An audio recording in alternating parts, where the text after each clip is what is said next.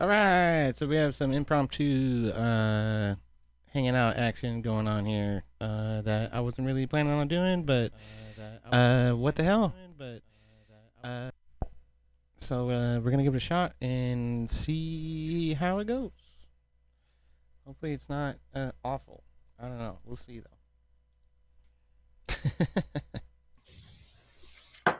You can't hear us either. Hang on, I can mute him. Where's his mute button? Oh, he's back. Oh, he's back. You weren't What? muted, man. Are you talking to me? Yeah. we could hear We you. talking to you. Oh, my bad. My bad. I'm sorry. I forgot to push the button. Thought you were muted. However, you were not. Yeah. You were not muted. That's okay. It's coming in a few minutes. Oh, goated. Sweet. So anyway, Marte, how have you been, man? We really hadn't hung out or anything. So I've been good, man. I got a debate coming up on the 19th on Jubilee. I'll be debating tech billionaire Brian Johnson over his tech hubris. So that'll be interesting too. that will be cool. That'll be way better than debating the Coper. Yeah, that's going to be a bloodbath, but I think both should be. Well, the problem is that Ryan the never 19th. admits that he loses. That's a problem. He's always like, I didn't lose. You lost. He's like the community punching bag. So, I mean, sharpen your tools on him. That's all we do. So, I don't even talk to him anymore. He is so, look, it's one thing if you know you're bad faith, but you make good arguments, you know, every once in a while, like you can pull one out of your ass and make a really good argument, but he can't even do that. Like, it's just terrible. Just terrible. Jason, what's up? Can't hear you, Jason. You're muted. Good to see you, though. What's up, Aircraft Sparky? How you doing, man? Hey, just as important as his debate, I'm on Jake Var's show tomorrow, beating up some fucking furry on why Israel is the best thing to ever happen. Wait, hold to on. America. You talking about Mel? Yeah. Bro, waste of time. Jake asked me if I wanted to do it. Yeah, I know. But I am Internet be Iron careful. Dome, so Be careful because the furry will break TO. I mean, I guess it's Jake's channel, but the furry will break TOS. whatever. Yo, we were on OG and he was talking about how his goal is to get booted from every channel, and like he will push until he gets booted, just so that he has something to like literally he Like cry totally booted. Yeah, exactly. Had to That's fix his fucking goal, just like we said That's from the better. get go. Hear you just fine, Jason. Right on. How's I everyone think doing that sounds today? like copium to me, to be honest with you. Oh yeah, I'm just doing it. It's like when No. somebody. No. I The mean, whole sorry, you probably weren't around and paying attention to it, but the Sarah went out of her way to like keep the Furby on because I mean, to be honest, the Furby made Sarah like a lot of money. I mean, just being honest about I it. remember the conversation that happened down here for like an hour on one of these where they talked and whatnot too. And the Furby it's just so bad faith. and that, yeah. But the biggest problem is that they constantly break TOS, and they don't care. I mean, look, hey, if you break TOS because you're pissed or something like that, I don't think anybody really gets pissed at you, right? But if Well, you're doing it, I get mad. But they should. No, they should. And I here's get mad. why. Fuck that shit. Here's Yeah. why. Because like Connor does this all the time. Counterpoints. He's one of the worst bad faith Mhm. conservatives. Fuck that bitch.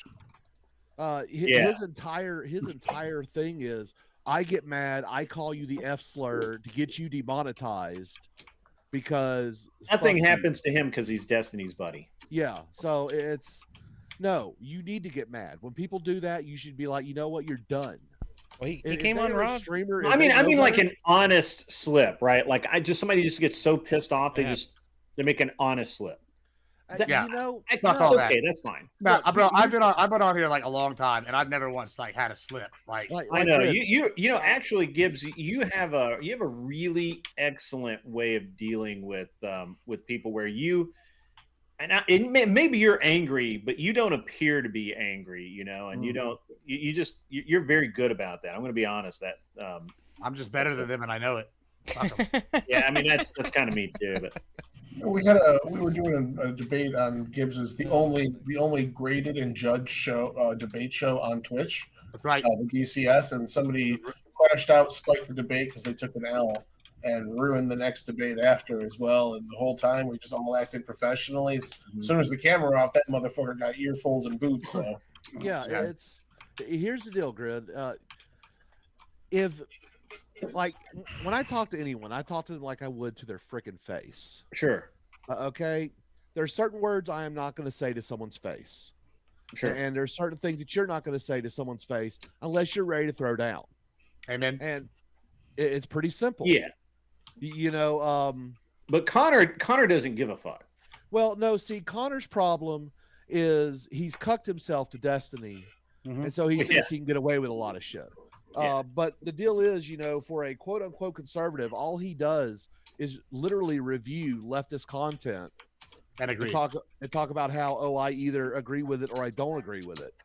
Generally, it's how he agrees with it and how conservatives who are being conservative or pushing for Republican values are somehow cucked or bought off. And he's completely full of shit, man. Where he is correct, MAGA is not conservative. It is a populist right movement that happened to have attached itself to the Republican Party. Okay, that's about the only place that he's actually right. Now, there are some conservative values in the MAGA movement, and there are some not so conservative values in the MAGA movement, and that's completely fine. The GOP, the Grand Old Party, has a big tent. The thing is, Connor doesn't agree with any of that shit, though. Like he's about as conservative as fucking Hasanavi. Okay, yeah, he's not. The dude is full of shit. That's why I call him Commie Points instead of Connor Points. I mean, that's a much more fitting name for him. So I'll actually defend him a little bit when it comes to his personal social deals that he claims that he believes in. They are conservative family type values. He wants universal health care. What are you talking about? That's not conservative at all. Well, okay. Here's the deal. No, he has conservative talking points, right? Like I've listened to him. He has a few conservative talking points. He's he's okay with the Second Amendment, but not for everyone. That's right. Okay. That doesn't sound very conservative, does it? I can sit here and... Wasn't that what Trump said? Take guns first, due process later? Yeah, well, Connor's kind of take is only the certain races get the guns, you know, so. The funny part here is, by that measure, I, the communist, am more conservative than counterpoints. Well, you actually unironically, you probably are more conservative than counterpoints. I hate to you, but communists aren't people. Why did that happen? I just refuse to acknowledge their rights because they what should are you have doing, none. Grid? They try to take. I'm trying to play this stupid thing. It doesn't want to play. Or wait, maybe I got it. Just have it muted. Yeah, it starts out muted with YouTube Shorts. There should be a volume thing at the top. But it's really funny. I can sit here and spout all the conservative talking points. That's all right. But I'll tell you when I don't believe. No, I want to hear it. I want to hear Kel's fucking crash out. That shit cracks me up. Hang on. Stand by. Because I gotta figure out how to pause. There we go. Got I will actually sit there and go like with the shutdown right now, them wanting to include people like the DACA people and the asylees. Like out first, so I do apologize. This was immature, but yeah, it's been a build-up. I feel like I really do try and act like mature most of the time, but this is like the third time this week you've done that to me, where it's like just completely insulting. Maybe this isn't for you. Maybe this isn't for you. Well, hold on. Okay. I said the same thing to 2 other people tonight. Yeah, this is what this is, and it's not for everybody. And if you don't like it, then nobody's forcing you to do it. And I called out. And by the way, Kel, I literally told Steelman. I stopped the debate when Steelman was out in the fucking weeds. And told you when you were on it. Look, I am not being unfair here. I am not being exactly what I'm talking about. It's a useless argument because it's just like I can't argue my feelings because it's like You guys can just argue how you should feel. be arguing your logic. Well, okay, Kel. Here's the thing, Kel. I can show you that I feel frustrated. Do you That's right now I treat am it like everybody Blah, else? blah, blah, blah, Or do you blah, want blah. to treat it like Shut up for girl 2 on the seconds. screen? Hold Oh, on. I'm just a girl. This is rambling. Jesus, You give can me a only minute. get one or the other. Kel. I'm just saying, Can- Brandon, I pull Kel, up examples and send them Kel, to just calm down. Kel. The examples This are girl wrong. is It's not terribly emotionally There's a unstable. certain lack of self-control. Okay, And then- Kel. He's running out of battery. And we Kel. talked about this privately too, multiple times. Like, Okay, Kel. I don't know if you've noticed. I'm a dude, and I don't have the ability to. I don't have the ability to present things in a way that is apparently conducive to you taking them. I literally talk to you the same way I talk to everybody on this panel. I literally told Tyler tonight twice that I think he's out to fucking lunch. I'd like to point out that I think you're significantly harder on me than you are on her, and that's not a complaint. I just am like shocked because it's like I also just want to point out that the way you talk to people has nothing to do with you being a dude and everything to do with you being an asshole. And I'm not necessarily saying being an asshole is a bad thing. I'm just saying own it, but don't blame it on your gender. Oh, this is something to argue about. fair. Fair My point. God. I have the ability to have that empathy. I think that she so desperately needs. Did you hear what her complaint was though, Grid? I mean, she just wanted to be heard. She just had trouble getting through her emotions because she's a woman and doesn't know how to control herself, right? But I was mean. She literally said, "You've been so mean to me tonight." I was not mean.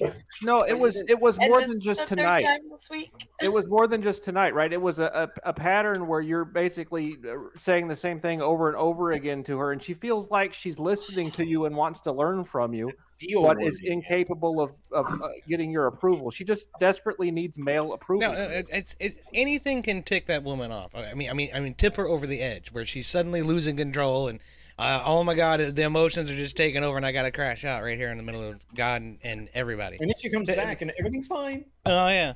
2 days later, it's like it never happened, right? We have enough people to get started if everyone We do wants. have enough people to get started. Thank God. I have Willis as a judge. We've got a lot of Anson Knowles as a judge, and I think this would be so much more fun if Anson debated, honestly. I judged him last night. He is judging you guys tonight. All right. By the way, Tyler, you actually, you got robbed, bro. You got robbed. Yeah, that's what it is. I'm not losing sleep over it. It was a fun debate. Yeah. Anyway, Well, it here's was the thing. a fun debate. Here's the Tyler's thing. not going to So- cry over criticism. Well, let me tell you this cool thing. Are you talking about Tyler's debate earlier this week?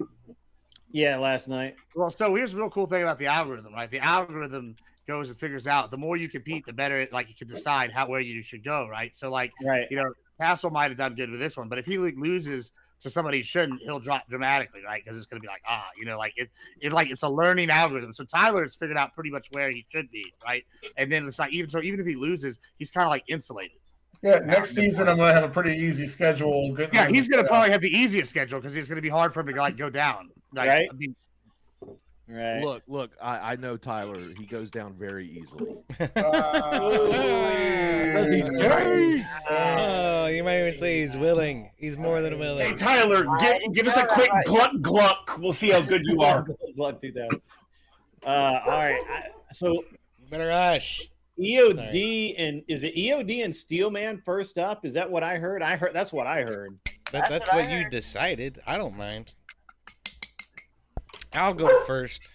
That'll be fine. Yeah, and as a reminder, I will be judging you on whether or not nobody will take you seriously based on your debate. So that's credibility and logic and whether or not you're appealing to emotion, all encompassed in one thing.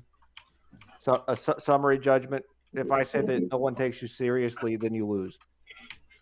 Gotcha. Well, you can't judge EOD then by his looks and his Yeah, no one voice. takes you seriously, Steel Man. You know what I actually should do is have what I should do is I should have No, both of those guys have done it before, so that's fine. Well, you guys, because Marte hasn't seen how this format goes down. So, Marte, how this works is we have 3 judges. They decide who wins. There's no chat vote. We don't give a fuck what the chat says. Although the chat should be donating money because we kind of changed it so the chat's not responsible for, putting up the funding for the debates. But that's okay. They should be donating. They're not. They're falling down on their job. That's okay. We'll let it slide for now. And then, but we get it's just 1v1. I pick the debates, or people will challenge each other. Either way, I get one, or pardon me, each person gets 1 minute to state their position and make an opening kind of statement. Then they get 5 minutes back and forth, open discourse.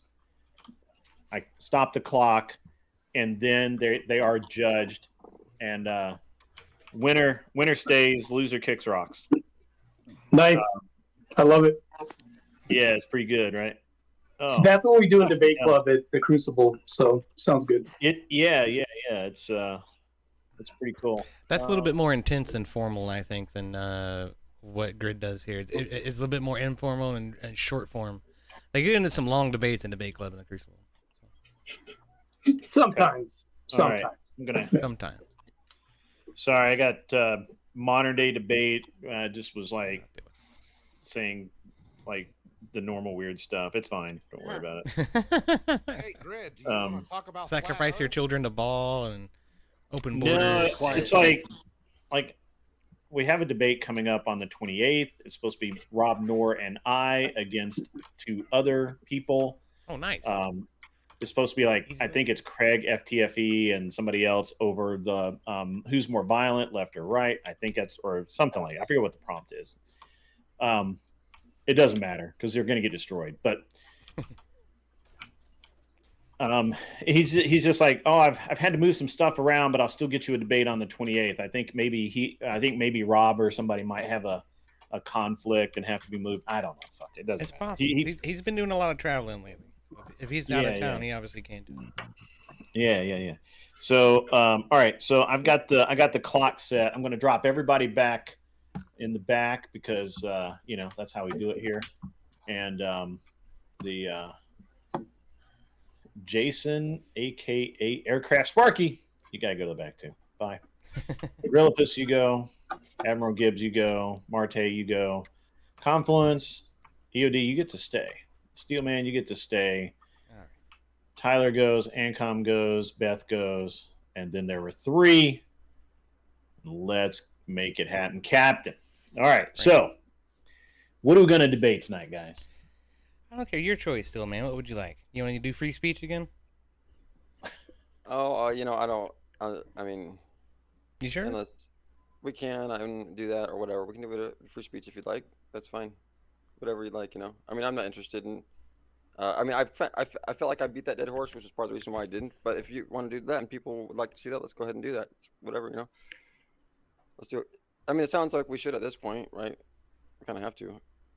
Unless someone's going to interrupt me. And so what's the prompt? I'm sorry. Sure. When a citizen invokes symbols such as the U.S. flag, Abraham Lincoln, the Marine Corps, and Jesus while hosting an open debate forum, they have an ethical duty to protect the same speech the First Amendment protects, even if they are not legally required to do so. So, I mean, we could debate. I mean, I wouldn't debate that exact. I mean, we could debate that prompt with the caveat of TOS, obviously, violations and whatnot. With the caveat woven into the prompt for TOS violations. Yeah, because you can't have TOS violations without getting account banned, so obviously that wouldn't be congruent with the prompt. Sure.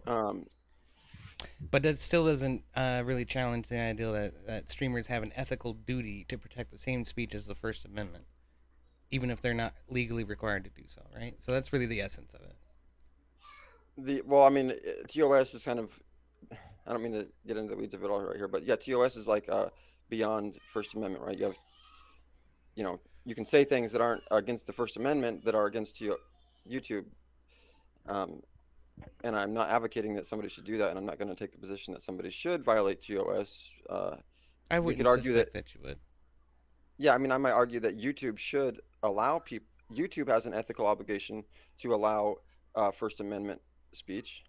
And I don't even know if the whole lawsuit with Trump actually came down. I don't know what that said. I didn't read it, but it had something to do with the fact that he actually was successful in his lawsuit for them. We haven't even got into the debate. He's already talking about Trump, Grid. Yeah, I know. No. I'm saying that the new lawsuit that came down where he was successful in his lawsuit against whatever they call these social media platform that said that they couldn't ban him for his First Amendment protected speech, something on those lines. I thought because he didn't actually violate their terms of service. Oh, was that it? Okay. Okay. Wow. Oh, let me see if I've got something for you guys, because you guys will dance around all day. Let me see what I got here. Give me 1 second. Well, we already had that debate. I was just bringing up my notes from before where I wiped the floor with fucking Steelman, and he started leaning on ad homs in order to try to keep his head above water. That sounds like pretty fighting words. I mean, I disagree. You know, for example, Grid hasn't banned anyone on his channel. That's one of the reasons why I've banned one person. Was that Ryan you mentioned? No, Ryan can come here. I thought that was Ryan, and that's why when you said Ryan was welcome to come back, I thought, okay. No. Now you have the only person that's banned is Jack, just another Canadian, the Panelverse guy. He has like 10,000 alts, but he's banned because he lost his fucking mind, and he made he said a lot of really shitty bad things about Andrew, Glenn, and myself that were not only patently not true, but against TOS. Even if I don't care about TOS, I still would have been pissed about it. And so that was the end of it. You don't call my friends, like, you just don't say things about people that I care. If there was somebody in the Jack's chat not cool. Jack's anything but cool. That dude's a fucking idiot. He's on. Not only that, but he's bipolar, and he's got like all the mental conditions. He's fucked up in the head. Well, there's some people you can't save, you know. I totally understand why you would have to remove people who are just nothing but troublemakers. No, I mean, I would love to dive into the nuances of that, but I don't want to take up too much. So if I manage to, I'll be glad to. I mean, while I'm searching for, I've got debate topics here, but I mean, basically, he was told to not steal the content off of the Crucible site. He then claimed that Andrew and was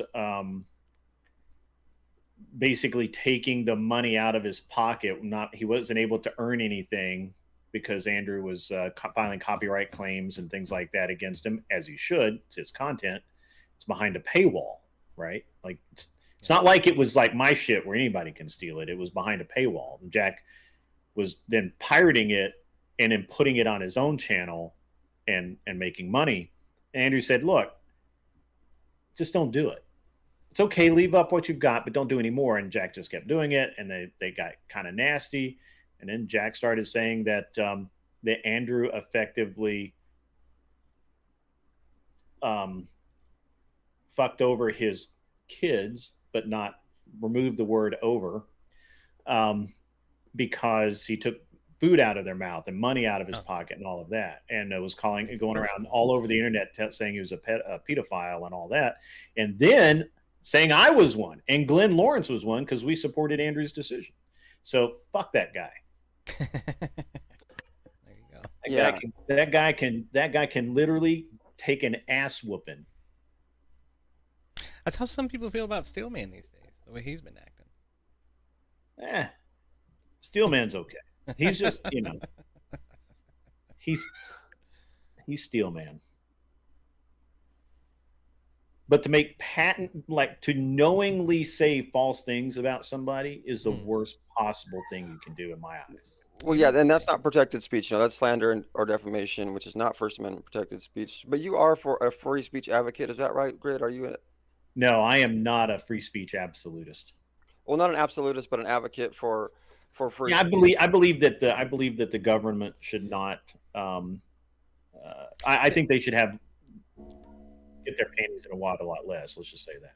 That's the one caveat still man does not understand is that the First Amendment only applies to the government enforcing. Well, of course it does. But Grid, do you think that we don't have a legal obligation, of course, but do you think as men, who support the principles of the country and who wave their flag and whatnot, do we have an ethical obligation in our debates and open discourse? Why don't you tell us about the concept of absolute speech there, still man? Why don't you just cut to the chase? Well, he knows what absolute free speech is, but that's not what we're talking about. Hold on. Well, let's I gotta move this along. I'm sorry, guys. We can have this discussion another time. Is victim mentality an extension of ego?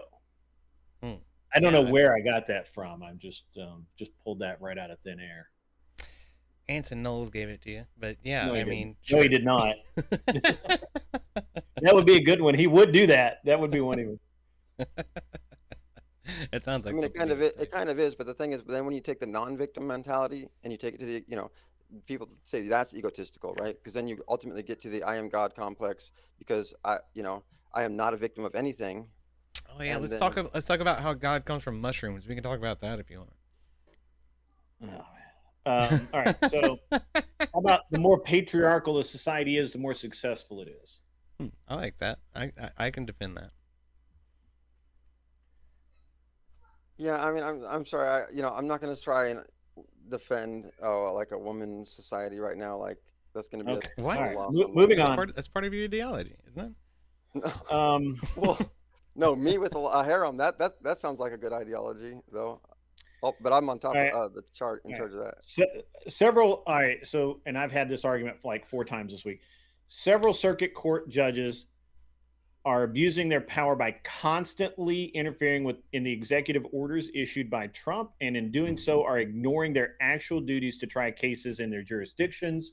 As a matter of fact, several judges have had to be removed. Do you believe that they should be doing that, that they're serving the public good, or do you believe that they are idiots trying to assert a political agenda where they shouldn't? Well, it's plain that they're activists and that they should be disbarred and removed from office because they're abdicating their duty. Absolutely. 100% agree. So what did you say they're doing? Sorry, I thought you were going to talk about how SCOTUS is actually ruining the Constitution, but you went somewhere else with it. The judges are not taking up the cases. They're just like neglecting the bench. Let me read it again. Several circuit court judges, like 9th District. As in not SCOTUS. Yeah, not SCOTUS, and even some local judges are abusing their power by constantly interfering in the executive orders or just orders issued by Trump or the Trump administration. When I say Trump, I mean not just Trump himself. I mean the entire administration. And in doing so, are ignoring their actual duties to try cases in their jurisdictions. So how did you get to the leap to they're ignoring their duties? Did you say they're not taking up the cases? If they're taking the time to grandstand against the president of the United States, they're obviously not ignoring other cases. That seems to just, but if you can make the case otherwise, that's a good argument. I'm not here to make your argument for you. Oh man, no. I'm sorry. I wish we could write the prompt out. So the judges, they're taking the here. You have a notepad, don't you? Notepad.exe. The president's being sued over these executive not orders, being sued. They're blocking. They're interfering in the orders that he gives. But isn't somebody actually bringing the suit to the judge, and that's why they're blocking it? Somebody's bringing an injunction, right? No, these are activist judges. As a matter of fact, 5 of them have been arrested and removed from office. It's just current events. So no one's bringing the injunction to the judges. They're actually just doing that on their own behalf. Yes, they're activist judges. Let's see here, because I've never heard of a judge creating an injunction order without somebody bringing it to them. So that's why I was. All right, hold on. Average debate enjoyer says lawsuits have been filed to trigger these TROs. I'm assuming in some cases, but no, I'm aware of cases where they have not been as well because they're activist judges. But that's okay. Well, either way, I'm good. I would argue that if they're doing it on their own, then that would be illegal. That they would have to have somebody bring the suit to them, You know, and if the judge wants to bring the suit to another judge, the judge wants to bring the injunction order to another judge, and then that would make sense, and that would be legal and within their bounds. Yeah, I really don't like having debates about the prompt before the debate. All right, so just say yes or okay. no. Yeah, modern men take advantage of feminism. Some of them do. That's a perfect example. Man, these are such weird debate questions. I don't know. Yeah, men have always. Sure. I mean, what is feminism? Fuck, man. What is feminism? Women empowering themselves. I mean, if you can consider prostitution a form of feminism, that's always been around. Oh, and men have always taken advantage of that. So I don't know where we want to go with that. I don't know if you understand the prompt. The prompt is that men are taking advantage of modern feminism, and insofar as they're leveraging feminism to meet their own ends, right? Prostitution isn't part of what we would consider to be a political or ideological movement, right? Of feminism, perhaps, liberating the sex worker in general, but prostitution itself is not. Okay, so tell us how men. That's a complete red herring. Let me steel man this prompt for you. We're gonna steel man it. We're gonna steel man it for the straw man. Absolutely. This is so bad, man. So, feminism is an ideology where women are largely trained, taught, led to believe, however you want to express it, I don't care, that they are empowered and they do not need marriage. They do not need relationships. They can be girl babes. They can be badasses. They can have sex with whoever they want. They effectively can be men. Now, men are taking advantage of that. I don't see how they are, so I would say, because if I can fuck a bunch of chicks and not have to marry them, that's taking advantage of those women.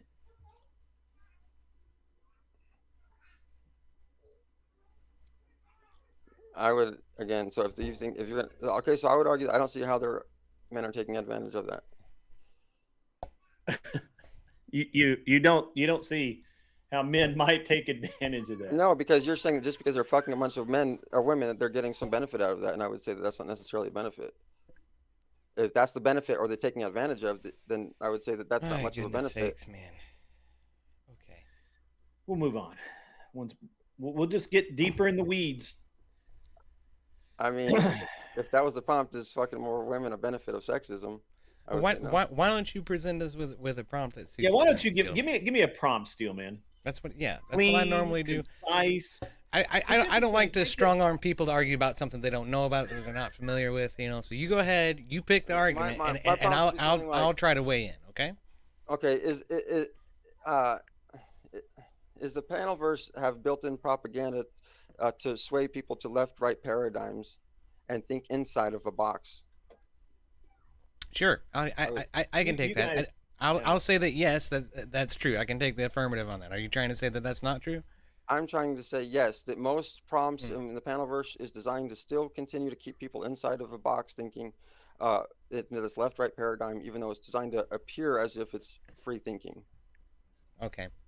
Then I guess I can take a more esoteric position and say that the panel verse itself doesn't actually proclificate this. It's the people participating within it. And depending upon the platform that you present within the panel verse, you might be able to avoid that. Which is why we need free speech, so let's do it. Do you guys have a prompt? Can you give me a prompt? Yeah, the panel verse is built to delineate people into left and right. Right, I'm saying it's not. So the panel verse is polarizing. Yeah. No, the panel verse is actually unionizing people into the government propaganda box in the left-right paradigm instead of letting people think outside of the left-right paradigm. I'm going to let you two sort it out. Do you understand the prompt, EOD? I think so. Are you the affirmative or the defense? I'm the defense. You're the affirmative? All right, you'll go first. All right, I don't really give a shit at this point.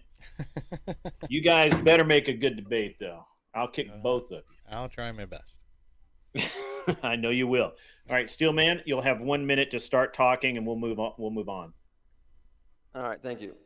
Thanks everyone. So, I'm trying to say that most of the hosts and panelists mod people are already sucked into the mainstream media concept of the left-right paradigm, dog and pony show propaganda that we've been fed by the government into this thinking. And in fact, we see it now that the left or the right has gone so far right that they're actually left, and they call it the horseshoe effect. Now that we're seeing that the left is right and the right is left, they become one party. It's a ridiculous game that they're playing, right? And they're modding the people who speak out, and so now, like he's saying, he's not for open free speech in panel verses, and when they're kicking people out of panels that speak out and have outside of the box thinking, they keep this left-right paradigm bullshit game going. And it appears that we're having these open debates and these open discussions, but all the prompts are designed to push either the left or right agenda. That's time. All right, EOD, just start talking when you're ready, buddy. Okay. Well, it's plain to see that the panelverse itself cannot possibly be guilty of this. It's the people who participate in the panelverse. It's the panelists themselves, as well as the panel coordinators who put people together who live under this very paradigm that you're trying to describe. Now, if we had more libertarians and more Green Party communists come together and talk about the gray areas of things, it would be a lot less polarizing than what it is. But at the end of the day, what attracts attention, what attracts people is what they're used to and what they're comfortable with, and what they're comfortable with is the polarized nature of ideological discourse in America, which has always been left and right. And so, yeah, it totally stands to reason that this would be the natural conclusion of things, all things being equal. But is it designed for it? Not necessarily. 20 seconds left. That was awesome. All right. You're going to have 5 minutes on the clock. I want a nice, clean debate. Let's stay on topic. If you start wandering off, I'm going to bring you back. Not that I actually know what the fuck the topic is, because this sounds like gobbledygook. But let's roll with it. 5 minutes. One of you start talking. I'll start the clock. Okay. Steelman, explain to me right now, if the panelverse is designed to be so ultimately polarizing, why is it that you and I are together on this panel right now? Because you are clearly opposite of me, and I'm clearly opposite of you, and there couldn't be anything more centralized than having two opposite ends speaking together and interchanging thoughts and ideals. Yeah, so first of all, I didn't say it was designed for it, okay? But it does perpetuate it. And what I'm getting at is, even as I mentioned earlier, one of the reasons I'm on GRID's panel is because he's one of the very few people who actually allow a deep level of free speech and discord, and most of the other channels will actually. What would you define as free speech? Well, letting people speak their mind, and so when you have these other panels who are blocking, regardless of what they say. So if I blatantly started insulting the army and all army personnel right now on GRID's channel, you don't think he's gonna have a problem with that? He might, but if it's within the debate topic or if it's on topic, he's going to if it's on topic, allow Discord. Okay. Yeah.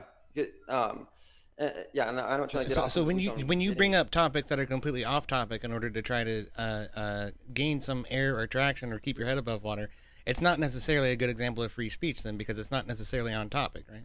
Well, yeah. So again, yeah. I'm not trying to get into defining what in free speech is. Well, you just brought it up. You said that one of the reasons you're here on GRID's panel is because he's a proponent of free speech. I just wanted to be clear on the terms of what you're using there.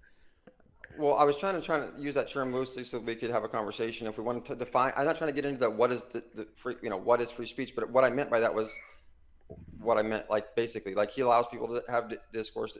He doesn't, like you said, he doesn't ban people and anything like that. So what I'm trying to get at is a lot of other panels. So you brought up how are we on this panel? This is one of the very few panels that you can go on without getting banned for your speech, and so that's. But we just went over an example where GRID did ban somebody because of their speech. Yeah. Yeah, and he went under how that was totally off topic. It was they were using slander and defamation, and it wasn't protected speech.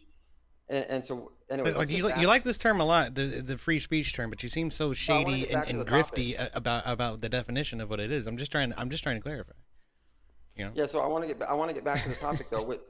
I really do want to get back to the topic, which is how the panelverse, the debate topics are particularly designed to be left-right paradigm. It's always, are you for this left-right idea or this right talking point? You know what I'm saying? And then you just hear left and right talking points. So what would you consider to be a good talking point, a good talking point, or a good sort of prompt for people to discuss that wouldn't be necessarily polarizing, right? Well, yeah, let me give you a great example. One of the reasons that I'm a fan of Anson is because he's actually got he says he's for a monarchy or whatever. Whether or not that's true, I don't know. But it's at least somebody saying something. Would you not consider being for a monarchy a right-leaning position, a conservative position? I mean, how could it not be? It's harkening back to a time long before our country even existed, back when kings and queens ruled all over Europe. So that I couldn't imagine anything more polarizing than to be for a monarchy. So it's like, in trying to make a point and brown nose to one of the judges, you've absolutely completely disproven your whole premise, because you're leaning on somebody who's inherently polarizing in his point of view, which is deeply conservative. But what I'm saying is, when have you even heard anybody argue for that point or anything other than these talking points? A few times. I mean, since I started around in this circle, there's been a few monarchists come up. I mean, some of them from the Crucible, Anson, Emmett. Keep interrupting me, man. You know, I'm trying to answer your question. Let me make a point. You asked me a question. I've seen that a few times. It's come up a lot. Yeah, and so that's why we had to come up with our own debate topic. For example, is the debate topics are designed to keep people thinking in this left-right thing, and the thing is, it's just a game that the media perpetuates. It's just MSNBC talking points versus CNN talking points, and it's a bunch of bullshit to keep people thinking in this society. You know, why isn't anyone even talking about Charlie Kirk? How come that the Charlie Kirk? How do you get to the point where you're juxtaposing MSNBC with CNN? Right, like that's what I want to talk about, because we're part of this discussion is supposed to be about the polarization of speech. Yeah, CNN and NBC are both left-leaning sources of speech.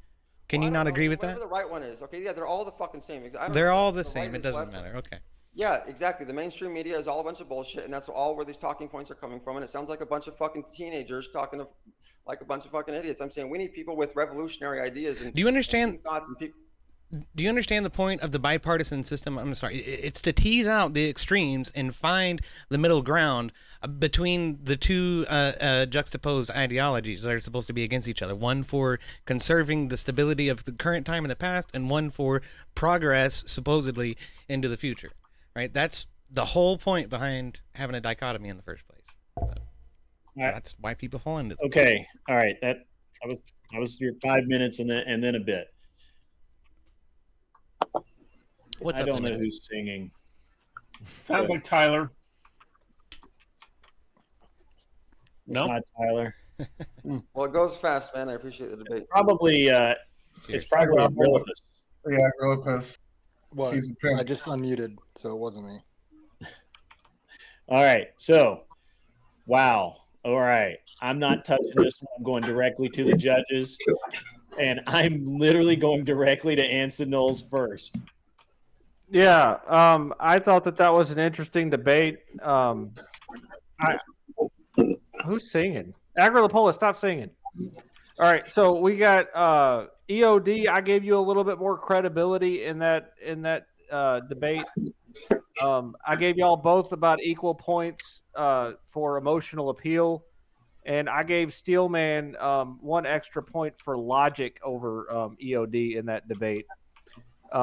Just because of the fact of the quantity of reasoning in the arguments, not necessarily the quality. And I'm going to give, since I've got a split decision, actually I have y'all both at 8 points. I'm going to have to make this on entirely qualitative judgment metrics. And I'm just going to have to say that nobody takes you seriously, Steelman.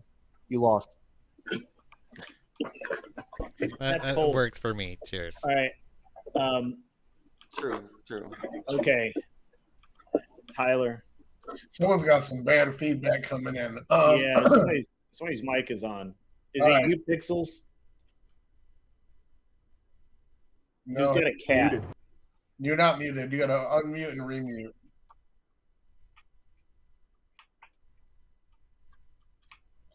Okay. So, yeah, like it can't be me. I'm double muted. I'm software and hardware muted. So it was you were the feedback. When you come into this program, the mute doesn't work. It sucks. So going into the introductions, one of the biggest parts of judgment for me, EOD started off with saying design. And I kind of feel like he sort of conceded the prompt when he said, like, yeah, this happens. Yeah, it's based off the markets. Actually, the reason it's happening is because these are the most common viewpoints and the people want to see the contention. So in a way, you were somewhat conceding in your prompt. He pressed you on that right away. You immediately dropped it and corrected for it. So I don't think you actually conceded the prompt in that. I feel like you were struggling for a bit. You kept going down some paths. I was going to give this to Steelman hands down, but your last comment as you were coming out was not only the winning argument, probably the best argument made the entire debate. This is how the system is supposed to work. I thought that right there was enough of a critique. And since it came out right at the end, he wasn't able to address it at all. That was enough of a critique to penetrate his affirmative stance. So I gave it to AOD. Cheers. All right. And Agrillipus. Yeah, this was pretty hard because we didn't like. I was just trying to go off the prompt, and I think the prompt was in the panel verse. It's meant to delineate people from left and right. Am I mistaken? Nope, that's what it was. So neither one of them really addressed that. Steelman went on to talk about CNN and Charlie Kirk, and he was going off mainstream media as BS. EOD did a better job of addressing it, but not quite like in the panel verse side. But more describing how it's a bipartisan system altogether in a general way of speaking. So I have to give it to EOD because he actually made way more sense. Clean sweep. Oh my God, that's a first. At least since like I damn near won and beat Beth, but I know usually you lose. It's not that we hate you. Yes, it is. It was tough though, man. I mean, to give them some constructive criticism. Like neither one of you guys really touched super a lot on the panel verse and the prompts in the panel verse. We kind of like dug into some weeds with some other shit. So yeah. Anybody else got any feedback before I launch? Yeah, I just want to say I have actual feedback. Steelman, you're a piece of shit. I don't understand why you're here. Okay. How? Listen, this guy. I know you guys probably will want to have him because you want to have a fucking lolcow to laugh at, which is totally fine by me. But I would not recommend you ever trying to do anything with this guy at the Fed front. He will say, "Yeah, I'll do it," and then will not show up, and then show up an hour late and be like, "Yeah, that was my point." Fucking scumbag. That's why you're banned from my channel. It's not because of your speech. I don't care about what you have to say. It's because you're a fucking awful piece of shit. That's why. I've got. That's why, Steelman. Okay, that was brutal. Steelman, that was from the heart, though. I could tell Emmett means that. He's that's from the heart. So, Steelman, I let you set the prompt because the last time you were here, you went like way off into like prehistoric stuff that was weird. And I thought maybe this time you wouldn't. All you really had to do was talk about how the panel verse has a, even when we get into like Star Wars forums, you have Empire versus the Rebels. When it literally basically everything in the panel verse and the YouTube sphere that we're in is. You can divide it into us versus them. It doesn't even have to be right or left. You could have said that and you would have probably won. But instead, you went in this esoteric anti-CNN, or not even esoteric, but that's not the right word. I'm searching at the moment. You went into this diatribe about CNN and the mainstream media and the crap that they feed us. And I'm not a judge, so I really don't care that much. But see, I see you as a CNN talking head, and I see EOD as a Fox talking head, and it's just sure. the same I got that. And can I address this? Because I think I can actually clear it up a little bit. Please do. I speak hippie and homeless. So when really what you should have said, Stillman, is you should have said that the panel verse tends to lean more towards establishment style topics, and depending on who the host is going to determine which way they're trying to skew the argument. If you go on a WIC panel It is going to be set up primarily to where the left will win. That's why he picks certain people. That's why he picks the opponents. That's why he picks who teams up with who. Okay. If you go on to some right-leaning panels, sometimes that'll happen as well. I believe that actually conservative channels tend to be a little bit more fair-minded when it comes, because they'll ask, hey, who wants to do this? And people will like raise their hand and say, yeah, I'll do it. Where leftist panels will actually reach out to other creators. Hey, will you debate this? So it's really depending on who the host is. I think you could have worded the prompt a little bit better. I think you need to collect your thoughts just a little bit on what you want to talk about, and then say it in a way that everyone understands, because the prompt that was given was nonsensical and meandering. And if you would have we just came up with that. Well, it doesn't matter, my man. Look, put the joint down, come here sober, and you would actually probably do better. I'm not gonna lie. Grid presented us with several very clear and cogent prompts, and you had a problem with every single fucking one of them. You didn't want to fucking debate it. Right, and then we said let's make up one. Look, I'll defend the man. I will defend the man too. Okay. Look, if he's not interested in a prompt, he's not. Yeah, no, that's totally cool. I mean, I get it. I understand why you're not interested. But what my point is that there was a lot of choices there that were very cogent and cohesive and tight and small and straight to the point. But we had to go all down this damn journey. That's why I don't have a lot of strong feeling about it in the first place. And to be frank, I think the prompt is probably correct. Rather than trying to stand against it, my natural tendency would be to say that, it is polarizing.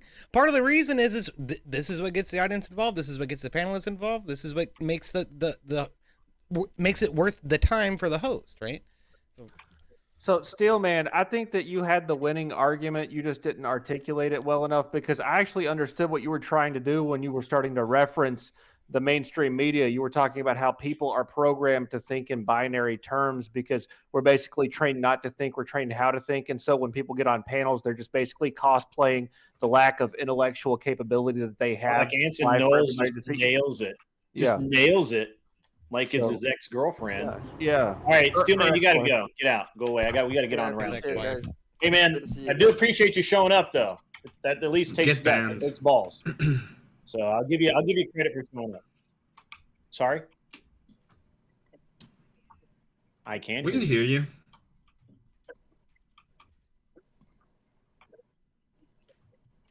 You're muted, Beth. I can't hear whoever's trying to talk. Yeah. I can't hear Somebody's whoever's trying to typing. talk. Right. Yeah. I think Beth was trying to talk, but she's muted. Oh, I can hear her. Oh. Ancom, I think you're typing. Ancom When I has was- he has. I can hear you right now.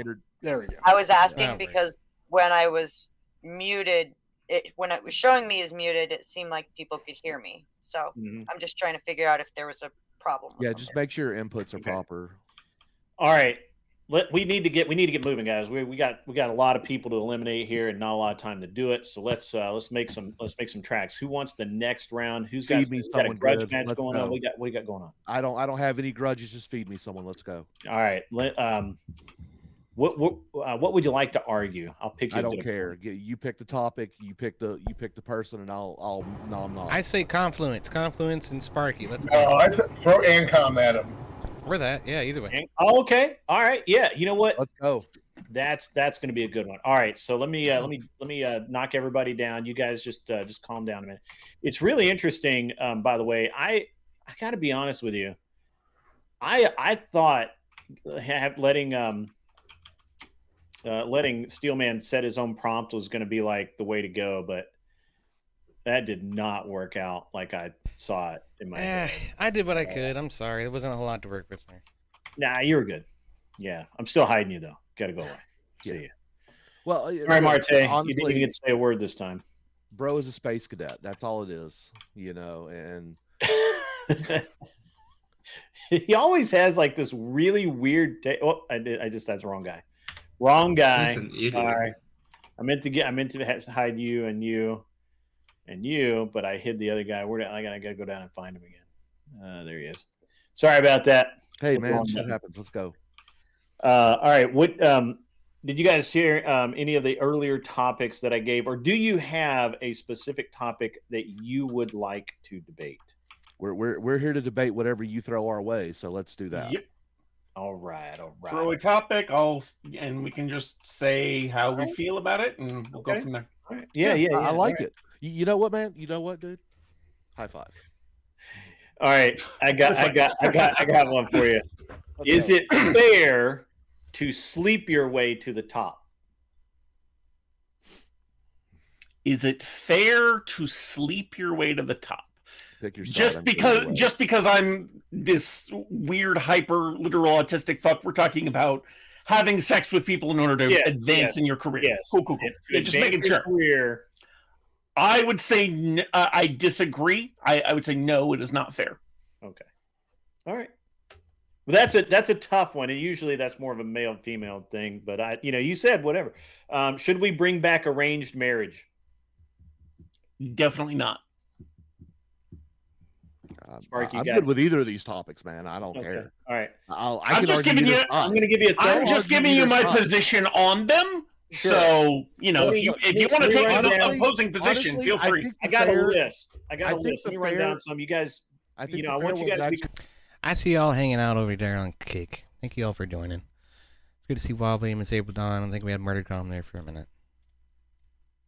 Thank you all for coming by. That was frustrating. But like I told Grid, I did what I could. It's not something I feel super passionate about. So I figured if I could get him on some type of pedantic fucking definition, that would work. But...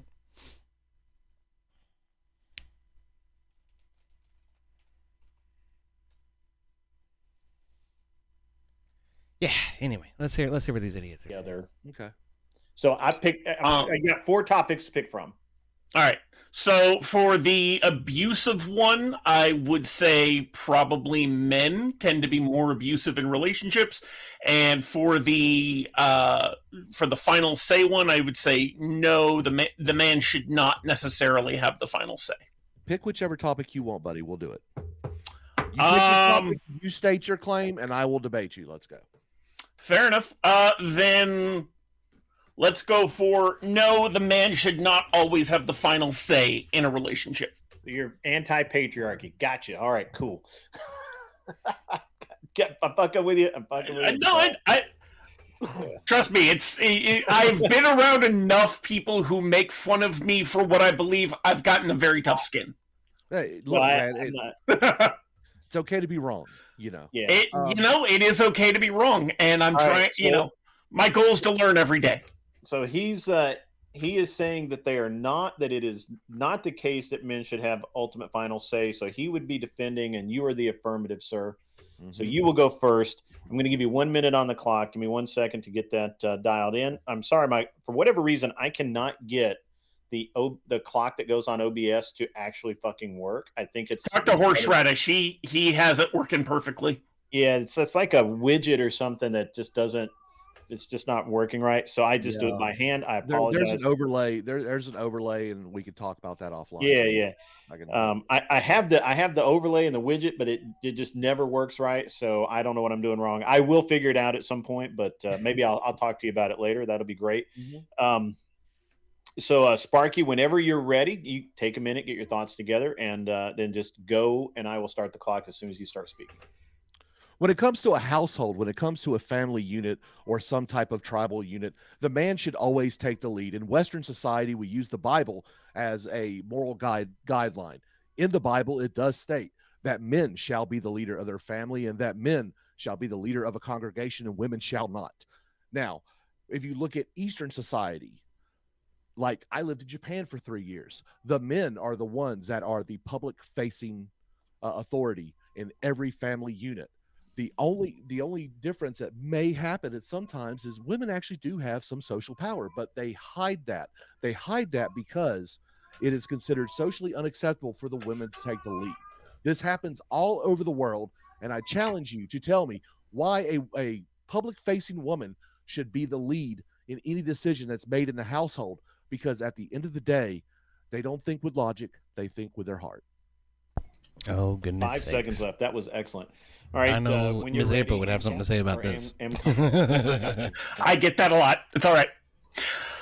So my opponent has brought up the Bible and Eastern societies and generally tradition as an argument against women having decision power, but I think more recent history has shown us that women not only are capable, but in some cases, not all, but some cases are more capable than men at making logical, rational decisions that don't come from a place of fear, of threatened masculinity, of general competition with other men around them. They tend to follow more cooperative ideas, whereas men tend to be more competitive. And generally speaking, they will have roughly the same level of social and rational cognition as men in making decisions that apply to a household.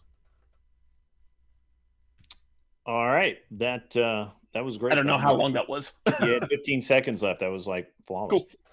Cool.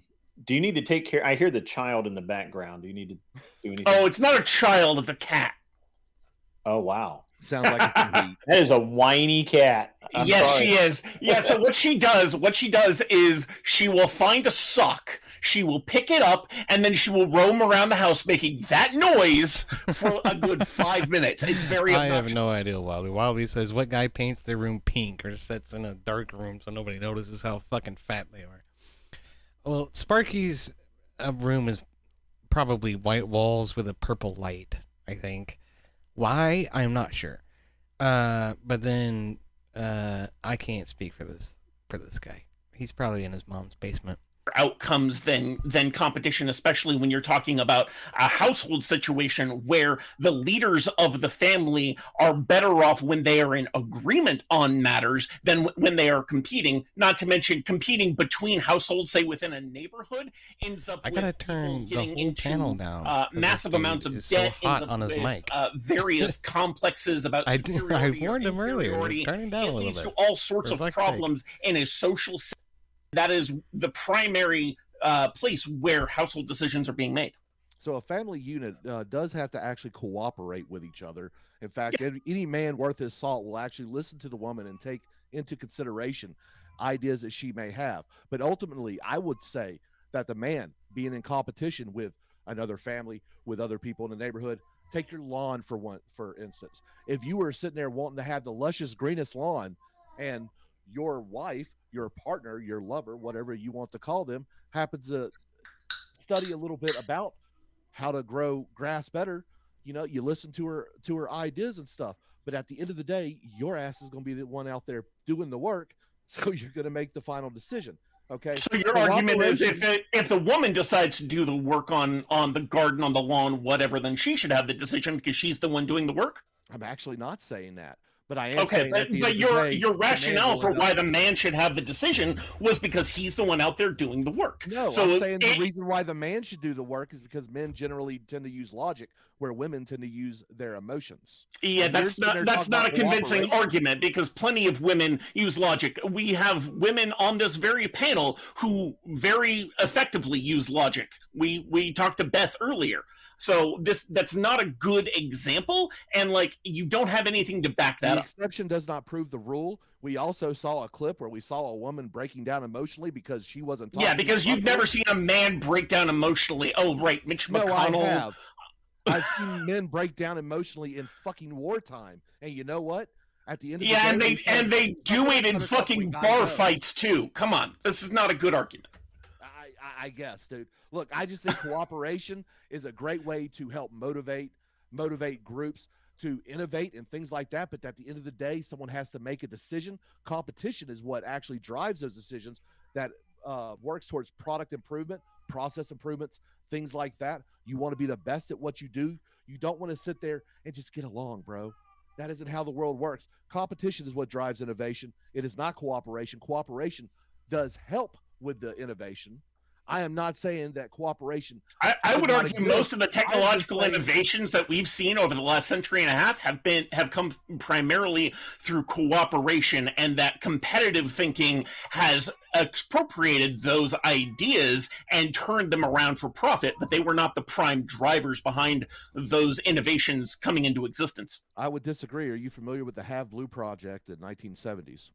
I am not familiar with the project by name. Project was the stealth fighter project, and it was a competition between Northrop Grumman, Lockheed Martin, Boeing, your major industries and aviation. Why is this and important? It was a competition that actually drove that eventually produced the F-117. Okay, so again, it's the exception. Competition drives the innovation. exception that doesn't. But that is how everything works when it comes to business, when it comes to anything. It's not, though. If you actually take a wider systemic view, you see that cooperation drives far more innovation than does competition. But back to the topic at hand. Back to the topic at please. The entire moon landing. Are you fucking kidding me? That was a competition between the United States and the U.S. That was a huge example of cooperation within a country. Within the family of which is the country. It was yes, and I'm saying that is what led to, not to mention every innovation, every technological innovation that came as a result. Oh man, it is so shrill. I can't really stand it. Whew. I just need a little break from that. It's like an ice pick on my eardrum with this guy with his fucking microphone. Okay. And the various companies that they contracted that work out to, it was a nationwide cooperation event, and it gave us one of the greatest technological feats that and yet you were that still humanity has ignoring seen. the fact that in your example, the family would be the nation. So yes, you would have the family cooperating with each other in order to compete with a rival nation. And that is yes, and we ended, because the and we ended up with USSR, was the USSR beat America into space. That was cool. The USSR beat America into space, and they were driven by, oh, that's right, cooperation. That was not cool. That was an excellent. Sorry, I'm sorry. Yeah, that was pretty good. That was. I enjoyed it. All right. That was a cheap blow. I apologize. All right, so they did a Beth fallacy. I want. I got to go with Anson Knowles here. What's up, Anson? Yeah. So I thoroughly enjoyed that. How basically the conversation made it down to the root level, and it became what communists always want to talk about, blaming competition for everything. I thought that was beautiful. Thank you for doing that. And you're very welcome. Glad to live up to the stereotype. Yeah, and I really enjoyed the lawn analogy because my neighbor tried to tell me that I needed to mow my lawn, and so I didn't mow it for 6 months after he told me that just to screw with him. And as for the space program, yes, the space program, we were able to go to the moon because of the excellent breeding of the man who invented the rocket, more so than anything else. So it's a German thing is what you're saying. Yeah, and so in terms of scoring, 11 points went to Jason and 10 points went to Ancom, and I did that, and it was more outsized than anything else because Jason, you had much more of an emotional appeal in your argument. You were basically flailing like a crying woman the entire time, and that came across really well on the screen. And so that's and you were much less emotional and calm, which I expect from an autistic man in your argumentation. You were highly logical, and I think that's a deficiency that you have. You need to work on expressing emotions more in your argumentation. Fair enough. Got to be a showman, is what he's saying. Yeah. Yeah, I've never been good at being a showman, so that's something I got to work on. Yeah, but anyway, it was good overall, guys. It was just about 1 point that Jason won. So I appreciate it. Cool. Tyler. I got in here. Your guys' exchanges 2 times ended in Jason using an anecdote and you calling out that anecdote as the backing, and then you guys kind of moved on to another topic. So, going from the intros again, my most important part here, the Bible. Yeah, the Bible gives your talking. There you go. So the Bible was brought up and then never once used in any talking points pretty much ever throughout the entire debate. So I feel like that was just kind of wasted opportunity with the introductions. So I gave Ancom the win on the introductions. I gave Ancom the win on the exchanges. I'd say Jason actually took the third act there at the end and kind of won, but just based on the points, Ancom was already so far ahead at that point, it just didn't really work out. I'd say you won the moon landing argument by saying our competition, our male-led country in competition with Russia is what inspired us to do this great feat. I think you came out the victor of that, but you were so far behind from losing the introductions. I think Ancom won. All right, Agrillipus. Yeah, sorry, I froze up. I'm gonna go with Jason, I think, because a lot of the arguments that Ancom was saying, as far as cooperation drives innovation, a lot of these examples you brought up, like the moon landing and such, were developed by men.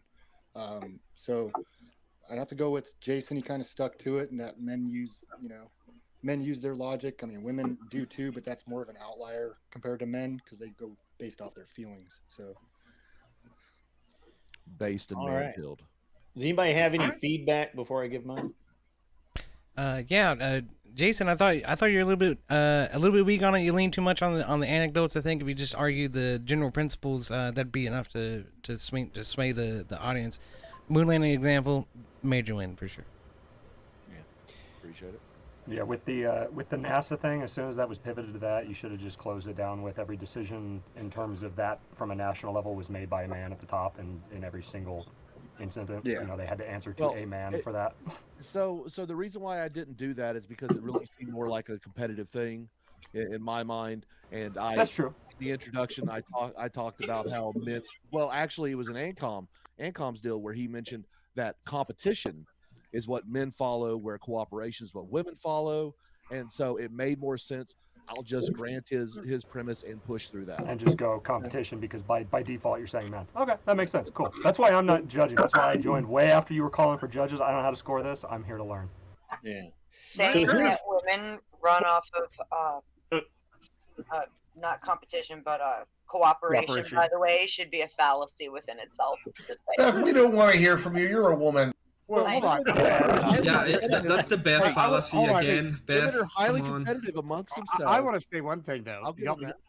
Y'all keep saying, he just said the man at the top did it, and that's the end of it because it happened that way. That doesn't actually mean it's to be true. Like, we know that there are better ways to do things all the time. We know that, right? So just because the way something has happened one way for all of eternity doesn't necessarily mean that's the most efficient or the best way. Like, we find that out all the time, especially in sports and stuff. So I think that's like maybe something y'all should consider on that one.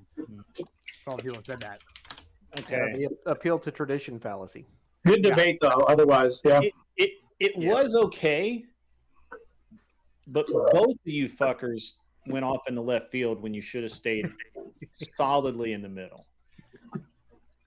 Talking about what happens outside the home is completely irrelevant to your argument. Both of you should have called each other on it. Sparky, you should have, the minute he said, well, they're more cooperative in society. Who gives a fuck about society? We're talking about in our home. You should have said that, and you didn't. That's why I brought when he talked about the moon landing. I said the nation is the family. Yeah, right. Well, yeah. Family That unit. was the end. You gave him the whole middle. Look, I'm not sitting here. Sportscom or Ancom. Thank you. Ancom, you could have done the same thing when he started kind of moving out as well. You guys both ignored you started out on the prompt and you were good. And then you both winded out into society, which has nothing to do with what happens in your home. It just doesn't. And Sparky, you should have called out the cooperation as being cooperation is awesome in a business. Mm-hmm. It's awesome on a team. We're talking about a family that has to be led. One person has to make the decision. You should have led with that, and you didn't. I failed there. That's kind of right. That's kind of why I went more for Jason, because he's still stuck with even as a team, there's still someone that's a leader, and then in a family unit, the leader should be the man. And that's why I tried to bring everything back to the family in the end. And yes, we did go off topic, but right. Well, you guys were. It was spirited. You guys were having a great time. I enjoyed watching it. It's just you gotta when the prompt is the prompt, because what'll happen is that Anson tonight is judging on one thing. Next week he could judge on how far you deviate from the actual topic, and you could have lost right there. That is fair. That is fair. So, or one, depending on how he judges. Or one, right? Yeah, right. And Ancom, you kind of when you were saying that women should be able to make those decisions as well, I think that if you wanted to win the argument there, I think that you could have pushed and said it's always the case that they work together. in the inside the home. It's always the case. And you didn't push that. You kind of glossed over it. You glazed it a little bit. You're saying it's always this is the thing is when we're talking about using like an absolute statement like always anything, I tend to avoid that. I know you do because you're it's false. Right. Right.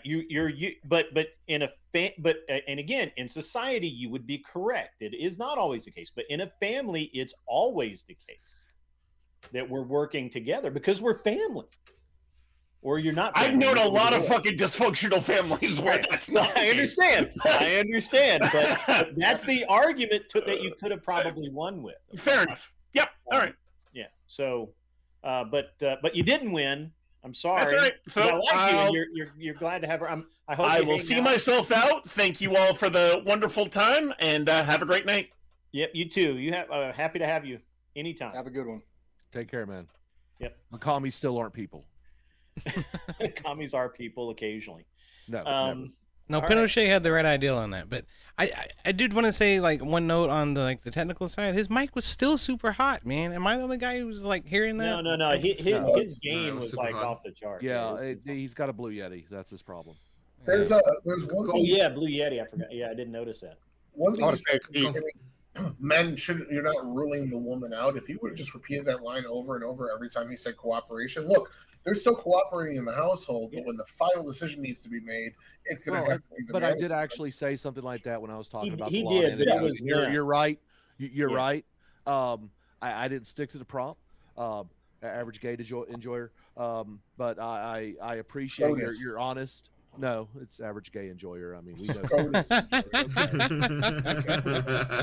Are you saying that he only enjoys average gays? Is that what you're saying? Yes. I think he's saying he only enjoys scrotum. I think that was a typo. Yeah. So smelly. That's terrible. That's terrible. All right, let's get to the next fucking debate. Shut up. Yeah, all right. Who's up for a debate? I say Confluence and Emmett. Let's go. Oh no, I was don't want to debate a wine same mom. thing. I was gonna say the same thing. I'm down. That gets my vote. That gets my vote. Debate the wine mom. Okay. I'm down to debate someone who should go back. Okay, I'm down to debate. Can you show us your? Yeah, there it is. There it is, wine mom. Yeah, wine mom. There you go. Yeah. Oh wait. So what bottle are we on right now? Is this bottle 1, bottle 2? It's always okay. I'm not that degenerate. It's always bottle 1. Okay. Look, This man. is How many Francias are we on? Merlot, which I think is a contradiction of terms. I don't think something can be a Cabernet and a Merlot, dude. but I bought Start it. drinking whiskey. Go get a cheap bottle of Fighting Cock. Power through that. Be a man. My debate skills would plummet. Right out of the gate. Box wine Confluence. Is this a box, brother? That's not a It box. came out of a box on the shipping truck, right? Well, but everything it's comes a out of a bottle, box. so You guys got to go to the back. Everything comes out of a box. All right. You guys got to go back to the back. You guys can talk shit in the private chat.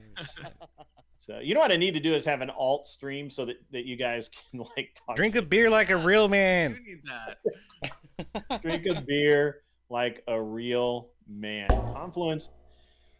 It is a little weird. I'm not gonna lie. It's a little weird that you're always boozing it up with wine on the show, man. Wine judgment I get from you, Did I put Grid, the wrong is guy just, back again? I'm gonna Yes. Kel pill you, and I'm gonna start crying because Kel you mentioned pill this me? so Yeah, many trust me. times. Okay.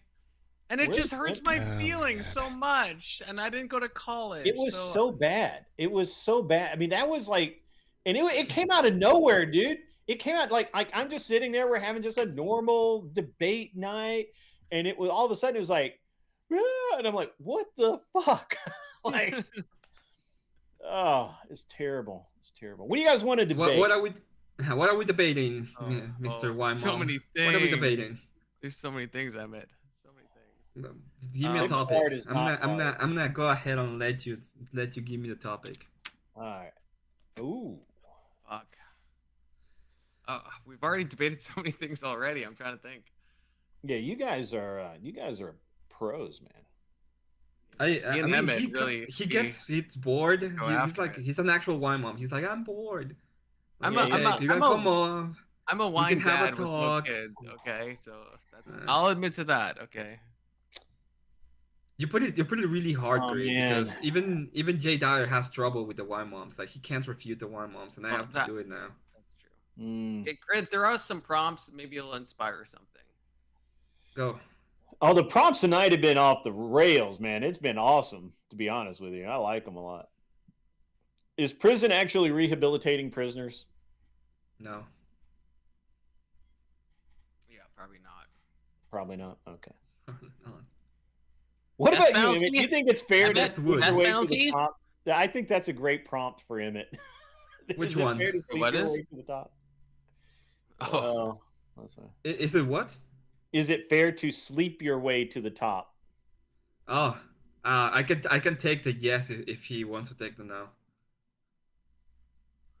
Yeah, I mean, yeah. I would Oh take no, the I can't do that. I can't do that to you. That's curious good. to hear Emmett Steelman on that. Oh man. Should public schools be totally shut down? Yes. No. Totally. Ah, score! That's Oh, fucking. God, this is That's gonna get retarded. Yeah. That's so retarded. Yes. Yep. Yeah, They I should knew when I be. saw it. I knew. Mm. I knew. I'm so this was happy. it. You know All what? right. This is the one time I'm actually making a libertarian argument, which is kind of weird for me because I freaking hate libertarians. But it's an actual But it's libertarian it's the argument. right I mean, it's a good argument. Yeah, it's a good argument. It's the right argument to make. Yeah, they're correct. So Emmett has the affirmative. Confluence, you're defending. Emmett, just start talking when you're ready to destroy all within your eyesight. I'm a little nervous. Okay. Drink So, more wine. Drink more wine before you start, Emmett. As the Okay, white go, one will brother. say, we need to have public schools because she doesn't want to do the actual job like a mom would do, which is actually raising the kids. In reality, what we do when we have public school systems is we create a complete we create a bureaucracy that is completely on its own, and instead of giving a service that is going to make it better for the kids, we are destroying the minds for next generations. What we have to do is get rid of all public schools so that we can have a future again. 30 seconds. You ready? Confluence. You got to destroy, man. Yeah, I mean, hell, okay. Yeah, I'm ready. You ready? Yeah. Go. Okay, I think that was a fucking hell of a short opening. I mean, the whole thing would be, what is the alternative? If you remove all public schools, are you just gonna have private schools? There's no, so many people would be left behind, not to, quote Obama, but, no child left behind. But like, unironically, so many kids would be left behind. That would be, it's such an absurd proposal. There's no private funding enough to fund enough private schools to possibly make that work. It's an absurd prompt on his face. So I want to see where this goes into 5 minutes, because I feel like Emmett didn't present anything in his opening that would be an alternative to that. Like if he had said homeschooling, or if he said he had given some proclivity toward private schooling that could somehow work fiscally, then fine. But he didn't. So that's what I probably almost at time. 7 seconds left. Well done, sir. Okay. Now that we let me know when you're ready. Whenever you're ready. Okay. So now that we whine again like a mom because didn't give me anything, just keep whining. We have ways of doing it. One of them is, for Tyler, example, give me points. Yeah. One of stop whining. So one of them will be actually having the moms raise the children. That will be one. We can actually go for a voucher system. All of the schools will be private, and we can help the kids that are not well off, so they can have a proper education. What you want in public schooling is just have this huge bureaucracy that is completely and absolutely worthless, and is pushing all of the horrible things we see right now. No, I think there's a lot of defects in public schooling, but what I want to hear from you is a good alternative. You can't. Well, you're just saying that there's a lot of defects, right?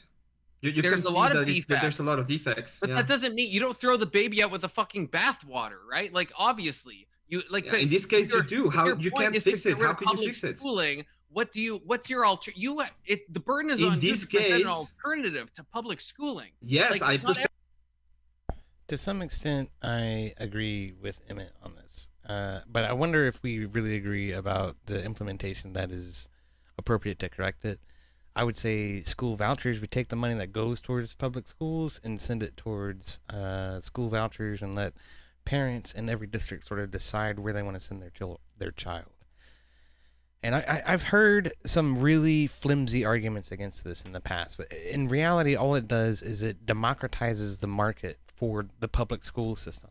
That's ultimately all I wanted to do. Revoke all the funding, allow those institutions to continue based upon the merits of their own performance with their own, pupil body, right? Are the parents satisfied with what's going on? Are the kids satisfied with what's going on? Is everybody happy with the situation? If so, that school will continue to flourish. If not, it will fail, and it will need to be bailed out or turned into something else. And that's exactly what ought to happen to terrible public schools all across the country. And we all know they exist in every single neighborhood. There's one school you definitely do not want your child to go to. So, that's just the long and the short of it. And I think that's the way you. I think that's the way you correct the problem right there. Problems for if we removed. Why do we need H-1B visas? Because we'd have more illiterate children. We'd have if you got. Are you telling me that women in America are so dumb that they can take care of kids? Yes, absolutely, because they don't want to. You would admit this, Emmett. Emmett, you don't deny this. You know that that half of America is liberal women. You think those liberal women are going to homeschool their kids correctly? Yeah. Are you going to go on the record? This explains why you're completely no, you're answer my question. This explains why. Yeah, you think you're so dumb that they can't take care of a kid. What do you think? It's very hard to teach them about, I don't know. So, 1 + 1 = 2? Emmett's conclusion is apparently that we should homeschool and that women should do the homeschooling. I don't know if I really agree with that or not. I don't think every parent is really cut out to be a teacher, quite frankly. Which is fine. Okay, there's some stuff that's harder to sort of explain than other stuff. Okay, like up to a certain point, homeschooling's probably fine. Like 1st through 3rd grade, I wouldn't expect anybody to really have any real problems with any of that. But beyond that, things begin to get a little bit more complicated. You need to prepare the child for the next transition into middle school. Then you need to prepare the child for the next transition into high school. And that requires a foundation in, some fundamental rules and principles that may or may not be absolutely obvious or easy to explain to the parent. So I think a teacher still definitely has a role. But you can have a private that doesn't make any fucking sense. So you can have the voucher system with private institutions, so you can have the whole fucking bureaucracy, and you can homeschool. Both of those things can be done. When we have such a piss poor literacy rate, I think it's like. Are you American Confluence? Okay, yes, so I am. He keeps going back to this one I point. I don't think I can the trust problem you there is that the school system, the public school system, failed in the first place. That's where the literacy rate comes from. Emmett should hone in on that, but he's not. When you're telling that half of the population of America, that you have a 50-50 chance of being one of them, by the way, being so dumb and retarded that they can teach kids the basic things in life. So since they can teach kids the basics, why would I trust you in having this argument? Emmett, it's not that they can't, it's that they won't. It's that most liberals do not want to homeschool. And I guess unless you're gonna force them. They're not having kids either. They won't be homeschooling. Again, you can say they aren't having kids. They are having kids. Either. They're not having kids. And you have an option. That's time. That's a flag on the play. Let's go. That was good. I loved every minute of that. Are you not entertained? Are you not? You're not entertained. Fucking great. That was fucking great. It boiled down to one argument on each side, though. It could have been better. Y'all could have done better than that. It really could. He didn't even listen when I said the argument. He was like, "You never presented anything." It's like I know. And then Lindsay, in the middle of it, she's got to go break up a home. I mean, what the fuck? This is what happens. You can't make this shit up. All right, so we're gonna start off with the Grillipus and see where he's at, and let's go. Yeah. So this was kind of tough. I think we kind of strayed a little bit away from topic after the first, 30 seconds or a minute of the 5-minute But as far as the arguments made in that time, I'm looking at what Emmett's saying, and I got to go with Emmett. He's kind of he brought up prescriptions, and he kind of stuck to it, even though he threw in a few ad homs, but that's okay. Yeah, I don't know, man. That was pretty good one. That's tough, but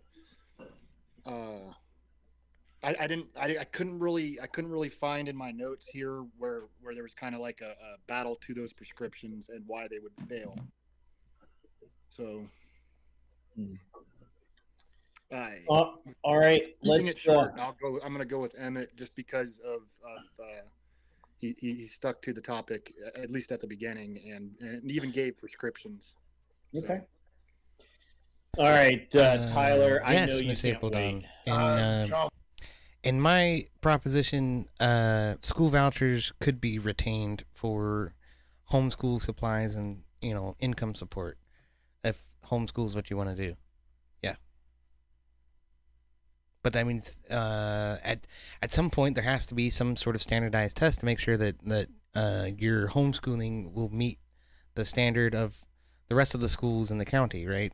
So like I got into a huge debate with fucking Ranger and Rogue over this at one point. That standardized testing was completely useless, and that's what needed to change about the education system. Is we need to get rid of standardized testing. I was like, I don't know about that, because like again, I'm a proponent for the school voucher system, and for the voucher system to be applicable, there has to be some kind of bar for the schools to meet before they can and should be included in that system. Otherwise, you're just turning your kids over to some shysters who are just trying to make money, and they're not learning a fucking thing. That would be the fear of having it be an open market, right? Okay, Basis that at this never point. works. So Tyler, man. explain that to me. How did he dismiss my homeschooling Because stuff? Because your most women critique- don't want to homeschool. That's fine because the voucher Hold on, let program. him give the judgment, and then we can talk about it after. Can we? For all the women that didn't want to take the voucher money and homeschool, they just send their kids. Sure, to private Miss school April. with Yeah, that she same says voucher most money. legitimate homeschooling programs, there are tests that kids must pass before All you have to do is advancing. just stick the one time. Perfect, yeah. Most women don't want to do this. Let's move to the voucher. Like I said, there's got to be some kind of bar That would have been where the we problem. judge. This is where every kid probably ought to be. Parents and never once addressed the voucher program, and you basically didn't penetrate his wall of argument, his affirmative argument, with any negative critiques that actually got through and won it in the context of the debate. You would have argued inclusivity. That's why we need universality, because economic institutions prop up our society and make us more successful in the long run. You would have won this, but you went the route of funding, and he undercut that with vouchers. By just saying the word voucher. To be clear, he gave That's all no it funding takes. to that. He That's what literally vouchers are. The voucher program is. It's the funding path. That makes total sense. You just don't know the voucher program. Hold on, Confluence. Hold on. Yeah, Guys. yeah. I mean, won this by a lot. I feel like. All right, Anson. Yeah, Emmett, Confluence. That was a very entertaining debate. Like I said, I'm judging this based on whether or not at the end of the debate I can say nobody takes you seriously. And it was easy in the first debate. The second one was a little close, but I'm just going to go ahead and say that Confluence, nobody takes you seriously. That was 14 points for Emmett, 10 points. What a surprise! Anson gave me the L. Okay. Yeah, and it wasn't. I know the feeling. Believe me. It wasn't for anything like you did a good job of attacking his credibility, right? But you didn't listen to what his arguments were and refute them, and it made you look weak, like you weren't arguing in good faith. You were basically just trying to argue something that didn't exist. You needed to listen more, Okay, now.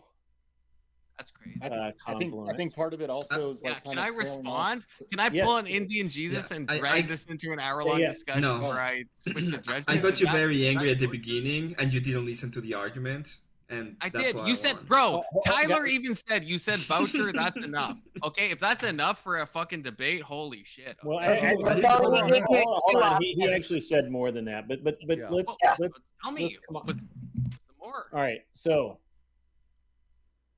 How does the funding work for the voucher program? How does he expect that to apply to Well, all public that would have been schools? How does it work for the public school system now? That's where the funding would come from. One at a time. As the affirmative, you want to say as little as possible and make you waste your time dragging that information out of him. So you having to ask more about the voucher program and how that would handle the funding would have been what you needed to do in that moment. And you had time to do it. Instead, you just stayed hyper-focused on the stay-at-home moms teaching their kids.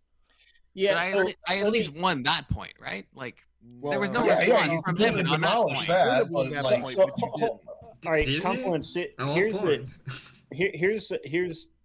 right. So Emmett actually did very well. He knew he had the affirmative. All he really had to do was throw out a reasonable, just a reasonable program, and you have to attack it and break it down.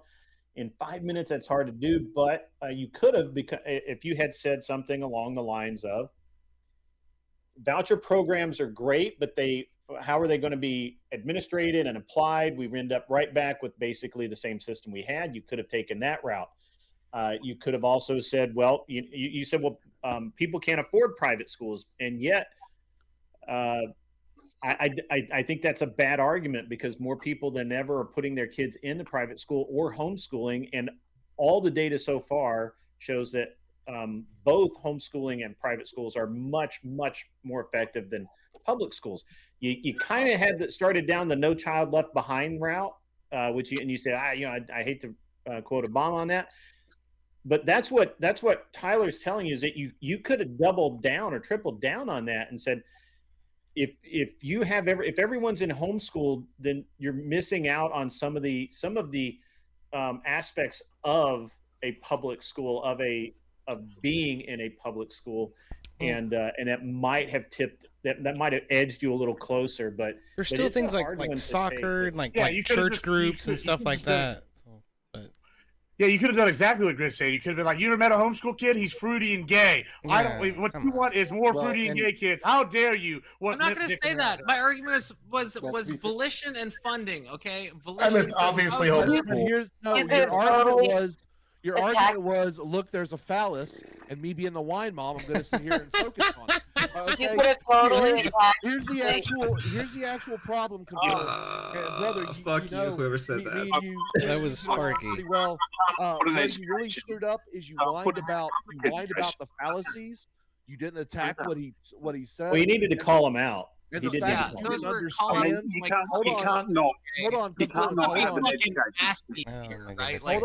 Hold on. The fact that you didn't know what a voucher program is, that's a skill issue, brother. If you're going to be in the world of politics, you got to understand this thing. I would have, if I was in Emmett's spot, I would have said, public school, the current model of public schooling is horrible because it is based on a shift work type schedule, and we are not teaching people how to think. We're just teaching automatons to follow the whistle.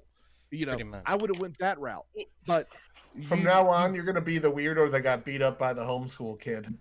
Well, if I was in your shoes, Confluent, I absolutely would have attacked the. I would have attacked the social. Not the short side. Okay, guys, wait.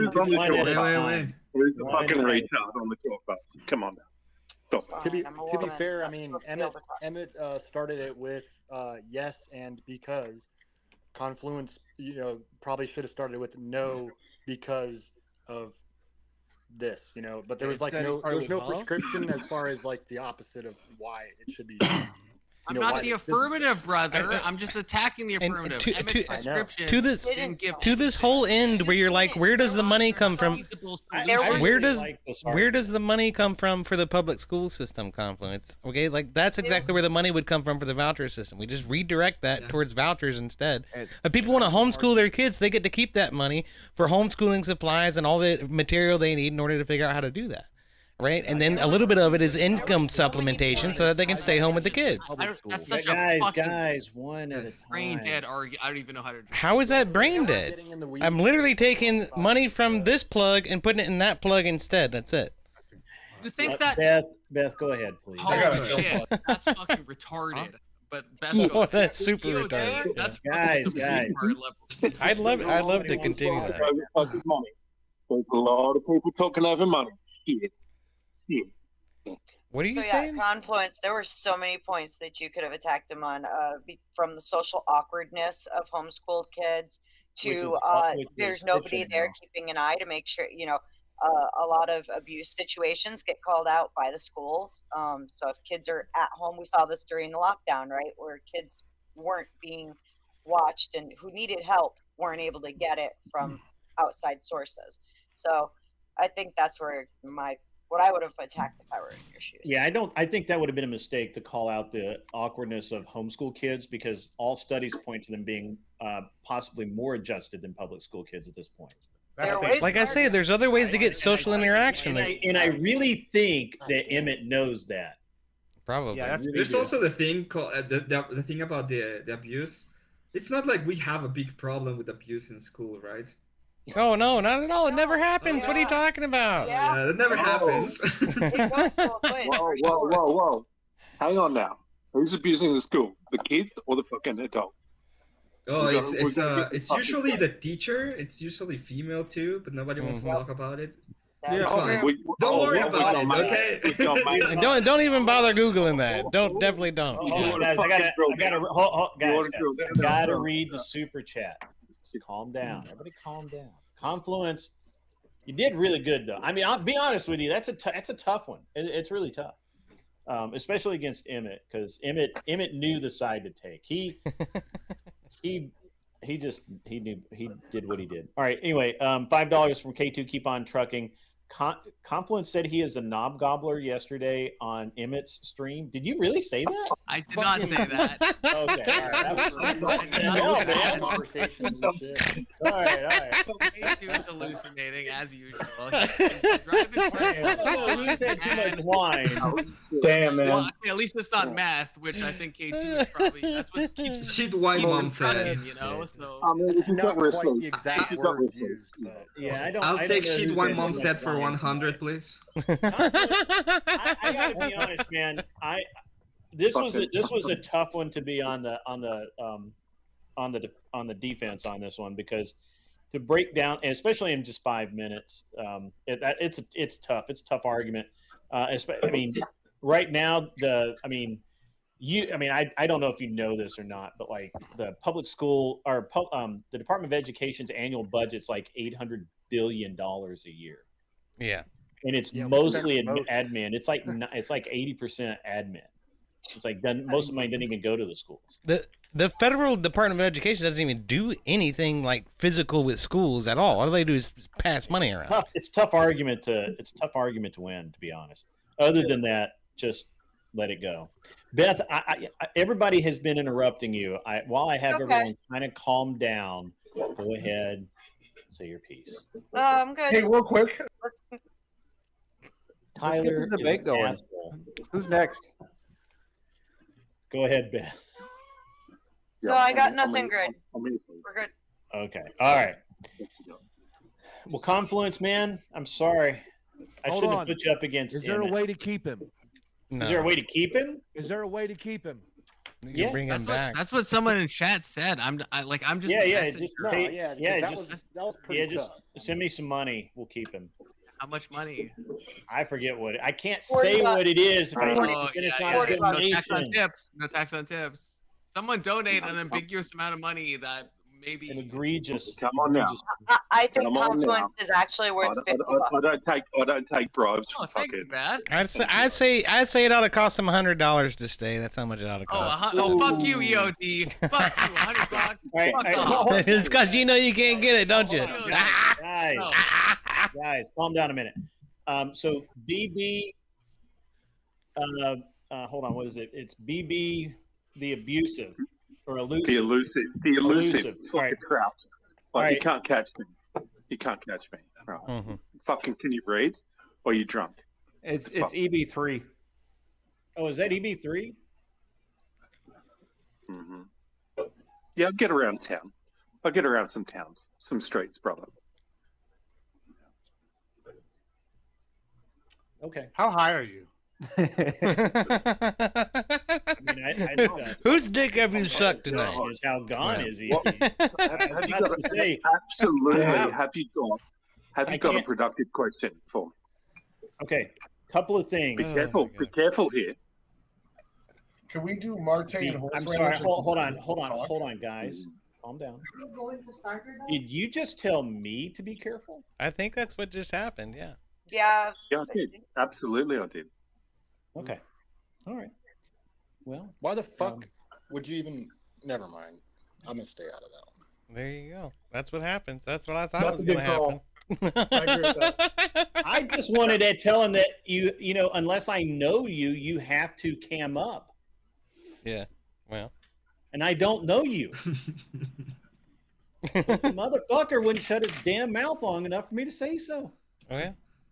Hey, You Grid, get can what you get. Grid, can I say my last words? I guess. Yeah, go ahead. I wonder what Steelman would have to say about this violation of free speech, Grid. I really do. I just wanted to see more wine mom debate. So, I mean, I threw the 10 down because no one gave me an actual amount, so I went ambiguous. Yeah. So, guys, we get a few more bucks in. We'll bring Confluence back. Go hang out in the chat for a few minutes. Take 5, drink some more Please wine. don't even pull that. I gave you a number. Everyone donate to Grid. Get I those gave you a confident number. bucks in. Bring me fucking back, okay? Yeah. You know? And otherwise, God bless, you know, Yeah. y'all. Emmett will tells me I debate this better not later, do I'm shit. sure. Fuck you, Emmett, okay? Fuck you. Okay. Emmett beat your ass. Okay. Co-parter. Don't go away mad. Just go away. Don't worry, Confluence. I'll get you later. Oh, the wine mom is not happy. Oh. I did kind of poison the well by How about giving how him about that Marte immediately. next, Grid? Marte needs a debate. Yeah, I was thinking Marte's got to be bored as hell. How you doing, Beth? Nice to see you again. Nice to see you too. Oh, that almost sounded like that sounded like call out to me. that did sound like a call Yeah, out. well, it's about that time. So, All right. Well, shit. All right. Let's go. Anybody all right. Yeah. So, All here right, we say, go. check out this foreplay. Hey, Let's Britt, go. I do have a quick question for you. Yeah. So I find that when I'm doing debates, and this is like an IT question, I notice that when somebody talks, my volume on my mic goes down. How do I get my volume to go up to where it's like heavy volume? I don't know if you're using the correct microphone right now, Marte. Yeah, you sound kind of far away. Yeah. Make sure your correct microphone is selected. Don't worry, If you have I'll a wait. webcam, there's a mic on it, just to let you know. But also, And you can also kind for of that get a little bit of question, that by messing with the game a little bit. Marte's gonna kick my ass. I already see this coming, so I might as well. I'm very benevolent, Beth. Don't lie. You're excited about it, Beth. You want that ass to be beat. There is an answer to that question, though. So I depending on couldn't which even hear him trash talk me. Come on. Hey, But hey, the answer to the Shit question fire. though is when you go to Discord or you're in like Stream Labs or whatever this is, or I can't think, there is a setting that actually prioritizes other people speaking. Oh, ignore that. But prioritizes other people speaking over yourself. So you need to turn that off so that it doesn't do that. God damn it! But yeah, that's how you do that. It's in your audio settings on most of these apps. I appreciate it, Admiral Gibbs. I'll continue, even though it's a shitty mic right now. But I don't mind. Hit up Grumple. He's seeing in the chat. Hit him up if you need some help after. Man, I can Grumple's walk you through it too, but I mean, I Grumple, got to send be me able to a see what you're DM or I'll fucking send you a doing. DM. Yeah, but We'll it's going to be figure it each out. program Yeah, settings, you're not your mic definitely on settings. the wrong mic. The more I'm listening to you. That's it. Yeah, I mean Yeah, this mic that's right here, the Shure mic. I don't know And why. How the hell this that thing is- is right in Yeah, front of your you've mouth? got the and wrong mic. you You've sound got the wrong quiet. mic selected. You may have to drop out, come and go into. No, don't tell. He doesn't have to. You don't have to drop out. All you got to do is click the little arrow next to the microphone down at the bottom of the screen, and make sure that your appropriate microphone is selected. That's it. Okay, the it shows that it shows that it's selected. Like the thing goes up when I talk. So Okay. Try well, switching it real quick. Like The, switch the to the question other one is, and then though, go back. how are you set up? Because I think we have the same mic. Do we? it's a Shure mic, Okay. Are The you set 7 up Plus. as XLR or are you set up as? XLR. So look at your Scarlett 2 and turn up your gain. Let me Yeah, see if that's this will what I work. was Hold on, saying. real Turn up quick. your gain a little bit. While we're chasing Sorry. tech issues. Yeah, just do that in the back. Yeah. While you guys are Well, I mean, if we could chasing communicate tech that, we issues could. and waiting for that. So BB, I gotta be honest. I see I assume that you're still in the chat. I see that Kissy Cat had to kind of pee slap you there. Which, by the way, that's is Kissy Cat back? Kissy Cat is in the chat, which is I was going to welcome her, but I got sidetracked. So BB, here's the thing. He says, I see left mentally here. All I said was words. Well, here's the thing, pal. It's my fucking channel, and nobody tells me shit that I don't like, or they get gone, right? Especially if I don't fucking know you. And EB3, if it is EB3, I got something for you. I want you to listen. I want you to listen real, really close. It's gonna be, it might sting a little. Do it, Grid. It might hurt your feelings, but it's good. It's good for you to hear things sometimes that might hurt a little bit. I want everybody to just settle back and just listen. I think I know what it is. Folks, we're here to talk about Grid Motorsports. Oh, yeah. Tremendous streamer. Absolutely tremendous. People are saying, and these are very smart people, the best people, they're saying Grid folded EB3 in a debate, not once but twice. Totally destroyed that son of a bitch. The man was broken, completely broken. Grid is very rich, folks. Very, very rich. He's got vehicles. He's got planes. He's got bitches more than anybody. Maybe more than me, maybe not. But a lot. Okay, I've never heard If you are, in fact, EB3, you got folded.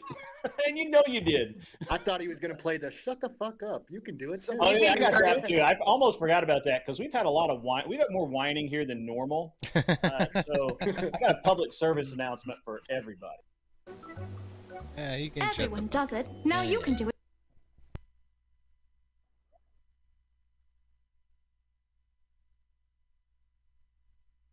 Too. Shut the fuck up. Shut your mouth. Shut up. You can do it too. I love that. Your face. Yeah. How much There did you you pay go. Sarah? I still need to know. I need to know so I can pay her at one point to do. One That's not Sarah. I know it looks like that. No, Grand Designs. It looks like the dude next to me and the lady are about to debate. Yeah.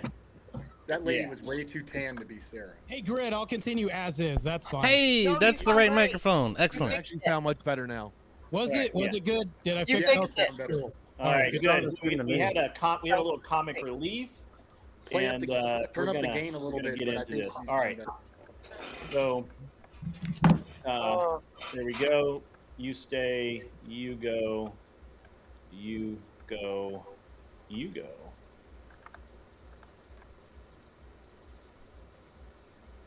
Emma goes. Pixels goes. I kind of forget Pixels is here. He's very quiet tonight. I'm glad that guy got booted because he sounded like he was challenging you, and I'm like, that's kind of Yeah, different. like, don't come on my channel like that, bro. Well, that's crazy. And all I really wanted to do is just remind him that on my channel, especially if I don't fucking know you, got to cam up. This is what I was saying, Ms. Airwoodon, is Mr. What's his face? Mr. Strawman would not have liked to see that fucking happen. I'm sure he's squirming in his fucking seat right now. Screaming at the camera. K2, what's up, man? I'm ginger waving at you right now. He says, Confluent said he was actually a nut gobbler yesterday on Emmett's stream. Just couldn't put that in the super chat. Emmett has the clip. I was cracking up, bro. I was cracking up. I wanted to give you a ginger wave right then, but I don't know if everybody on the panel would have thought I was trying to flick them off or not. So Jimmy Beam says, "Why is Gibbs so quiet?" I mean, I'm happy. He is. It's just out of character. Oh, I don't know, man. Something with his mic, I'm sure. He likes to be the center of attention. That's for damn sure. While we're in a lull, what's your D&D schedule? My sister-in-law plays all the time and invited us, so I have no idea how to play. So I figured I could catch a stream and learn. Yeah, for sure, man. We got one coming up tomorrow. Wednesdays and Saturdays usually, but the Wednesday campaign just wrapped up. So I'll probably be looking to spin up another one here come soon. But I don't know. It'll take me a week or two to get everything together and make sure I know what the fuck I'm doing. So that's an important part of it. You know, what was it? Race Car mentioned somebody wanted to come into my Discord to DM their own game. And I was like, that seems weird to me, but I don't know. The more I think about it, the more I'm like, that would be a good way for me to experience being a player. So we'll think about it. I'll talk to Racecar about it. We'll figure it out. But what's up, Clayton Grant Gordon? Good to see you, man.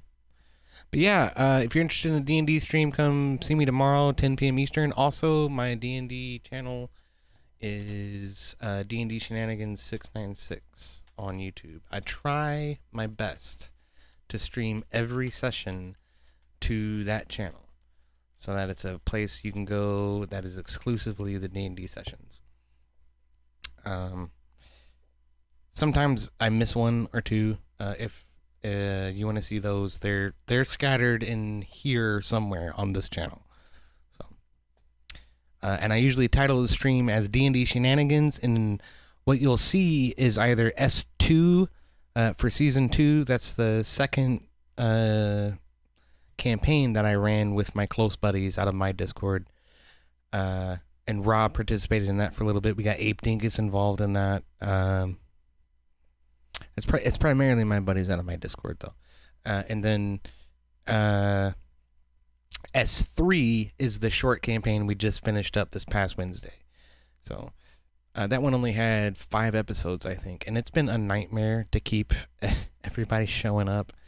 Like, I talked to Lower Class the other day, and he was like, "Oh, I'm sorry, man. I just had to get out of the house." I'm like, okay.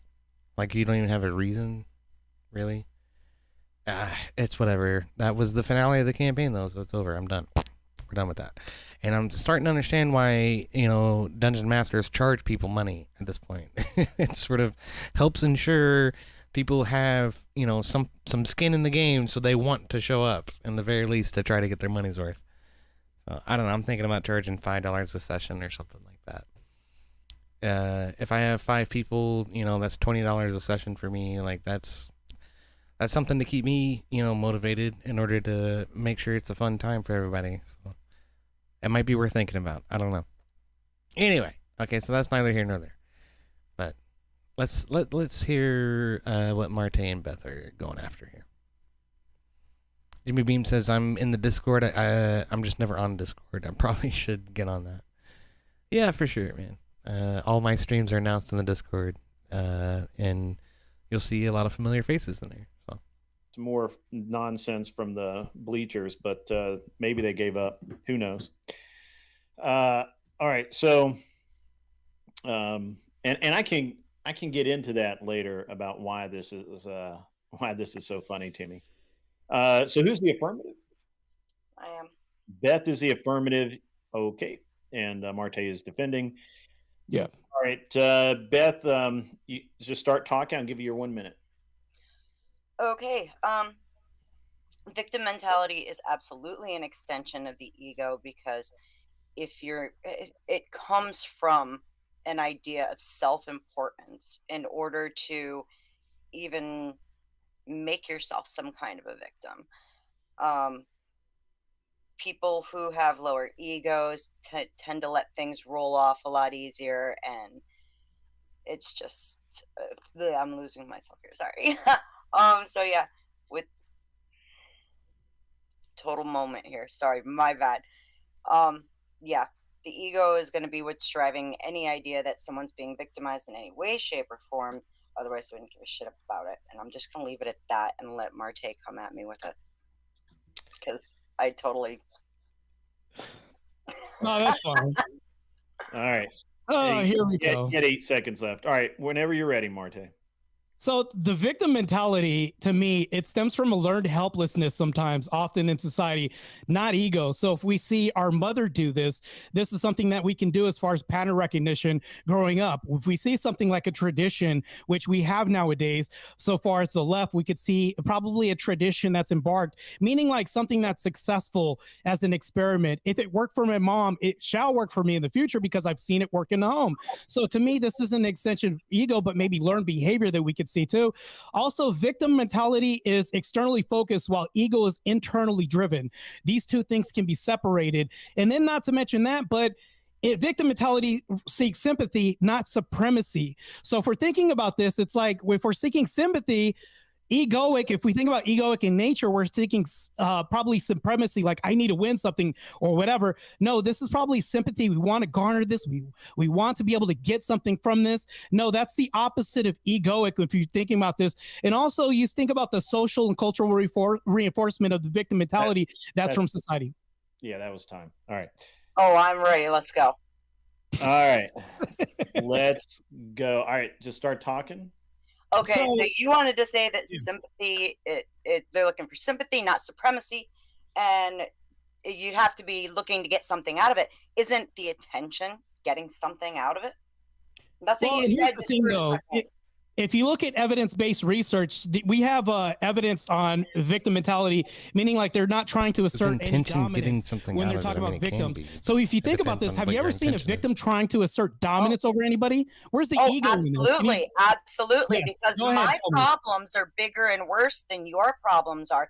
Therefore, everyone should pay more attention to me, therefore feeding my ego. And yes, the organism will do what makes the organism successful. Cool. So Can you give me therefore, in order to feed their ego and what they want, even if it's a learned behavior, you're still proving my point. Cool, but can you give me an example or demonstrate self-aggrandizement or prioritization of ego-driven behavior? Can you give me a better example than that? Right there, self-prioritization. They're literally saying everything that has made me Aggrandizement, though, makes me more important than what you're saying, than what you're yeah. Right, but here's the thing, though. They're not seeking any kind of supremacy out of this, meaning like I want to dominate the other person, meaning I want to take the onus of saying, hey, I'm seeking self-pity of this, mainly like sympathy. So you're conflating the two, and I don't see that happening here. No, because again, it is a form of supremacy if everyone's paying more attention to me and my problems than they are to you and your lack thereof. So therefore, my victim mentality will get me everything that I want in life, while your lack of it is Beth, going you haven't to demonstrated running this. the same race as most people who That would be an assumptive claim because you're assuming the mind of the person. You haven't given me a demonstration as to why you can assume the mind of a person saying this. Like, we see it all the time. We see it all the time, even throughout the left, where give me a demonstration. I'm waiting for a demonstration of this. Every group in the left claims to be victimized in one way or another, and therefore they deserve something for the victimization that they have gone through throughout their life, whether it's because they're poor, the wrong race, the wrong religion, whatever. So correct. And here's the thing, though. Do you think that social and cultural reinforcement can be something that insinuates a victim mentality rather than ego? Meaning, like, because I'm a Democrat and because I'm a liberal, I've seen it work for other people, and I think I should have like reparations because I just feel bad. I feel oppressed. How is this egoic of saying, hey, I feel bad. I feel like I don't have gain up on life as far as other people. How can you say that their thoughts are just egoic in nature? You're assuming the mind of other people. I'm still waiting for a demonstration. Again, I have shown it over and over again, because the bottom line is that the ego is what is going to drive them in order to seek that which they want, the compensation for their victimization. And do you think affirmative action is ego? People who demand attention are absolutely driven by ego. And people who have that victim mentality, that's exactly the very first thing that they're looking for is validation and absolutely yes, victims want validations. If I had somebody take advantage of me when I was young, and here's the thing, though, there's a contrast with the ego that we need to have as a distinction. Ego-driven behavior doesn't rely on external systems for validation. I'll tell you why. It's self-sustaining, seeking to project strength or superiority regardless of content. That's what you're saying? Is this what you're saying? I'm telling you that. All right, we can even see this in true victims of domestic violence who do not they don't blame all of the other sex for the problems that they experienced within their relationship. Okay. And that right there is not, and most of them don't like being called victims. They don't like that idea of it. Okay. They're not looking for this validation. However, you get people who do get stuck in the victim mentality. And that's exactly the very first thing that's driven that they're driven for, and that is led through the ego, and it absolutely is establishing not even a good some kind of demonstration. supremacy I'll over tell you everybody why. else. Because Beth, again, in I'm some getting what I want while you're stuck. Beth, in some settings, individuals may adopt victim narratives to access support systems, right? It's not because they seek to inflate their ego, but because the system incentivizes. That's not a victim mentality, though. Framing. That's incentivization through the system. That's not egoic in nature. If they see something and it worked for somebody else, they're going to say, hey, I need an outreach. I need a helping hand. I'm going to have my hand up. It's not egoic in nature. That doesn't mean just because someone seeks, just because someone is a victim. Now you're back to assuming the mind again. And they seek something through the court system, that does not equate to a victim mentality that people get stuck inside of.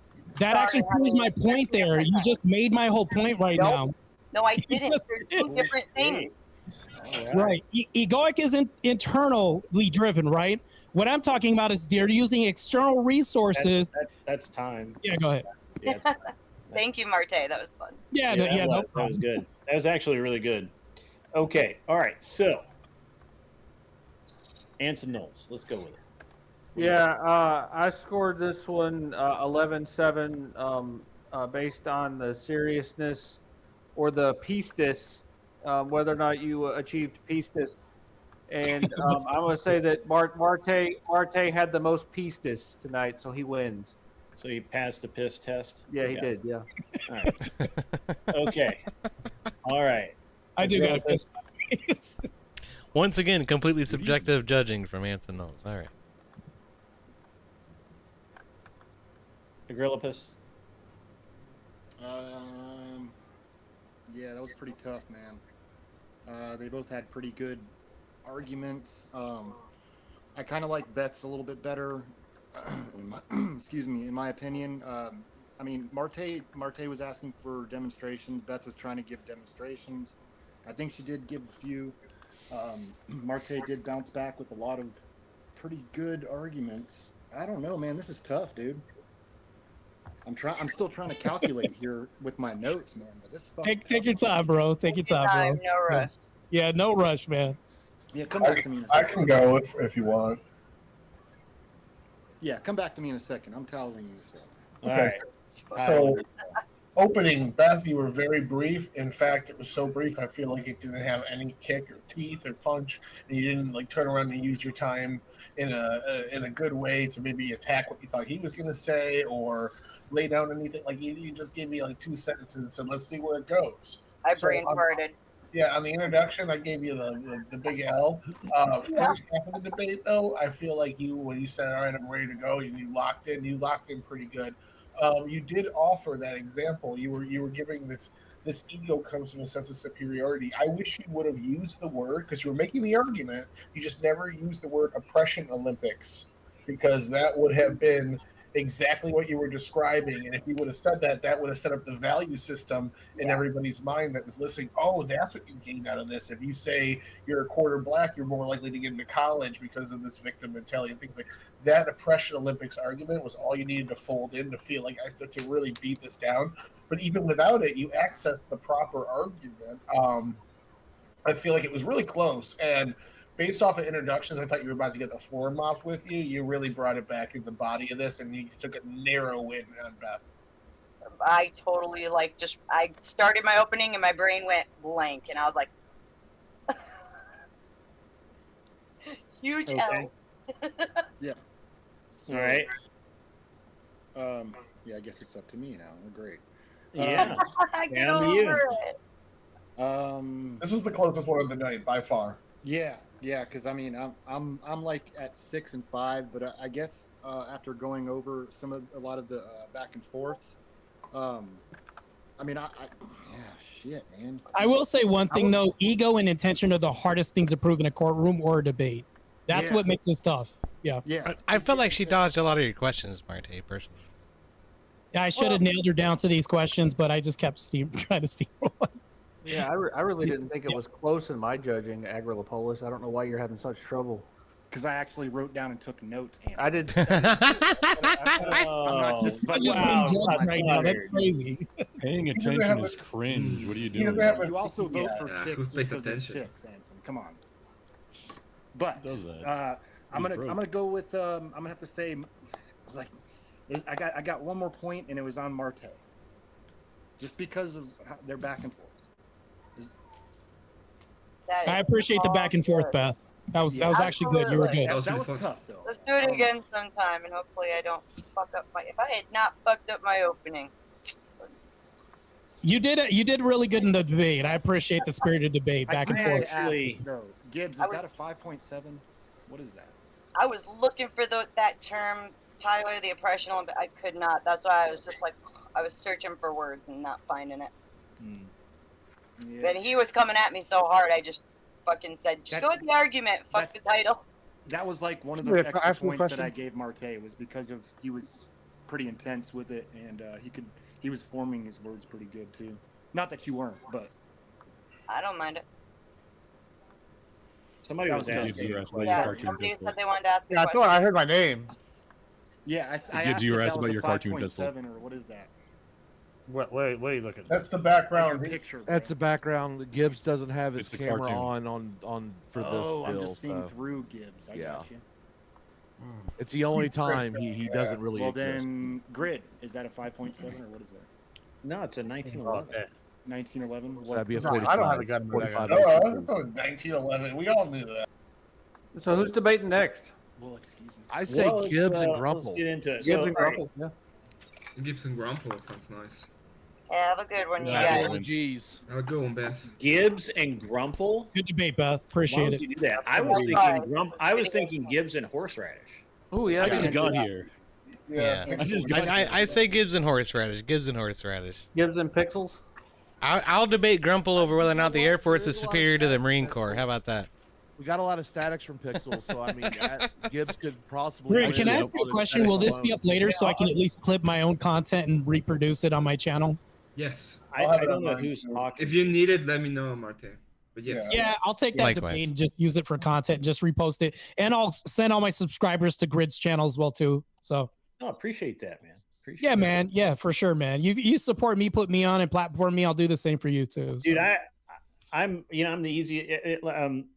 So I feel like because I know a lot of people here are kind of new and they don't understand the lore behind who I think BB, the person I just kicked, is. I think it's EB3, and EB3 is an English jerk who, for some reason, went after Andrew, and when he couldn't get a debate with Andrew because Andrew told him to piss up a rope.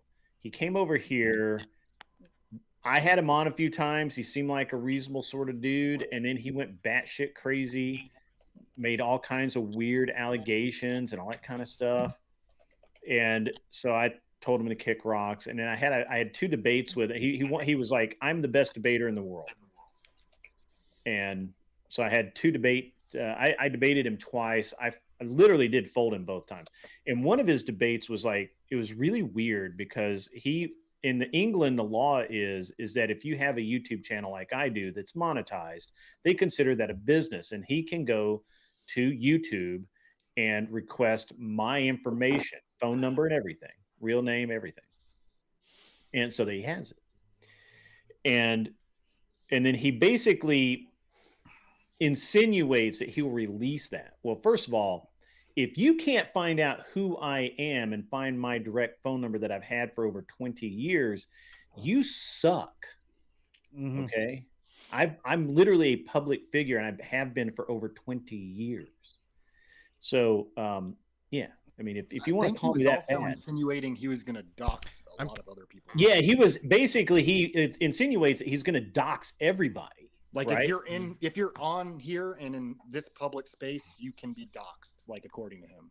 Right. Yes. But he says, well, but it's not doxing because I'm not going to make the information public. And I'm like, and then I got him in a debate, and I won the debate because he literally said, even if I did, nobody's going to come over here and prosecute me for doxing. No, I'm in England, you're in America, you're not going to come over here and take me to court. Well, I got to be honest. I have a lot of time. I'm retired. I got some money. Don't tempt me, right? Like this is not a good bet with me, and some of the other people that are involved as well. So I got rid of him. He's not banned. He can come in here. And so it's not like I would care about him doxed. It was his attitude. And I kind of got the same thing off of the dude that was just here. Oh, don't piss me off. Don't, I'm like, dude, get the fuck out of here. And now the ultimate thing is I find this fucking hilarious because Cam's right. It literally takes under 2 minutes to find almost anyone on the planet's information. That's why Pixels is Pixels right now, because you can literally find him with a 5-minute Google search if he wasn't Pixels, right? And so this is, unless you've taken painstaking work to make it not such, like no pictures anywhere that have your name attached, no other information as your name attached. So anyway, it does take a lot of work going way back. I find this really fucking funny, and so I make fun of it at every opportunity. I'm not whining about it. I'm not being overly dramatic. I find it fucking hilarious. I find it funny to tell him to suck my left nut because that's the one he deserves, right? Can't get the right one. The right one's good. Yeah, for the most part, you probably should have told that to average scrotum enjoyer over here. I mean, he probably would have liked that. Oh, that's cold-blooded. That's cold-blooded. Marte, just as an FYI, if you wait till like a week, I'll do the clip, so you don't have to do it. You have to wait like a week and hit me up. Yeah. That sounds good. If you can do that, that'll work, man. Yeah, he does all the clips. So I mean, Grid, it kind of sounds like that guy doesn't have any understanding of the fact that like guys in your age group, my age group, and even some guys in their mid to late 30s, like we had fake IDs. We may have used fake IDs to make YouTube accounts. We may have it's like, so what if the EBR has registered what I have on YouTube? That may not actually be who I am. Look, here's the thing, man. Again, I was a public figure. I mean, literally, if you search my username, it will come up with my old business. It will come up with the address of my old business, which doesn't exist anymore. You can, I mean, I'm easy to find. I'm not hiding. If you really want to find me, I mean, hey, it's easy. Now, other people take other precautions. I don't care. I think honestly, it's weird if you want to find me, but whatever. And but it is what it is. And that's why I find it funny. I thought maybe some explanation was in order for some of the newer guys. I find it funny. It's not I don't really give a shit about the dude. He has literally, I've lived in his head rent free for the last 3 months.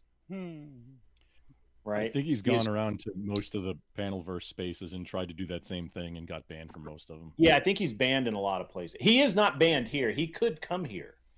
He will get ridiculed. A lot of people will make a lot of fun of him, and he will not enjoy his time here. But it is what it is. Just kind of wonder why he makes such a big point that he, quote unquote, can do that. Like, so fucking what, dude? Like, right. Move on. Well, and he speaks like what's his Johnny Depp in the fucking pirate movie. Listen, guys. I like we the United States had a tea party all those years ago, so I don't have to give a shit about none of it. That's right. I don't give a shit about that. Let's do some debate. Well, we got some baiting going on here. All right, so who did we say was next? Gibbs and horseradish. Gibbs and horseradish. Let's fucking go. Get Gibbs on the fucking table. My Before man you Gibbs. do that, I will definitely go against Gibbs, but I was kind of hoping to get to debate Grumple actually.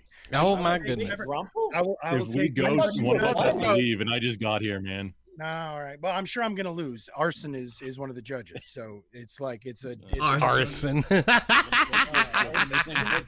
No, that's a better name for him. He likes to burn shit down. That's for damn sure. I've even got a I mean, if Grumple's up for it, No. He's right. He's right. No. Let me hang out for just a little bit. Yep. And then, I've been sitting here patiently for an hour and 45 minutes. Let the man sit there for a minute. I'm all about it. Great. I gotta leave, but I'll be. Thank you so much for having me on. Oh yeah, absolutely, Emmett. And hey, man, thanks for all the solid work you've been doing on the clips, my man. Really appreciate it. Yeah. See you, Emmett.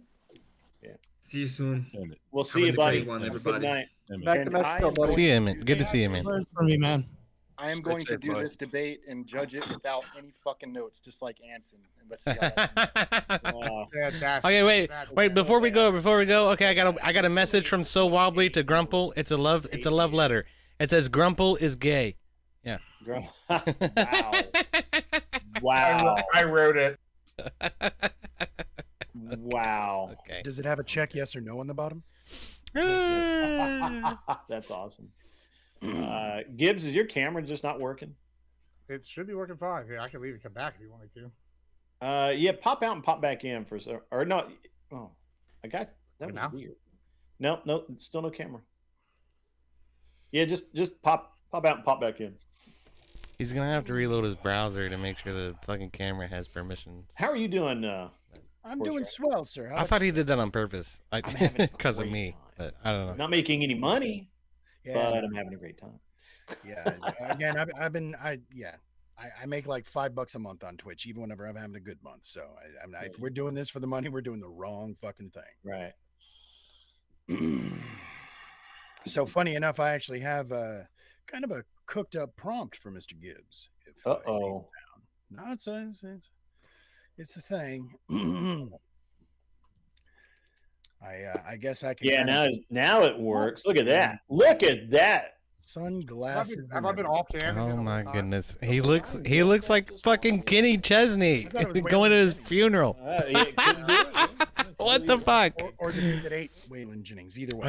All right, I got a prompt for you, Mr. Gibbs. First of all, pleasure to meet you, sir. I'm the horseradish. You.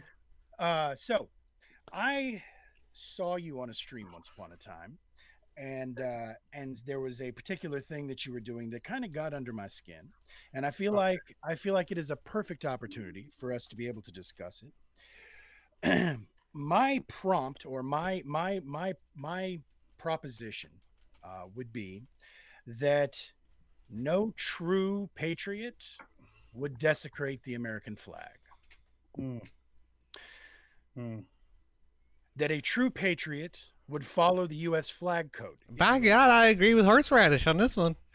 Is that something that you would be willing to debate? Yeah, we on? can debate that. Sure. All right, and so you would say the opposite of that that a person can still be a patriot even if they disrespect the flag. Yeah. All right, sounds good. That was probably the easiest fucking prompt selection you've had all night, wasn't it, Mr. Grid? Yeah, thank God. Yeah, it makes my eyes water sometimes. No, it really does.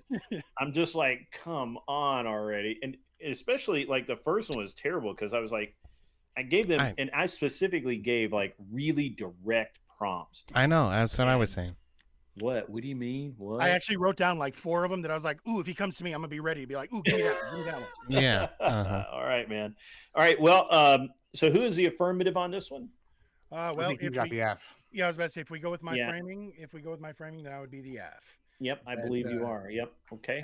And I will repeat it just so that we can make sure that we have it together. That no true or which actually I kind of framed it 2 different ways. Greg Gibbs, if you would like, you tell me which one you would prefer, sir. Would you prefer it to be that no true patriot would desecrate the flag, or would you prefer it to be that a true patriot would obey the U.S. flag code? You pick. I don't care. Okay, let's go with the second one then. I actually prefer that one. A true patriot would follow the U.S. flag code. Would follow the U.S. flag code. Yes, sir. All right. Okay, we just start talking whenever you're ready. That goes me first, correct? Mm-hmm. Cheers to that. All right. So, the U.S. flag code was created right around the time of World War II. Well, actually, it was created before the World War II. It was actually it was publicly acknowledged formally by the Congress during World War II or just after. And the idea was for us to be able to set up a framework for the appropriate behavior, display, and treatment of the U.S. flag.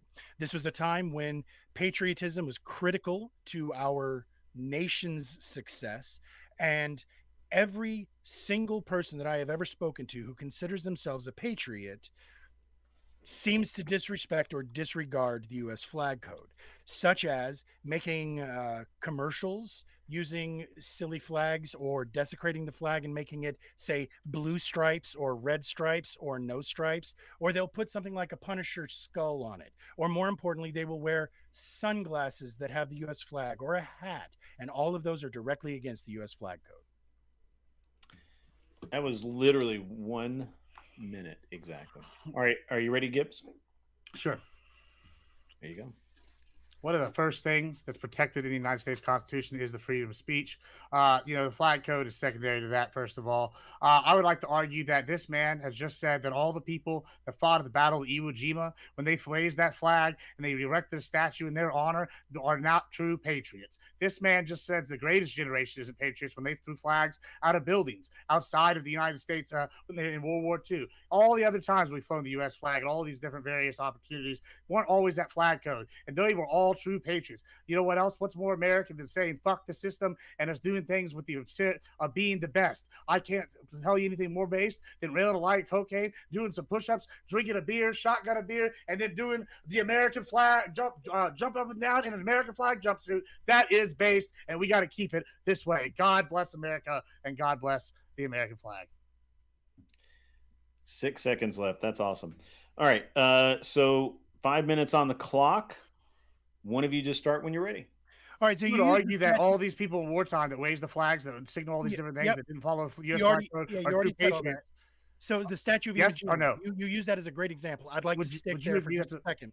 The Statue of Iwo Jima was literally them lifting the flag out of the dirt so as to maintain its respect. So great Was it following the U.S. flag code? The statue, yeah, that's following. No, it was absolutely not following the U.S. flag code. It didn't follow to the letter.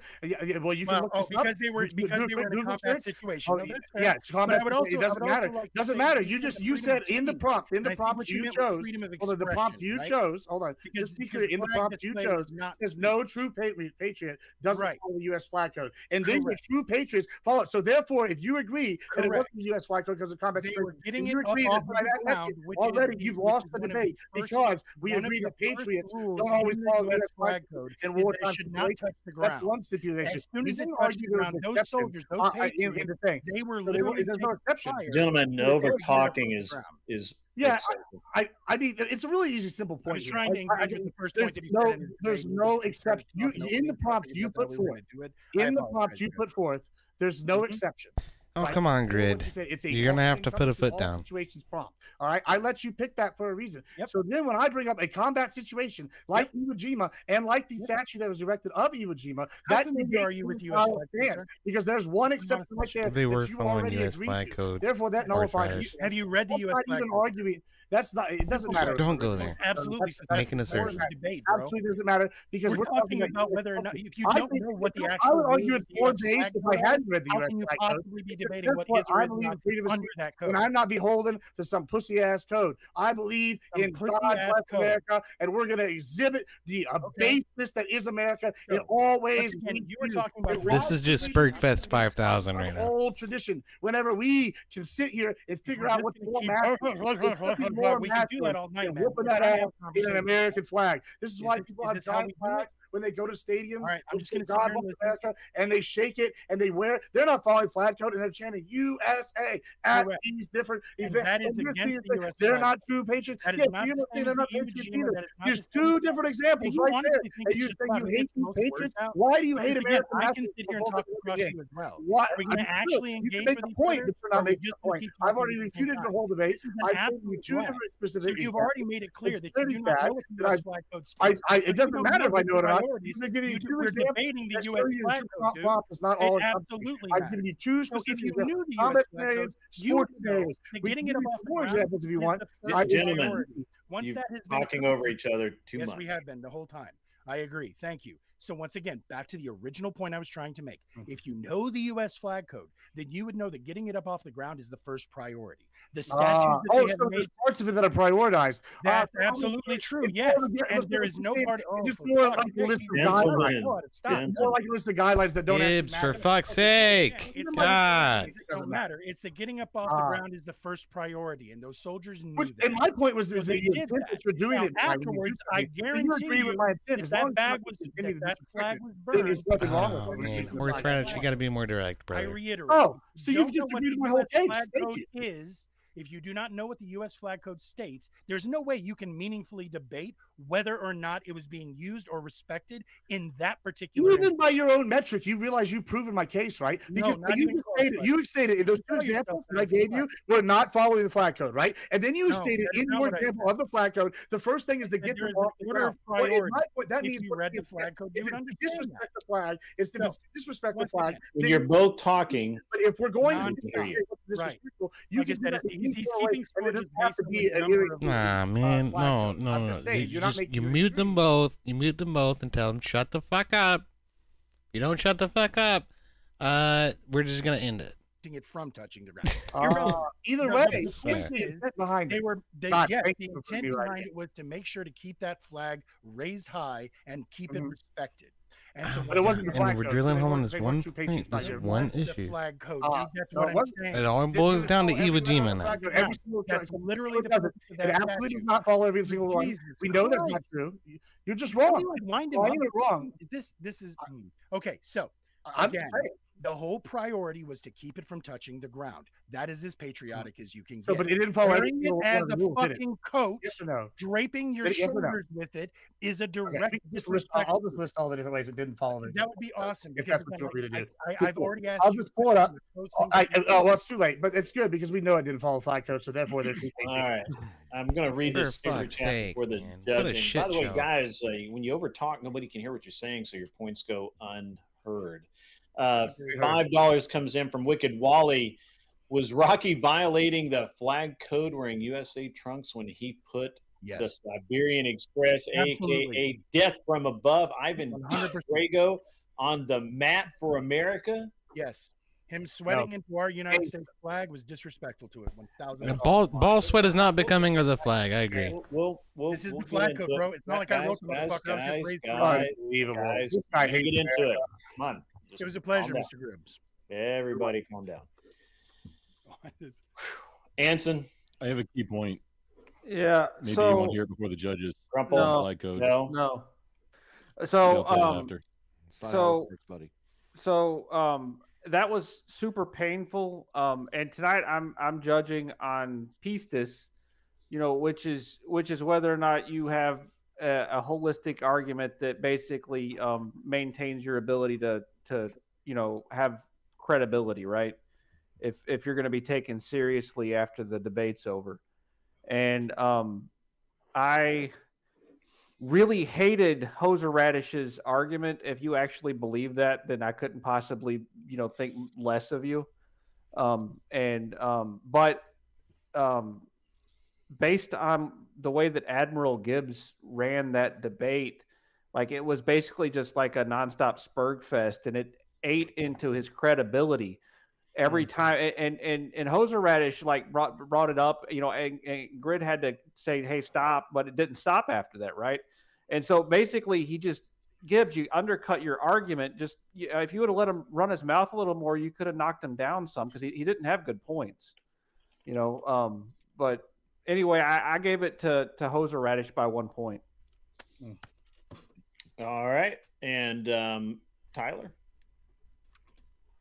Oh, okay. So first point into the introductions. Horseradish, your argument from the opening was arguing essentially best practice of the flag. And Gibbs said, well, I mean, I can give you alternative practices that are just as American. That to me was not addressing your best practice argument. It was saying, look, there's other ways to go about it as well. Basically allowing you to win the argument that your way was the most respectful way. That was just a little mini battle that was going on in there.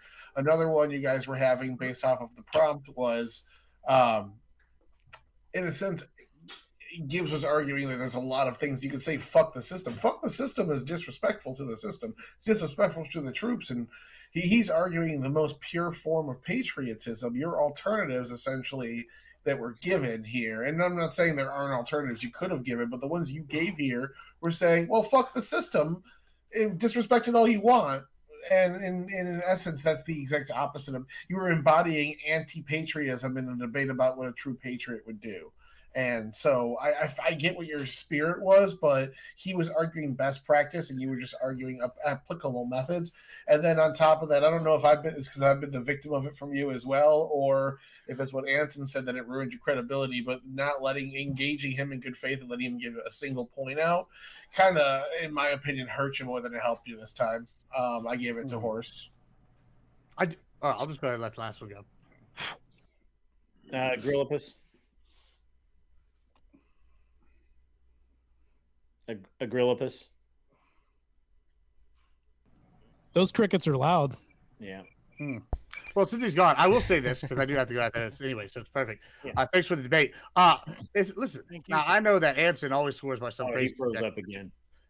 To me? That's what it was. No, Agrillipus. Agrillipus has been having some technical difficulties. First of all, I didn't apply applicable alternatives, right? The argument was, this is a LD debate, right? We're sitting here. He put forth a value. The value is the prompt right here is that no true patriot is going to follow this, right? And if I give you an example and you agree to one example that is patriotic where it doesn't follow this code, therefore that negates your entire argument because his example is prompt. The prompt he gave is all encompassing. There's no examples that can be patriotic. No true patriot would do X, Y, Z. And so if I give you this in an LD debate, I'm giving the opposite of the value, right? So if he agrees with that, then you win. And secondly, by the way, this might be bad faith. Yeah, I agree. You're good now. But if they don't ever say a point or they can't get a point out, then you control that debate and you won. I'm just saying. Okay, so that's not inherently true, Gibbs. Anson just came at you and told you that your Spurgeon was part of the issue. Let Agrid talk, dude.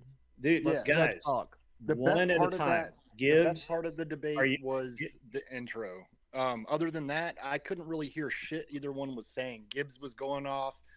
Horse was trying to talk, but when you both talking at the same time, I couldn't really get any of your points. That was the best time ever for me not to take notes. But I'd have to go with Horse because he's the one that actually proved the point. When Admiral Gibbs was talking about raising the flag in Iwo Jima, that was literally confirming how to properly handle the flag. All the rest of it was just spurging out. I mean, so that kind of sucked. I mean, I don't want to that was the most shitty debate I have ever heard in my entire life. Yeah, it's like your one slam dunk, Gibbs, was actually against your whole fucking premise. You didn't even fucking realize that. I mean, hold on, might not have been done. Okay. I tend to tone match. And so if somebody starts trying to talk across me, I'll just talk louder. So again, I apologize for that. You're absolutely It ain't you, Horseradish. Gibbs should have given you some room to fucking make your point. He wouldn't do it. Yeah. And he thought he won because of that. You just said that if he can't get a point across, then I win. That's what you said, Gibbs. Hold on. Let me ask you a question. Let me just ask you a question, right? If you go somewhere and one person makes a point and the other person isn't able to say anything, and then you leave, you only know one side, and the other person didn't have anything to say, right? That's how you doesn't mean you won the argument, though. Okay, that's a win, though. That's a destiny form of argumentation, Gibbs. That's your Twitch brain taking over your fucking shit, and that ain't how we fucking do it, man. Guys, I don't want to have a debate about the debate. Feedback is cool, but debating about the debate is not cool. But yes, thank you for having me. I do have to go there anyway, so it's perfect timing. Hey, Gibbs, Horseradish, W. Thanks for Gibbs, the before you run off, before you run off, I think that the way I would have come at that argument is the entire Olympic team wears USA flags. I did make that argument.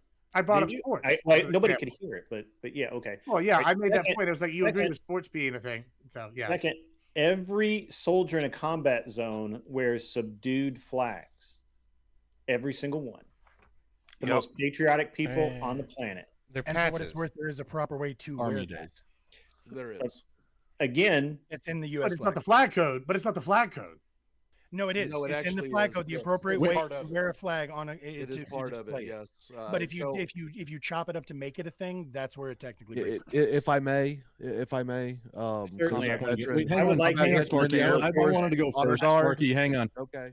Hang on. I said I was gonna go for. Okay. Well, Grid's not quite finished yet. Not Surabachi. The Marines raising the flag, that never touched the ground. That's not why they were raising it. They were raising it in victory with a smaller flag. The picture is from when it was being replaced with a bigger one. It never touched the ground. I want unless.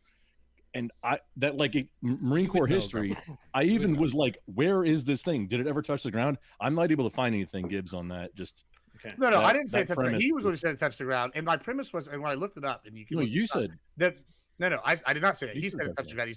He said they didn't stop it from touching the ground. I said that when they raised the Iwo Jima flag, if you go and look, it does not follow the flag code in several different ways. And if you're a U.S. soldier, you don't always have the flag being put up, especially because you use it sometimes as a locator, like it's on the map or whatever, in like a visual line of sight kind of thing. All sorts of different ways. You have like flags and all sorts of shit. So the only thing that wouldn't be following what the hell does that even mean? Is if it wasn't illuminated at night. That's the only thing. If I like take over a building and we hold the flag, throw the flag over the side of it, and so we eventually go put the flag up on the thing, that's not following U.S. flag code. Actually, it is. Victory. Well, it is if the stars are top left. However, it was on the pole. In the U.S. flag code. Not always. If stars are top left and you display it vertically, it's fine. It's literally. Why don't you look up right now if it followed every example of the flag code when you do it? I literally had it open for the debate. Okay, I think Gibbs, you could have made some really good arguments there. I really I wish I could have heard. Yes, Scrotus, your flag is better wrong. if we hadn't had the whole split. Flip it around. That's cool. I disagree with that. I do like your outfit, Gibbs. Are you going out? No, I'm trying to go do a Gibbs looking squash match. sexy. But all right, y'all be good. Get Y'all out have of a here. good one. Go away. Go do your thing. I will. Well, to be fair, that would have been great. I just wish I could have heard each argument. All I heard was both of them talking over each other, and I couldn't. Yeah, it was very hard to hear, even from my point of view, and I have all the controls. Again, I want to point out that part of what Gibbs argued that made him successful in that was the fact that nobody heard Horseradish's argument, right? Yeah, that was the point. The obfuscation was the point. So that's credit him a lot. Awful. But here's now I will argue, Hoser, real quick. Hacksaw Jim Duggan was a patriot, and he violated flag code all the time. The Bud Light girls and their bikini team, they are fucking patriots, and I dare you to say they're not, but they're wearing flags. And Hacksaw went Canadian. Average scrotum enjoyer is currently violating flag code as we speak. Exactly. I was just pointing that out. No, he's a patriot. Actually, I saw it as a combat actually, yeah, it's backwards. And a former member of the U.S. Air Force Honor Guard. Well, unmirror it. That's just a check mark. You have to check. But here's the deal. Here's the real deal. Even the president has displayed the flags improperly because their protocol officers didn't do their job right. Okay, you can make mistakes and still be a patriot. Now, your premise, and you may believe this, and if you do, I'm sorry, but your logic is flawed. Okay, you could be a patriot and still disrespect the flag because you can disagree with what your country is doing, and the way you show that is through disrespect of the symbol of that country. So you're advocating for burning the American flag? Oh yeah. So I actually don't care if someone burns the flag, bro. Aircraft Sparky, let me. I want to make another point here that Sparky's kind of getting to, but he hasn't quite hit yet. There are all sorts of military insignia that have the American flag on it that, in a way that does not meet flag code. Well, there are exceptions to flag code, and there are provisions within the UCMJ that allow for this. Well, I think one of the specific ones he used, for example, was to put a Spartan helmet, or I forget exactly what he said, but Punisher helmet, the Punisher helmet. So that actually, just a little bit of lore. The Punisher flag was originally used by a couple of different units in Afghanistan. And actually the guy who wrote the Punisher was got really pissed off about it. But you're not going to tell those guys what they can't do. Horse, your argument was incredibly based. Don't listen to these beta fucking leftist cocks. Turn the fucking flag around. Not everybody violates. Tyler, as soon as you fix your flag, I will listen to a word out of your mouth. One piece of advice. Advice for horseradish. Things that are manufactured as like having the blue stripe or the red stripe, those are not violating flag code. This is the flag code stance on it. This is clarification. You can look it up. That if it's manufactured with the blue stripe or red stripe, like the thin blue, like whatever, as much as I dislike those, they are not violating flag code because it's not defacing a flag. It's not defacing a flag. It was created like that. I got a question. It's a new symbol. Yeah. Flag should never be used as a wearing apparel, bedding, or drapery. It should never be festooned, If somebody drawn created, back, or up in folds, but always allowed to fall free. Well, So here's something very important about that is changed it. That would be defacing. A patch does not constitute draping the flag over yourself, right? It versus if it was manufactured like that, that would be violating flag code. If it was manufactured like that, it's not violating flag code. Just please continue. So I mean, I don't necessarily agree with have that. A different line of questioning on this. I understand what you're saying, Horse Riders, where you're saying that you would like for it to be following the flag code because it's a flag code, and that's what people should be following if they're going to display the flag. And you said that anybody that doesn't follow that is not a true patriot. So, by that logic, just understanding that you're wanting to follow things to the letter of the law and whatnot, you would say that all of our Air Force astronauts that have planted flags on the moon are not true patriots. Ooh, that's a really good one. And I was expecting him, or I was hoping that he wouldn't get to that one, because you're right. Technically, it is propped up in a way that not falling free, so it is technically breaking the flag code. But there was a whole thing that I read about why he had no choice. And all that. Three. It's three different codes, actually. It's not aloft because aloft would be in the air. Air is defined as 78% nitrogen and 20 some odd percent oxygen. That doesn't exist on the moon. Got it. Right. It's only a thing on Earth. Earth has air. Other planets have something different, right? Also, it's not flowing free. There's like three different codes it's violating. Sure. Yeah, no, you're right. 100%. I just look at it like this. I know there's. You believe in the moon? Can I ask this guy? I know there's two other veterans in here, and it's flat. And we may not agree on this. I probably have the spicy take, but at least three veterans, and we don't agree on if following the flag code to the T makes you less of a patriot or not. No. Sure. I don't think adhering to the flag code defines a patriot. I'll say that. Yeah, right? Sure. Yeah, I think it was the a flag debate. code. The flag code is. I like it as a prompt. It was a debate. Can I ask a question? You just did. Yeah. So, no, I mean, just I'm just asking this because I haven't looked up the flag code 100% to the T. But historically speaking, is it anti-patriotic if, like, when people are marching into battle and that fucking flag falls and the next person's like, fuck that, and picks it up?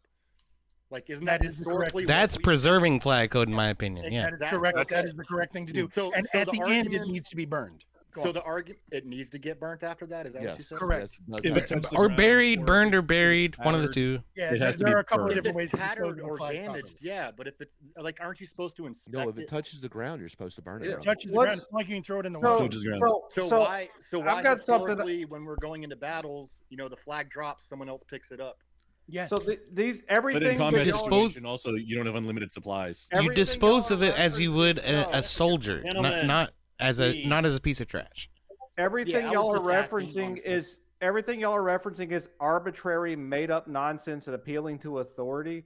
All right. The reason why the flag is important, and it's important to be able to tell us why we're all Nazis, because we're part of the military. Anson. I didn't say anything about Nazis. All right. What I'm talking about is that it's more patriotic if you're, say, a service member who took an oath to the Constitution to actually fight against the government who fights unconstitutional wars currently. But every veteran is a coward for not going against their government who fights constant unconstitutional wars, right? Y'all had a duty to uphold the Constitution against domestic enemies that were the president many times, who were overstepping their authority, and y'all didn't do it. So as far as I'm concerned, I don't really care what y'all have to say about the flag. Okay, great. Fuck you and the horse you rode in on. Gentlemen, as much as I'm already long, I would like to get through this relatively quickly. Don't brag. I don't think we're going to get down to just one. What it's worth. Yeah. Short, fat, I don't think we're going to get down to just one tonight, but we'll do the best we can, and we'll see how this is. I got to be honest with you. My understanding of flag code is the same as Grumpelstiltskin's. and I would have used that in the argument. Gibbs, I think, took a much more colorful take, or not aggressive take on it. That's totally fine. But at any rate, this is going to be good.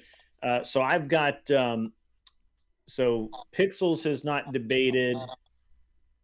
Is he the only one? And I think we're Cleaner and entertaining my Grumple. question. And Cleaner, well, Cleaner, I think normally is a judge. So Agrillipus, if you And want, Grumple. Grumple is not debated yet as Grumple. well. Oh, Grumple hasn't either. Yeah. oh, two what? government sort of employees. Yeah, all right. Not anymore. Indian anymore, Indian what you work do. for Happy Contractor, Rate. but, $5 comes in. Awesome. Thank you Don't, very much. don't you have a One real quick master's thing degree in like before- cybersecurity? Grumple, you are a federal employee too? I just want to acknowledge that No, I told my I chair fairly that I recently worked for a my defense hat contractor, but no, if I was active Darcy duty voted for me, and I followed through on my I was in word. Homeland Security. 2001 to 2008. So nowhere in the you're Texas good, Flag Code does it actually say that you have to burn it if it touches the ground. What it No talks one about cares is about Texas soiled, Flag Code. and the definition. I was going to of say soiled- Texas flag code's one thing, No, this is American flag this code's is something U.S. flag else. code we're talking. Yeah, U.S. Flag Code. My apologies. Are we still But talking about flags? nowhere in the You can flag tell code he's from says that Texas you have to. as far as he's Yeah. concerned. Texas. That's all that matters, right? It's all Texas because is the of best Texas country. anyway. I mean, no, keep talking about Texas Well, flag code. No, shut No, the but fuck up. you're not actually supposed to burn it. The only time you're supposed to burn it is when it's soiled by the old definition, and that would be damaged beyond its old glory. Right. That's what I thought, but Like I say, like it has to be treated with the same respect that a fallen soldier is treated with. That's the ideal. It's a funeral for the flag. It's not just tossing it in the garbage. It's not just throwing it on a campfire. There's a ceremony to it and a certain amount of respect that should be done. I'm going to put Like you shouldn't see Pixels a and flag in the Grumple together. trash. I would love to spend another hour on the flag. I really would, but I got to go I to had bed. no idea it was gonna trigger people like that. It's fun No, to no. I talk think. about. Well, I mean, you got a bunch of patriots in here, so that's what's going to happen. So, Cleaner, are you debating or are you judging? I don't care. It matters. I'll do whatever. I'm good with either one. Agrillipus, would you like to step down as a judge, or would you like to continue judging? yeah, that's cool. Whatever you want, man. You tell me. I like Agrillipus as a judge. I want Anson to step down and Cleaner to step up. You honestly think Anson's going to step down? No, but I'm just voicing my opinion, Grid. Okay. I like the honesty. I like the Wait, is honesty. Pixels Gorilla Biscuits? No, No. No. Oh, okay. it's like- Agrillipus. Agrillipus. Oh, Agrillipus okay. is the word. Yeah, that guy. All right. Agrilopolis. I'm which is hiding. d- I'm not hiding you the same guys. thing You either. guys got. We got to get. We're gonna do Grumple and Pixels, and the rest of you heathens are heading to the back. I keep seeing my frame light up yellow. Is there sound coming through that you guys are hearing? Because I turned on the monitoring myself and it wasn't I'll doing anything. but return momentarily. version of the virtual audio cable, so I don't know if it's doing something that You keep freezing, so I'm not sure what your stuff is. I don't know what your. There stuff is a little bit of background static. odd. I'll have to mess with that. I'm not sure if that's coming. Wait, I'm not sure if it's coming from you though. I think your mic is just really sensitive. Let's try that. It's also that you're freezing a little bit. Yeah. Anyway. Yeah, Grillipus. I'll let Cleaner do the rest of it. I really appreciate you helping out tonight, man. So, not dismissed. What is, man? Cam is on a roll tonight. Cam the King is on a roll. Yeah. Do you have a fan or an air conditioning on near you? There is just the computer that's, the fan is running on it. That should be. I'm trying to get it to shut up because it's on the high mode. I got my end. Well, hang on. Somebody mining Bitcoin in the background. Sure, why not? All right, what are we going to debate, guys? Yeah, it's coming from this tab. The static, like little static. And my hearing is damaged. I'm hearing it, so that means everybody's got to be hearing it. What are we going to debate, guys? The efficacy of the Dinobots in the Transformers movie. No, the Sci-Fi Week is next week, so or in 2 weeks. Oh, sorry. okay. Not that then. Not that. What else you got? I think he froze. Oh no, there he moved. He moved. No, I'm still moving. I don't know. You had a couple topics that you threw out there. I don't. That There you was like? nothing that's really stood out that I'm like hard on tonight. Okay. In terms of like All right. strong opinions or even strong knowledge. Okay. Military industrial complex, good or bad for the world? That's too broad. Should lawmakers should lawmakers prevent any and all use of financial institution information for identity verification? Ooh, say that one more time. Are we talking digital identification? Is that what we're saying? Digital ID? Yeah. So should lawmakers be able to use your banking information to identify you? So in that purpose, no. In a larger, broader context, I'll give Grumple this and see if we can refine that prompt and see if maybe he's against it or for it. I am pretty hard-lined positive on digital ID. I believe that it should exist. However, I believe there are some caveats with it in terms of the private key material and how that is handled. But I do think the government has a right to unmask and verify and validate the identity of somebody who breaks laws in a public square the same way that they do in real life on the internet. And the only way to do that is some form of digital identification. The problem comes down to when we trust central government or central organizations to issue the private key material, and they try to bake things in like backdoor programs and things like that. So if we were to turn that into a prompt, it'd basically be, do you support digital identity systems being used by the government? Which I guess I do, but there's a little nuance to it. Okay, we got it. Yeah, absolutely not. Okay, you guys want to do that? Because I've got another one. It's a little simpler and maybe even a little more dialed in. How about? What's yours? Is eminent domain an abuse of power? Yes. Yeah. Yeah. All right. My property.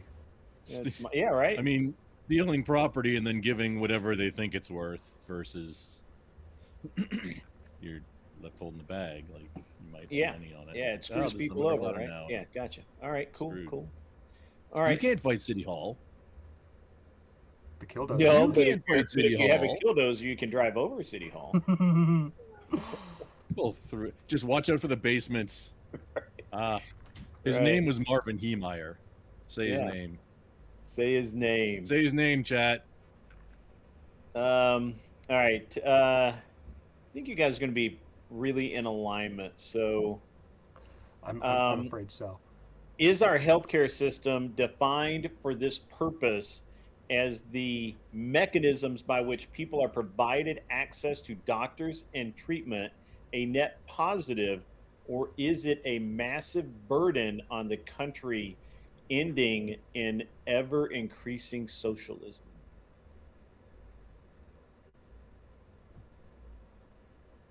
I agree with the premise of the prompt, kind of. Like it's kind of a loaded prompt, right? But I think that the system is set up in a way to create dependence on a system that ultimately leads to a socialized system, because insurance has basically, people have conflated insurance with health insurance with health care.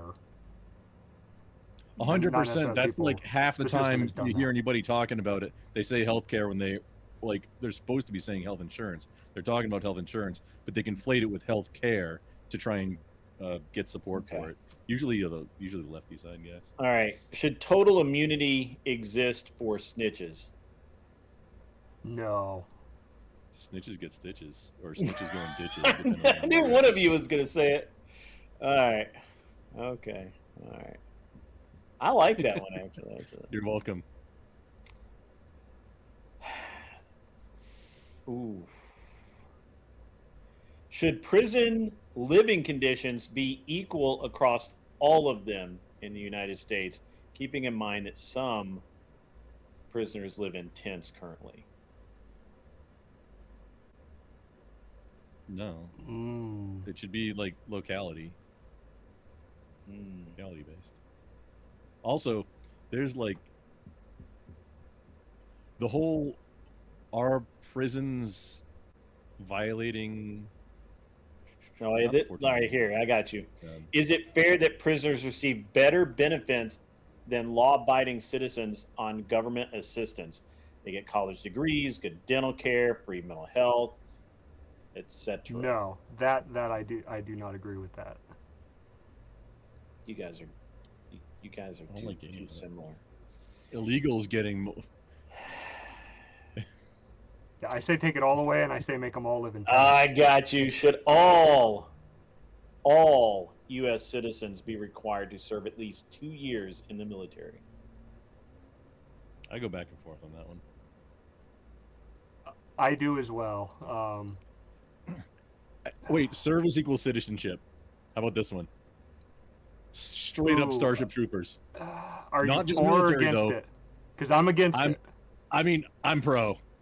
Oh, we got it, baby. Which also, it could be medical. It could be like post office. Well, now you make that argument in the debate. Shut up.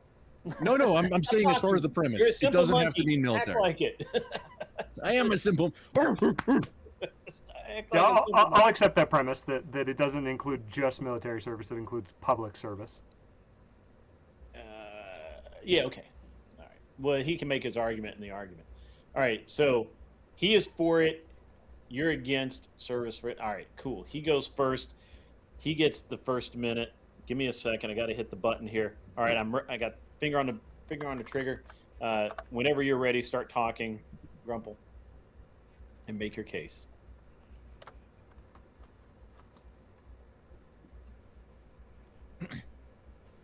So service equals citizenship. This is a basic premise. And so I've been gone all bring this us to a time, point where and they're you still don't arguing over the voting fucking on topic. Are you things kidding me? that they don't have any skin in Good the lord. game. Why should people who are only going to be the beneficiary of something that have no actual skin in the game be deciding what happens or where money is spent or who and when war should happen?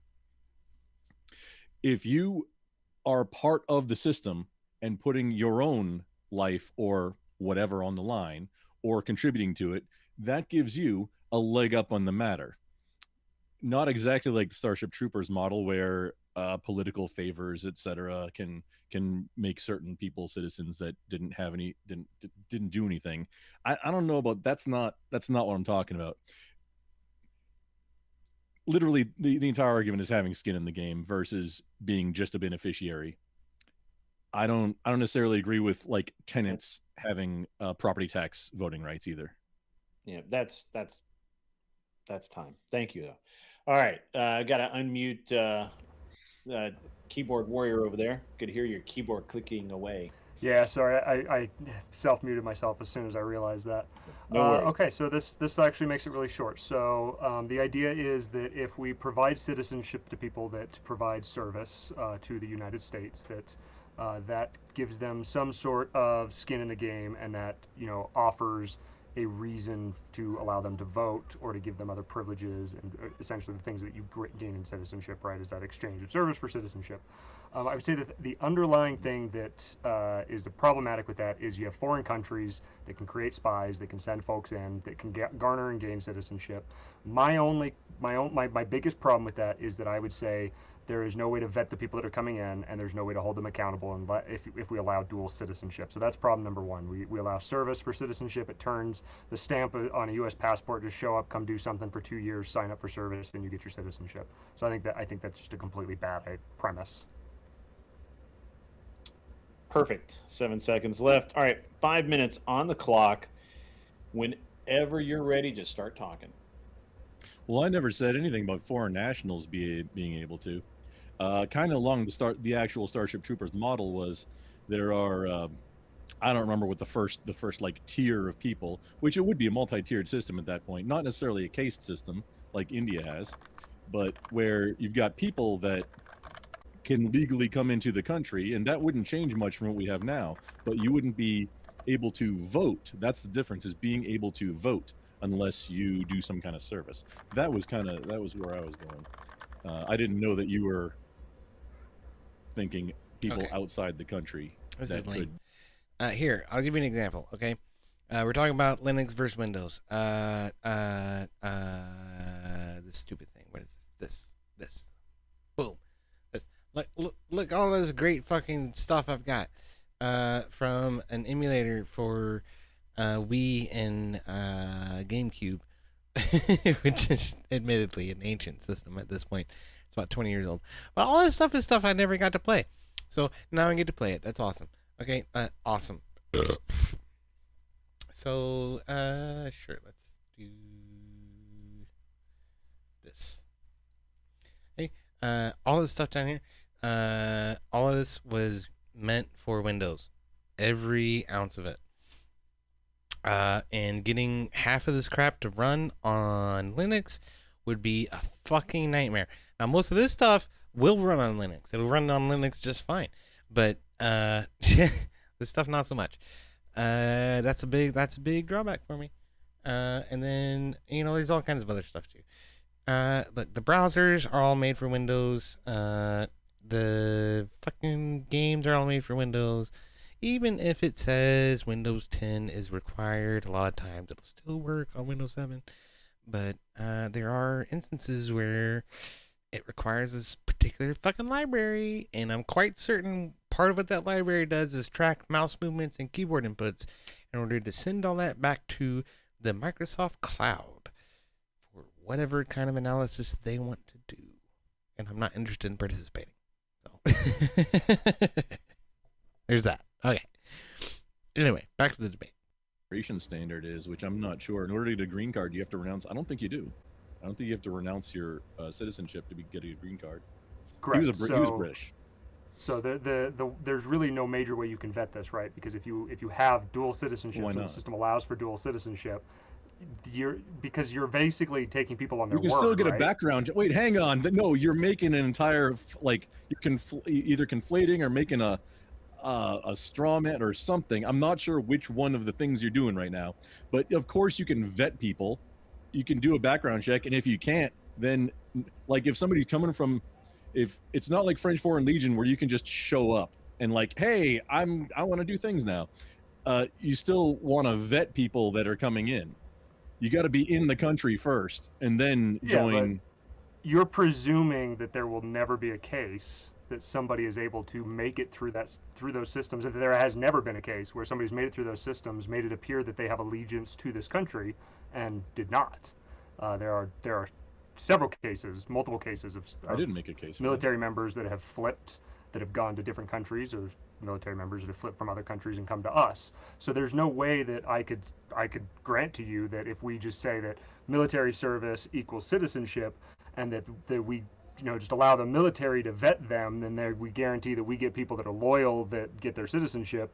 That would happen. There's no way to do that because people are fall through the ultimately their own cracks. selves, Like Bo Bird Dog. Remember misbehavior before the enemy? Dude was a friggin' traitor deserter. He should have got a 45 jury right there. That piece of shit should have been sent to Guantanamo fucking Bay. Fuck that motherfucker. Wartime. He literally the Sorry, penalty excuse for that me. is the death penalty. He should have got the death penalty. It happens, but it's very, very low right now. Even there's a big thing right now. Maybe an analogy you should be using is gang members getting in, because that's a big thing about gang members joining military branches and getting training and then bringing that back to train up their gangs and their affiliate people. That would be a better and that would argument for be you a to use. that would be an issue, but that could go from foreign nationals or interior, right? Because we have internal gangs and problems that way that they could benefit from that's that. why But I'm talking that would be specifically a better on argument, because we could go either way. the allowing of my concern is foreign nationals, because I don't care if some people in Chicago And I get never better at brought that killing up. each other. But I care more about foreign nationals using the system and abusing a system like that in order to gain citizenship. And Okay, I've suddenly lost interest. Oh, uh-oh. No, I'm not muted, am I? There, now I am. All right. Suddenly lost a shit ton of interest in this. Oh man. There's another thing I want to check out, but you know what? Maybe we'll have to check it out on another day. That's a strong possibility. At 9 points, 3 points for the opening, 6 points in the body. Pixels, 2 points for the opening, 4 points in the body at 6 points. So Grump got it. EOD, your mic's picking something. EOD,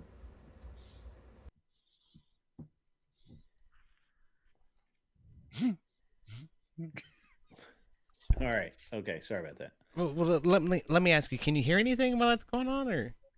Yeah, we heard, it was some kind of voices, like you're watching another channel, or it may have been us. We couldn't tell. I think it might have been Pixels actually, because it seemed to get quiet when he muted. Well, both of their squares were lit, so I don't know. Anyway, I'm sorry, Cleaner. Go ahead. Oh, that was it. I was done. So Okay. Grump got it by a couple of points. Couple of points. All right, Tyler, wade in there. All right, so going to introductions first. Grumps was on point, and he didn't really stray away from it the entire time. He laid out his conditions and said, "This is where I'm drawing the line in the sand." I feel like Pixels was going off of a caveat that Grump addressed multiple different ways. He said we could just do no foreign nationals. We could do a tiered system where they maybe don't get the same rights. We could vet these people, and he didn't know what to call it, but he called it out. What was going on was Pixels was going to real world examples of how our system's set up now, and then going over to this hypothetical and saying, well, since we can't do it in the real world, it must not be allowed in your hypothetical as well. And Grumps called it out accurately, kind of dismissed it. Like, if Pixels, I don't know if he can hear me, but when you're making these like chink in the armor critiques like you were doing, it's best to treat it like box and stick and move. You got to get one here, get one here. You want to throw them off balance. You don't want to just make your whole argument trying to wedge into a crack in the armor like you did, because it gives him time to actually establish his defense. You got to come at it from like several different ways. He addressed your points right up front, and he just kept coming at it and kind of mad, and he just didn't relent. And I feel like Grumps just kind of had control, and no critique was made from the negative that broke through the affirmations claim. So Grump hands down. Okay, and Anson? Yeah, so I actually scored y'all evenly in terms of my scoring metrics. Both of y'all, well, I think Pexel, you had a little bit more emotional appeal, and Grump, you had a little bit more credibility and logic in your argument than Pexel did. But just on balance, since it was scored evenly in terms of my quantitative scoring, I'd say that Pexel won because I felt like I could take him more seriously. Okay. All right. Cool. It's because he's not a member of the fucking military. That's what it is. That was I awesome. appreciate the objective feedback on that. So I'll go to the back. I don't really have a whole lot to add here. I mean that was pretty solid. Anybody got any tips or pointers or anything like that? Yeah, I think Grumple won it fucking hands down. Cheers, Grumple. Some great points there. Pixels, you were a little bit lackluster. You gotta know how to come in and throw some bows, bro. That's about all I got for you. Of course, I'm not surprised by fucking Anson Knowles going against the military, man. That doesn't surprise me in the least. Wow. Can I just say that I really enjoyed watching the way that Grumple turned it into a conversation, and basically he has a disarming way to make it difficult to be mad at him. And so if you can't attack him at all, like he just turns it into a conversation, and it's really difficult to fight against. That's called charisma. Grumple has it. 1000%. One thing I did like when Pixels brought up the thing about the foreign people, Grumple came up with the actual great argument. We already have foreigners that become citizens through service in the military. When I was in Turkey, deployed for Operation Iraqi Freedom, we enlisted a couple of Turks into the United States Air Force, and they earned their citizenship through service. And they weren't like Hassan though. I mean, I served with several people that were along that same pathway. Yeah, and they tended to be great people. They were dedicated and more focused a lot of times than some of the lower performing airmen, honestly.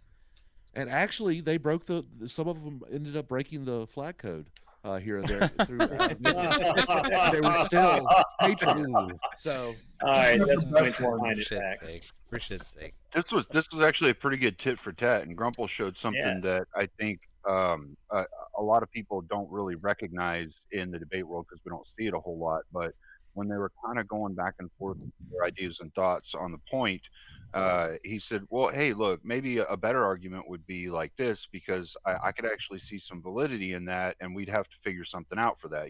He turned it into something more than just, hey, let's see who can stab each other the most.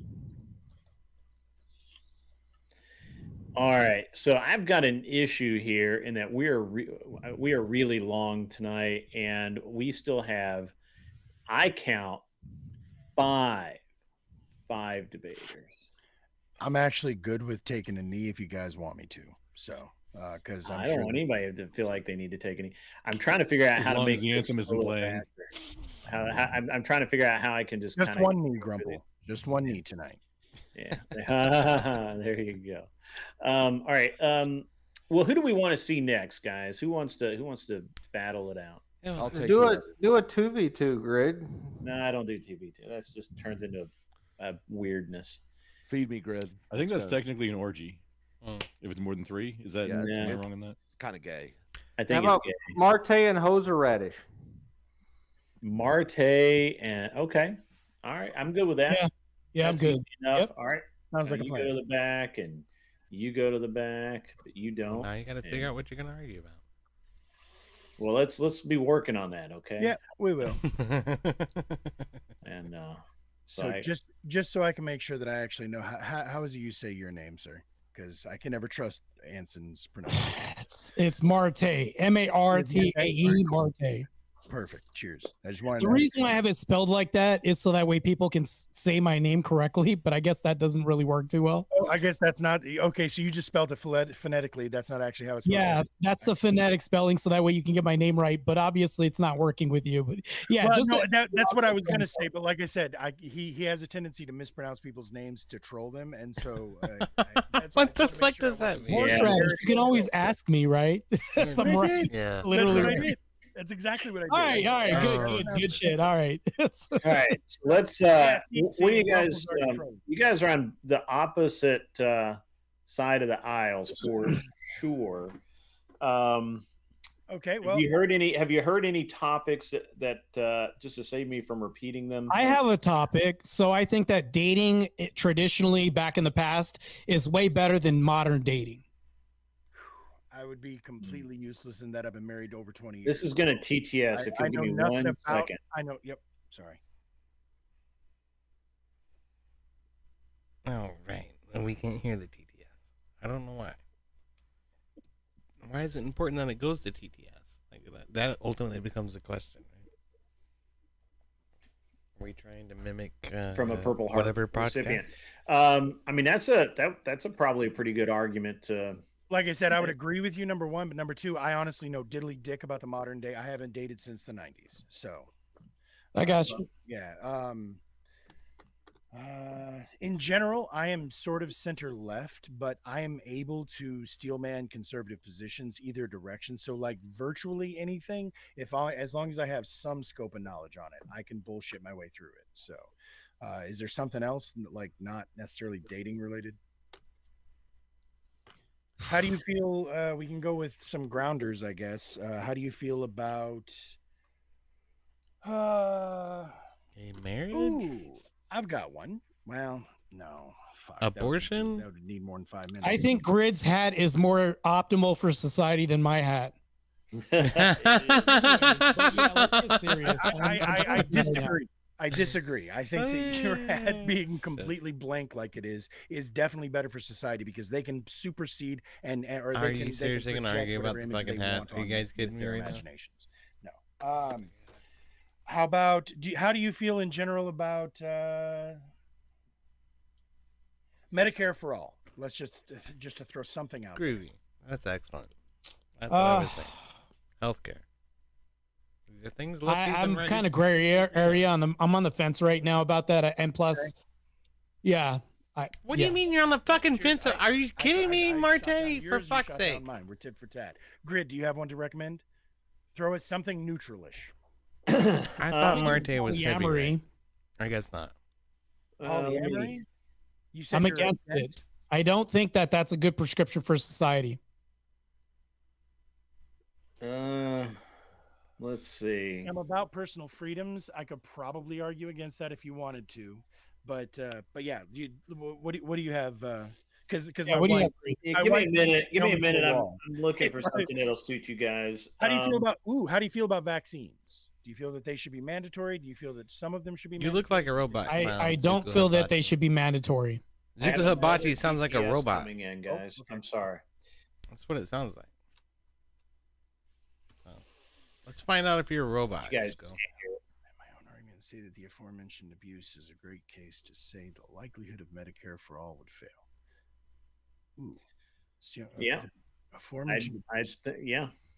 Okay, so he's why aren't you in here debating, bro? Yeah, I don't know. Yeah. That might have been the guy that got kicked out earlier. I think that white guilt is a psyop. It's not a real thing. Actually, I kind of agree with that. I think that whites should get reparations from blacks. We can debate that. That shit's hilarious to me. I know exactly. Oh that no, thing, he did not just give me a say second that. to think if I can knock that over, 'cause I know you're gonna take it. These are all. And I think that one would get real TTS. I mean, Blacks shouldn't get reparations. How about Well, we whittle it down I to guess that? we agree on that one. Okay. How about should couples be required to prove attendance in at least 6 months of counseling, professional or religious, before allowed to file for divorce? I say absolutely not. I agree. They should get that prior to divorce. All right, we got one. All right, that was easy. It's a right out of the gate. I actually really liked that last one that you said as well, and I was going to go with that Which one? because regarding reparations. Oh, yeah. Hey, again, yeah, that's Reparations, so we can get really close to TOS with that. Exactly. and- That's like I said. That's exactly why because Yeah. I have like limited examples. If you can directly show lineage that ties back to and that family still has money, I That think is that you hilarious like to me. I said, cannot that's a believe you whole fucking said that. all right. So, what was it again, sir?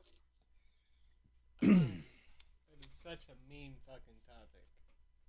hold on. It's I 6 gotta months find of it. counseling before divorce. Yeah, I want to hear what I just. Yeah, I'm wanted going to to read it. I'm going to read it. I'm sorry, I scrolled past it, so I got to go back to it. Should couples, I'm going to say married couples here, not just living together or whatever, be required to prove attendance in at least 6 months of counseling? No, two guys cannot professional, or listen to religious "Endless Love in the Dark." before No, being allowed. no, to that's file totally for gay. divorce. Now, this That's mirrors totally gay. the One hit Tennessee wonder. covenant That's marriage totally fucking laws, gay. where we require, I believe, actually, in Tennessee they require a year of counseling. I believe before Totally you can fucking file gay. for divorce. So, or be granted a divorce. I'll have to reread it. What the Tennessee law is, but that has nothing to do with the prompt. The prompt is: should couples be required to prove attendance in at least 6 months of counseling, professional or religious, before being allowed to file for divorce? 6 months of counseling. Huh? Yeah, I think they should. Interesting.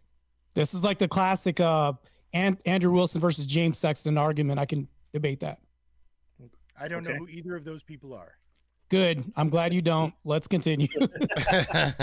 all the more for me. Let's go. All right. Okay. So you'll be the affirmative. You don't have to Mark, you behave. Go first. I didn't make you a mod, so you would behave. My friend over there will be defending, and he will go second. Just whenever you're ready, you'll have 1 minute. Just start talking. Okay, this helps to preserve marriage and family stability. So if you look at this, I've done a lot of research on this. It indicates that 70 to 75% of couples who engage in therapy report improved relationships. Statistically, you can look this up anywhere else. And not to mention this, but it also reduces societal costs.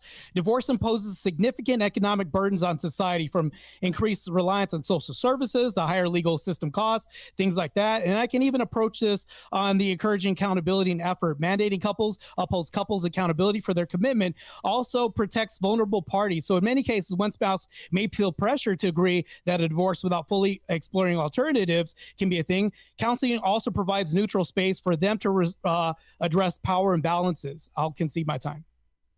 All right. The Yeah. state shouldn't be involved, man. The state shouldn't be involved. Just start talking when That's you're how I feel ready. about it. Horseradish. So I personally do not believe that the government should be involved in marriage in any way, shape, or form, that the benefits to the government or that the government's awareness of or interference in a civil union of any sort between any two people is an invasion of our privacy as citizens. I believe that we have a freedom from religion as well as a freedom of religion. And as such, we should be able to conduct our lives regardless of the predispositions of our religious founders. And I'll concede. Hey, I don't like the way you I'm worded really that. glad you brought that up because in nowhere in my argument that I state the government. Hold on. Yeah, the timer is go off, Ken. I know you guys are ready to go. All right. I've got 5 minutes on the clock. Let's make this a good, clean fight, guys. Oh, yes, no sir. thing below the belt. Just keep it clean. Keep that. Don't overtalk each other, Grid. For me to insult. Tell them to not overtalk each other. Just start talking. Go ahead. Yeah, I'm glad you brought up the government because nowhere did I mention government overreach. Counseling can happen through church clergy, things like this. So we can even have communal support through community. The word required was in the prompt, which means that it is enforced by law. If it is No, requirement, required could be any state. This could be from church authority or anybody else like that. Required in order for if there has to be somebody who is able to prevent you from dissolving your marriage, and that would have to be, This that could would have to be the religious government as well too. This could be That would have clergy to or be the anybody else. government, though. Okay, so No. I don't. Can I speak get married on outside of the behalf government? because I'm not a part of one. Right? would Can not I be know married outside of the government? You should be able to. I do not believe that the Right. government should be So I involved can, in- through the abstract, I can demonstrate this, right? Which refutes your whole point, right? No, it does not. So It again, does. Okay, please, by all means, demonstrate it in your abstract. Okay, so if we can have marriages outside of the government, which means like a civil union, things like this, we can even say that, people, in a marital situation could say, okay, through the Orthodox Church, I could say, I want to just submit the government from this. This is something that we would encourage in society, but who would we appeal to in this marriage? What is the purpose of marriage? And more importantly, what is the purpose of divorce? The purpose of marriage is to, by the way, we're kind of skirting along outside the No, subject. just very, very directly on the subject. Please answer. Right. No problem. I have no problem addressing this. So the purpose of marriage is to represent the body of Christ, which means the man representing the man and the woman representing the rest of the body and the kids and everybody else like that. To whom? To whom? To the Who are we church. representing that to? To the church. So you believe that the marriage should be exclusively to the church and should not be acknowledged or mandated by to the world at large. I think that the government should work hand in hand. I think that we That's can what you're representing yourself. chaotic relationships with the government. Yes. You do believe there should be marriage laws, and those laws are going to be enforced by the government, right? No, through more importantly, hold on. The enforcement arm, as far as child support, things like this. Man. Super important. Is there because I don't know the answer to this. Is there a church out there that actually will divorce a marriage? Do churches sanction divorce? They do. Churches can sanction divorces. Okay. Is there special criteria? If you look at Hindu relationships, they can do this. That's why they have fewer divorces. If that church dissolves the marriage, does it also dissolve in the eyes of the government for purposes of inheritance, for purposes of insurance, for purposes of property ownership? Does that marriage dissolve if the church dissolves it? The answer is going to be no. And so no, the answer is not going to be no. We have tribes in society that do this outside of governmental authorities. Please just let me say, in order for the government to enforce marriage laws, they have to have some sort of control. In order for it to be a requirement for the divorce to go through, it has to be mandated by the government, in which case the government is involved in our marriage. And who do we plead to? Who do we plead to as Orthodox Christians? By the way, that's my belief system. As an Orthodox Christian, that's the point. We're talking about marriage being divorced. We have to go through a tier system before we can go to a government authority. We have to do this. So if I want to do this, everybody does. So again, the only thing that's universal. Correct. Which you can't make a monolith of this. You're literally making a monolith, and we can't do that with it. You can do whatever you want in your church. You have that freedom, but we also have the freedom. Correct. And the only people that matters in my marriage, other than my wife and I, seems to be the government. And so, in order for us to get a divorce, we would have to go through a process. We would have to go through the process to get that divorce. The prompt here reads that a requirement to that divorce is going to be us going through some sort of counseling. So I'm Correct. answering to the government. Who do in people order do to marriage enforce my counseling right. through? Who do people do marriage counseling through? The church, if they're religious? Their doctor, their psychiatrist. A lot of times the they can priest do has a this lot to too. do with Right, it. you're Yeah. granting me all of this. I appreciate I still that. have to require. In What's order wrong for is there has to be okay. somebody So who's this boils down to like I'm sorry, yo. It boils down to the fundamental argument that the society has gotten away from the church. The priest, the pastor, the minister is supposed to be a guide through troubled times, and an inspiration to try to refound, I should say, the relationship if something should go awry. Right? Having a quote unquote marriage counselor is just a secular atheistic way of replacing a priest and his role in the family, quite frankly. Okay. That's abysmal, but that is her private right as an American citizen. Correct. So even omitting this is why the government should have never been involved in the first fucking place. Is because now you've made it a secular institution. Oh, I'm sorry. Now you've made it a secular institution, and the whole fucking premise of what religion was intended to be, which is the holy union of man and wife under God, and the institution of creating a family is poisoned, poisoned the well, so to speak, of what a marriage is supposed to be, and it completely misses the point. So again, it all goes back to the government shouldn't fucking be involved in the first damn place. But what the hell were they even talking about? I mean, honestly, I don't know how that really played into the original argument. But in order for an opening to be really strong and impactful, you got to have a claim, evidence, and an impact. That's something that the audience can see and feel whenever you're trying to give like an opening statement. Also through your arguments, whenever you're in the meat and potatoes of the arguments, if you can show those things, it'll have a tendency to touch the audience more, which will put you more in favor of winning the argument in the minds of the audience. And he got 2 points in his opening. He did make some good ones. Marte, I got you at 4 points in your opening. You actually did 2 times. Your 2 main points had a claim, evidence, and an impact on society, like how it would impact people. And so you got a little bit better scoring there. Through the meat and potatoes, you guys are pretty touch and go with each other throughout the rest of it. It was real close to the rest of it, but the openings really sealed the deal. And I had Marte 2 points higher than Horseradish on this one. Okay. Cheers. All right, Tyler. Muted, bro. I want to say I hated this one. You guys got bogged down in an argument about the prompt. Horseradish will tell you the only debate I've lost on his channel, we lost 0 and 3, and I also would not let go of arguing the prompt because I know how important it is to get that prompt on your side.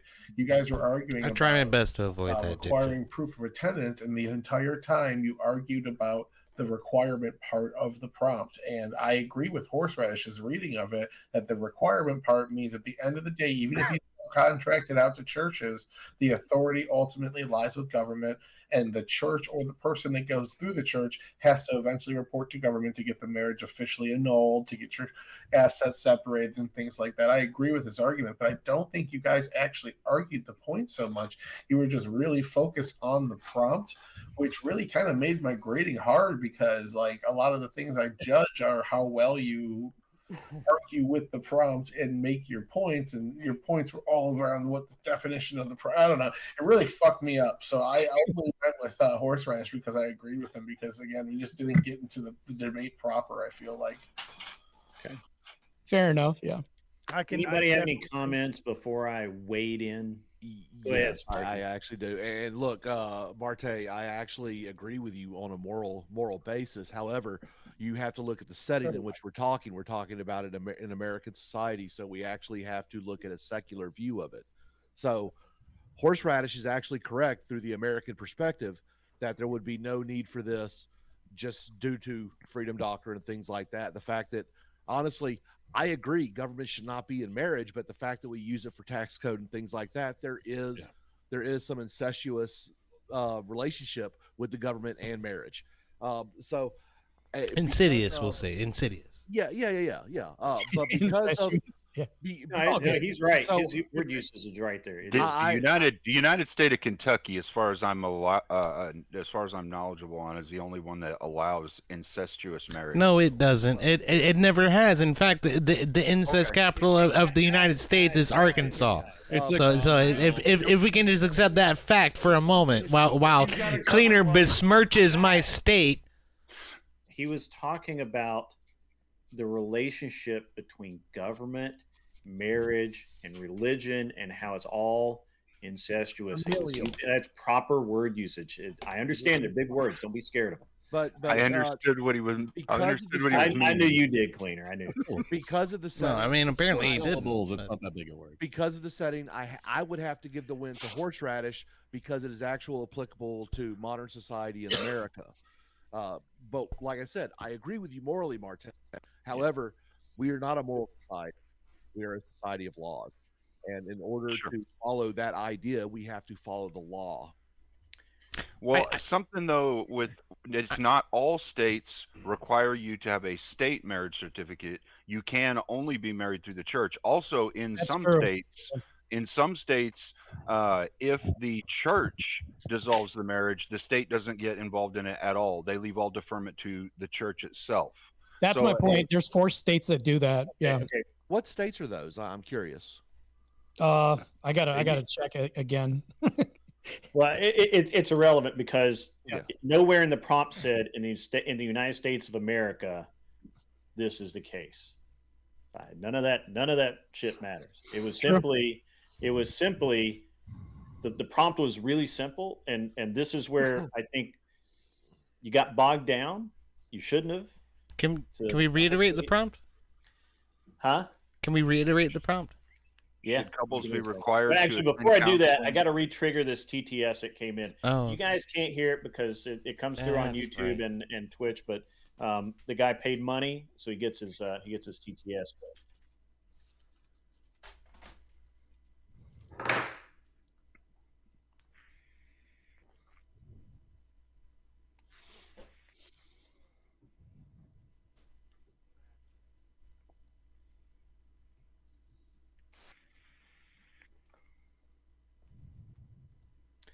I will disagree with the point, but let me pardon me. Let me. I thought you were able to bring them up on the screen on in the not StreamYard or what Stream Talk Studio.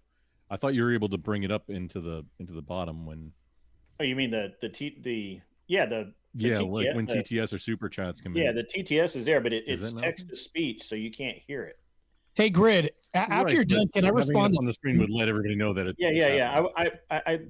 This is kind of a more. This is almost. This is a lot more of a hot button than I thought it would be.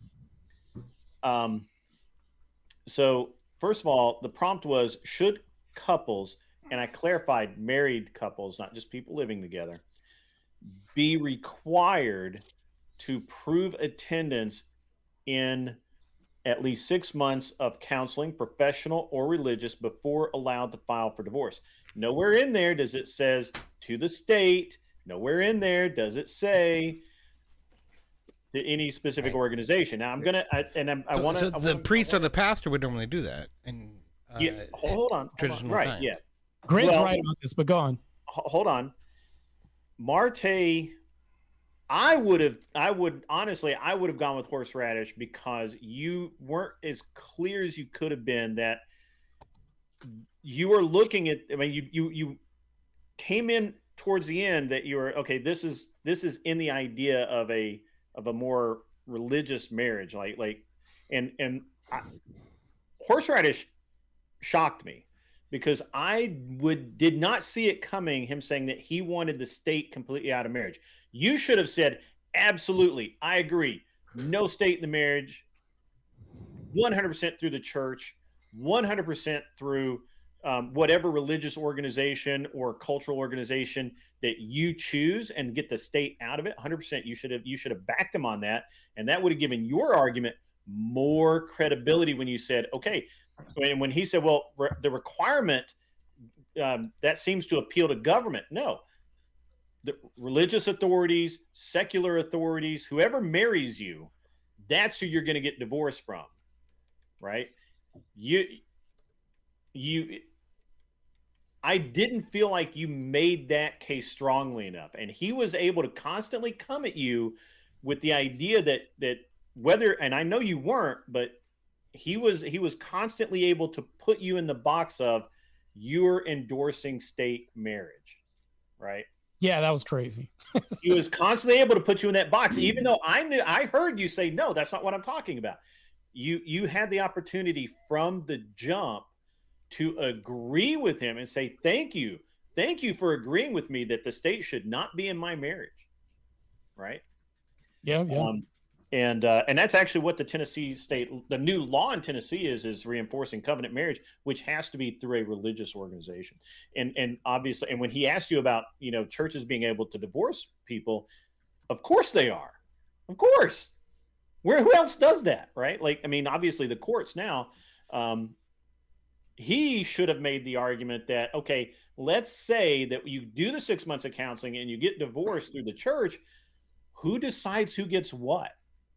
Right? Like, now there are legal implications here. How do we do that? He should have done that. And both you guys, I mean, look, I understand it's 5 minutes, right? It's not 20 minutes where you can flesh out all these arguments, but go ahead, Horseradish. I'm sorry. I just wanted No, I just want to make sure, because I also want to hear what Marte says as well, because I know he's got some feedback and some. So I enjoyed the hell out of the conversation, and you are absolutely right. I was intentionally honing in on the word required and tying the word required to the fact that there has to be an authority, and I had to keep it as a government out of marriage, because I agree. Like I said, I agree with you conceptually, Marte. Like I said, I've been married over 20 years. Like, I would fight fucking with everything I had to keep my marriage together, if that means whatever I got to, right? So you don't do that accidentally. You don't get that far accidentally. So I'm all about the usefulness and the sanctity of marriage, et cetera, et cetera. But I had to keep it in the field of, I don't want the government to require me to do anything in regards to my marriage, and that was the reason that we had to stay there, was because I couldn't do anything if we didn't stay there. If I didn't get him to at least understand or agree with the idea that required means authority means government, if we didn't get past that, then my argument was fucked. In order to keep my marriage together, we got to keep these debates moving. Yeah, let's go. Let's debate next. Marte, I want to hear from you. Again, Marte, please, if that's it was a very good tactic on his part to keep putting you in the box that you never agreed to be in. That was awesome. It was really good. I do want to say, Horseradish, that I call myself a somewhat experienced debater. So for you to do that is pretty masterful. So I give you kudos. I give you a W myself. I would say you were actually the winner of that. You played devil's advocate amazingly well. And to Jason's point, I do want to, this isn't refutation at all. This is just some feedback and clarification on my point. I was arguing for a prescriptive I would say a measure for society. And that's solely on the basis of the foundation of saying, what would we like? And I'm making an ought claim, not an is claim. So I think for him to use requirement is saying, well, that's what is happening right now. But I was constantly thinking in the ought version of this. That's all I wanted to say. That's just my feedback. Yeah. I appreciate your time, sir. I appreciate all y'all. Grid. It was great having you. I really appreciate you coming out. I'll see you guys later. We'll see you guys. Horseradish. Keep it sexy, man. Take it easy, man. Good stuff. Sexy bitch. Try not to bathe in any ketchup, otherwise people might eat you with shrimp. That's true. I think it's time. It's time for EOD and the Grump Man to go at it.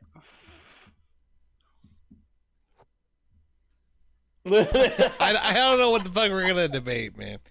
Me and Grump agree on most things. I know. That's why it's gonna be so much fun. Okay. And you know, he's a shaved gorilla and you're a monkey, so it kind of works out. Wait a minute now. That implies he's an ape and I'm the lesser the lesser sapien. Lesser ape. Yeah. You're the lesser homoerotic. Oh, yeah. Hey, Grid, I'm out of here, right? That's a weird thing to say. All right, I do think that make a great. I think that'd be a great next battle, unless EOD and Aircraft Sparky or whoever. We got we got those guys just sitting over there in a corner chattering. I'll argue with Aircraft Sparky that the A-10 should not be retired, and I'll argue with Grumple about the Air Force is better than the Marine Corps. You would lose the A-10 immediately. Like what would be homo non-erotic? Exactly. That's. Oh no! Wait, I could like I don't. Standing nut to butt in line. I mean, oh my god. that's Okay, just- you know that's what? just Whatever. random. What the fuck ever. Whatever you want to fucking argue. I don't know. Texas is not the best country. There you go. I'll say that. I'll say Texas couldn't survive without federal enforcement. Right? No, I know like the wording of it though, like homo erotic. Like I mean, like anything about homosexual would be sexual, which would be eroticism. So how could you have a homo non-erotic topic? You could have see what I'm two gay saying? guys that aren't. Hold on. Why are we debating this You right couldn't. Hold on. Is it gay to make eye contact during a threesome? now? Okay. Depends on what kind of threesome. Yeah. Okay. Fix your flag, scrotum. Fix your fucking flag. I don't want to talk to you until you fix that fucking flag. Kel shows up I've and defeated it your all premise, went- sir. Immediately went sideways. All right. I'm Wait, blaming did somebody Kel. pay for Tyler's name to change like that? No, I started making fun of him, and he just embraced it. I guess You did that voluntarily. he did. Yeah, I've just been embracing the memes as we go along. All right, Grid. Hey, you know what, man? It's been fun, man. Thank you for having me on the panel for sure. All right, Mike. you're out, man? Smart to keep it sexy. All sexy right. Yeah, with a lover. yeah, I got destroyed. I got utterly deconstructed by this guy, and I just feel so horrible. I'm in my feels right now. Are you in your soft boy era? Is that No, what no, we're seeing right no, now? He's going soy on his grid. He's going soy. No, I have to debate Ryan Radical Coder, so there has to be an opposing measure to the soy. So Oh, there it is. There it is. Tonight? No, you don't need to do that. If you Stay need to safe. hit me up, I can just send you the whole video. Don't eat soy. That shit's poison. Stay Yeah, safe. and I am not eating Ryan Radical Coder. That's so gross, bro. Anyways, you guys have a good. yeah, have a good one, man. We'll bad, see. take Hey, care. you're coming to Nashville, right? No, I want to go, but I didn't get any crowdfunding. I had a crowdfunding thing and it's like $0, and that was it. Sarah Tomato said you should have crowdfunding, and yeah, nobody donated 1 cent, so I guess I'm sitting this one out. So Oh, yeah. okay. That's unfortunate.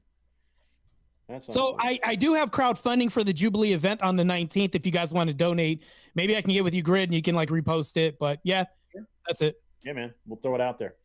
All right, man. Have a good one, Marte. Glad to have you on finally, and come back on a regular night when we're not being idiots.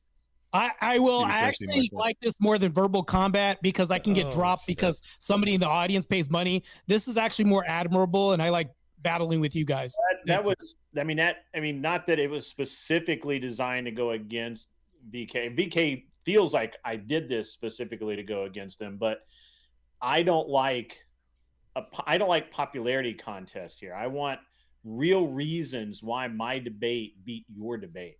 And I want feedback too. I want to be able to tell you, Marte, that you had this one, except you kind of gave it away because you let him put you in a box. And now you know something that you didn't know before, right? And now you'll look for it next time. And it makes us all better debaters, which is what I'm trying to do here. And I'm not even really making money at it right now. Here's the last thing I'll say before I go. I lost to Teriak because of $50 somebody paid, even though I destroyed Teriak numerous times. Even to say that, you know, two same-sex people can't have a baby, he literally like lost that debate and somebody paid $50. So I'm tired of losing debates because somebody in the audience thinks he's more popular. So yeah, let me. I mean, we can talk. We'll talk about some of that, right? Like there's some shady stuff going on. But anyway, we'll talk about it later. See you guys later. See you, guys man. later. Yep. Stay safe, man. Be safe, man. All right. So, and then there was not as many. All right. So is it 4? Who's going? Who's battling it out? Come on. Let's have somebody step up. EOD and Grump, or EOD and Sparky, or Sparky and Grump, or I'm gonna stomp one of these fools, and I'm gonna come out the victor and the champion of the night. Is what's gonna happen. People need the warthog argument because those who are noners that don't have an idea about anything about aircraft, they need to go ahead and know the A-10's a piece of shit. Let's go. Whoa, buddy. whoa! Now look, like, what are you doing here? The A10 is, I mean, Sparkosaurus. I'm thinking about going like, hey, even with my bad RE code, like, hey, I'm at a point in life where maybe I want to give a little back. Can I, like, hey, can I join the Air Force if I can fly Warthogs? Like, that's I'm thinking about doing that. Put me in, coach. Put me in. A10's the only airplane. I have a degree now. Well, hold on. Like, the A10's the only airplane they've tried to retire like 5 times, and they won't let it die. Kind of like the Marine Corps. Well, that's because the people on the ground know better. That is the best ground support aircraft that exists in the world. Absolutely is not. It absolutely is. Are you going to say the longbow is? No, I would argue the they've had a lot of Apaches fall out of the sky lately. Don't say that. Yeah. Helicopters are designed to do one thing, and that's kill the people who ride in them. Longbow specifically, the long range, the ones with the bulb on top. Yeah, but the it's the AC-130 is the best ground support attacker. The AC, come on, man. Warthogs, you own all the ground. The AC-130 is only applicable in certain situations, and where a high air attack is applicable, and in most situations that's true. First of all, I can literally feel every female within 100 miles running away. like the Sahara in here. What's going on? There's all kinds of sand and vaginas. An entire nation of women. You gotta figure out how to package that, man. It's like a food dehydrator. Like, that's money right there. If we can package that into a product, hey, all of this dryness, we can be yours for low. I will agree that the AC-130 Spectre and all of the rest of the versions of Magic Dragon are wonderful creatures. Oh, indeed. But no argument. The AC-130 is a badass piece of fucking artillery. That's for sure. Yeah, but the A-10 is it's a howitzer in the air. Yeah, the A-10 is just I love the sound. I love the sound of the A-10. I've been on the ground. The bird is beautiful, but something y'all do not know: plus or minus 12 meters. That is the accuracy of that fucking cannon. For every 1 hour, it's a tank weapon. But you're talking about a single round. It covers an area. Wait, plus or minus 12 meters at what range? Like, how many minutes of angle? So that is at a descending angle at about 320 knots. You're looking at about an AOA of about -20 is what they normally run.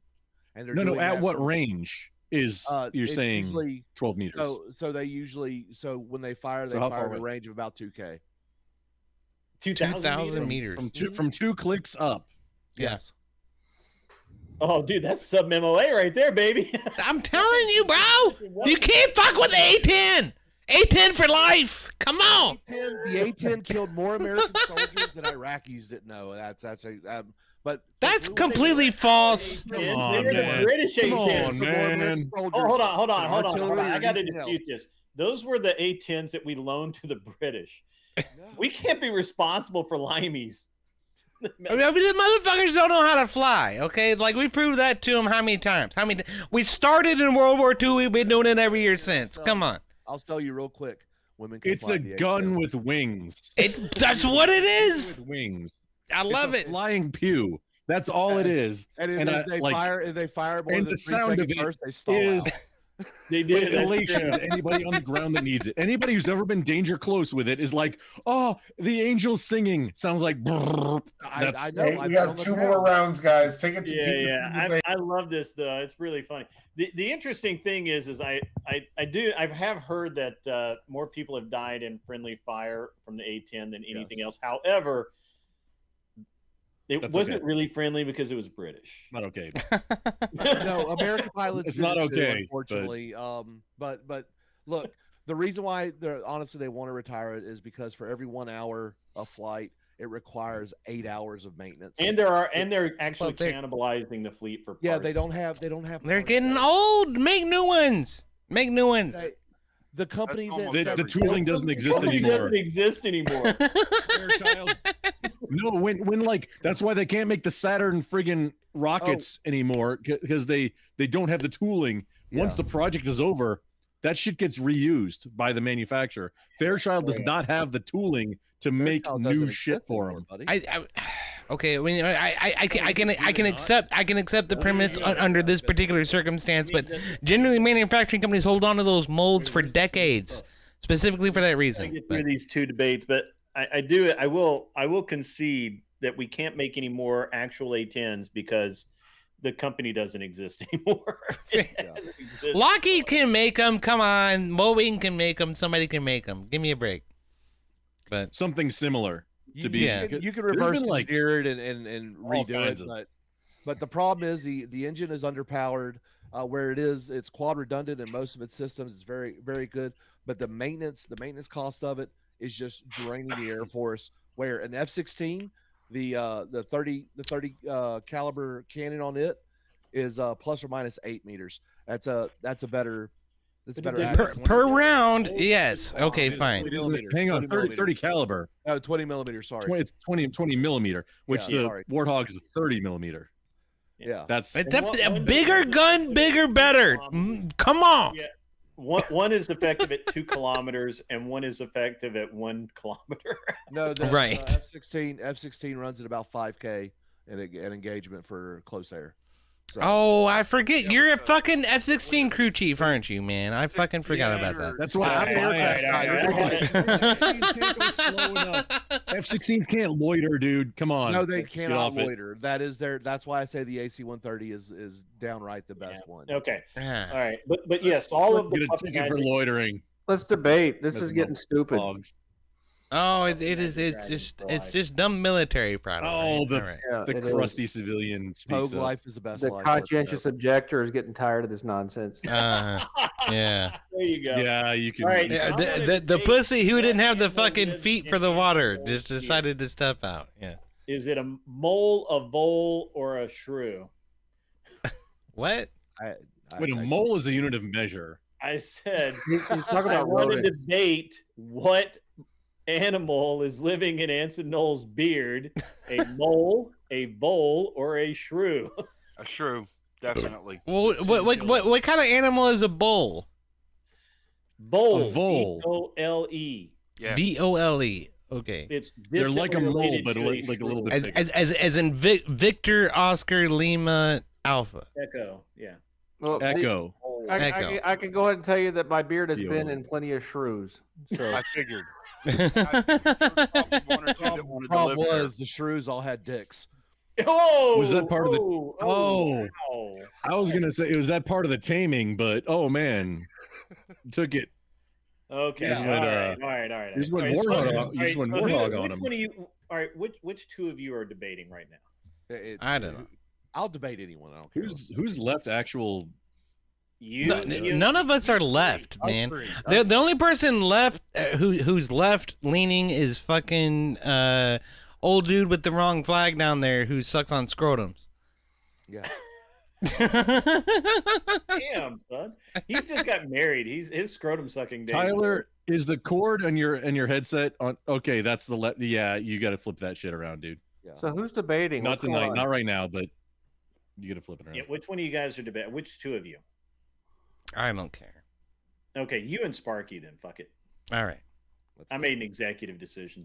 There you go. Give us a fucked up topic too. Let's go. Okay, I got you. I got you, man. I got you. South Dakota sucks. I mean, just because that's your hat. I don't know. we the fact that we're the fact that we admit there is South Dakota is a little fucked up. Except for Christy Nolan. All right, so all right. Should Canada get a wall too? Fucking A right, they should. Okay, so one of my guys in my kick chat was saying that your walls are pink and that's screwed up. Why are your walls pink? They're pink lights on a white wall. It's lights. Oh, okay. That's what I told him, but I wasn't sure. Yeah, right. LEDs. They're amazing. Should there be decency laws for dress and appearance of anyone under 18? Yes. Yeah. No veto here. All right. You're gonna have to hit us on something that's like conservative Yeah, I against know, conservative. I know. 'cause- You know what? Give me something fucked up, and I'll take the lefty position. I don't care. I'm that confident in myself. I'm that awesome. Just What I can gotta Brown get do down for to the you? like true. I gotta get down to the. I actually have some degen topics around here somewhere if I didn't delete them.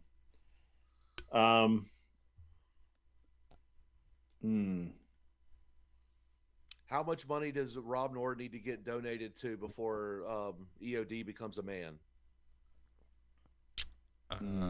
Well, that's extremely subjective.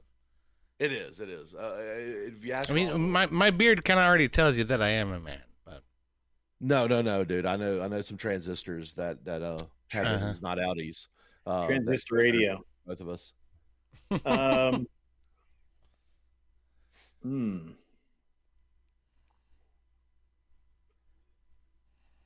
You know, X-wing versus TIE fighter. okay. Well, I want to take the X-wing. You want to take the TIE fighter? Good. Yeah. You good with that? All right. Yeah. All right. Yeah. The Empire's better anyway. No, it's okay. First of all, this is let me be clear about the prompt grid. This is a technological discussion, not an ideological one. Yeah.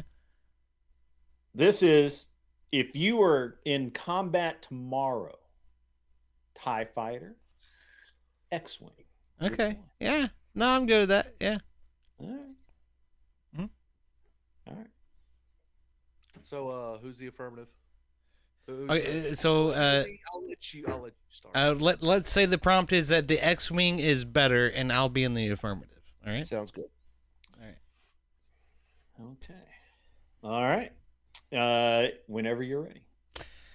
Okay, so the X-wing is better because it has 4 wings. It is a 4-wing fighter, and it can also travel through what is this, hyperspace in Star Wars, right? I'm very much more on my Star Trek game, very much less on my Star Wars game.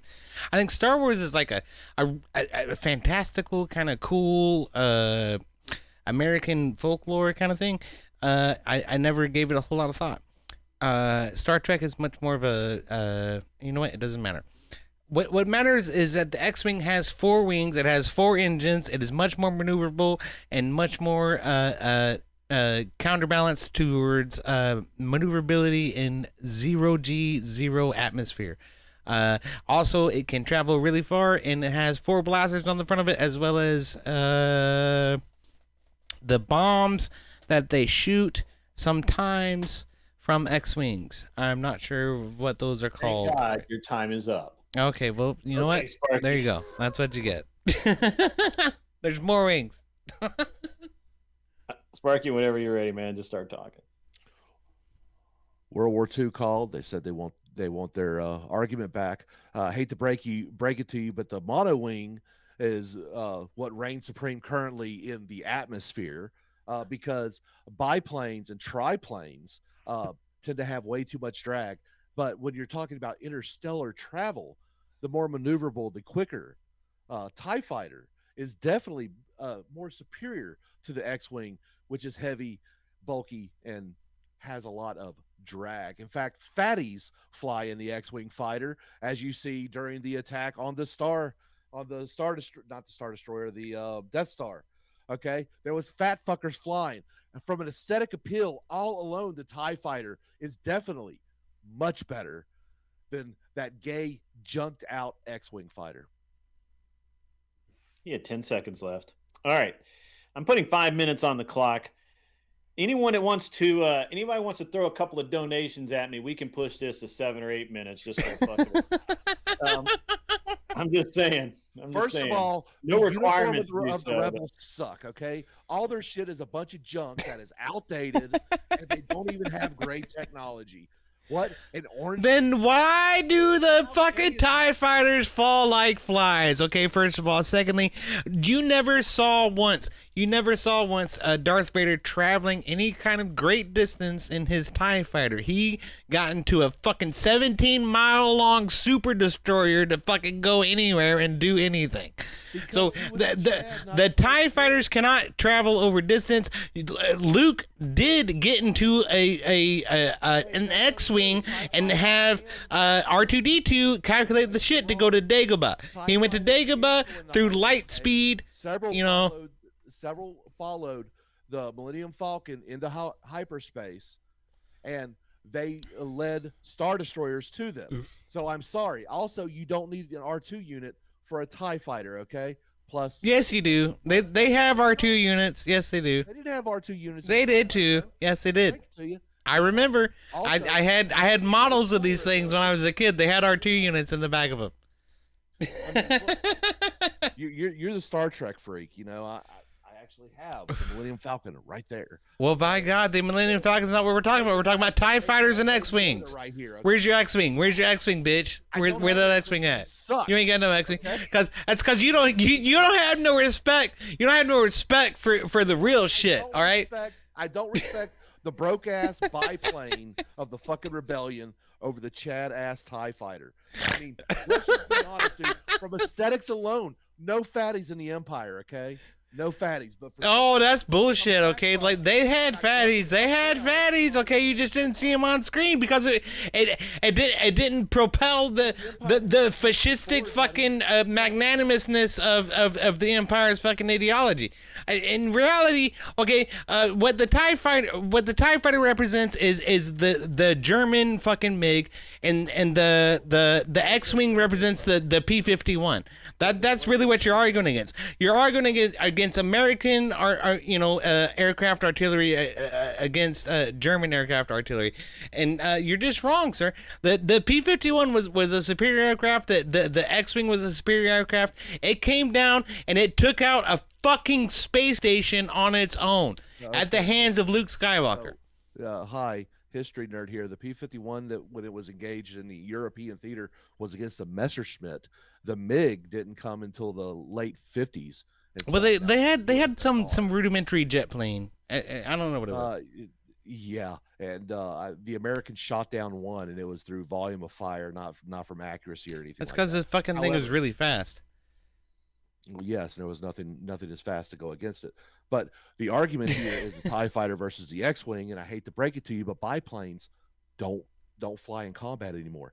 They didn't fly in combat in World War II either for very long, did they? Yes, they did. They did. Not for very long. Not for very long. Not for very long. So you have to put that qualifier on there. Uh-huh. Okay. Look, I'm just telling you how it is. Okay? You're like, well, look, man, more wings means more surface area the plane can survive, more hits, just like the A-10, just like that fucking A-10 that we all love and behold. It takes the battering and it keeps on fucking trucking, brother. That's what it's about. God bless you, man.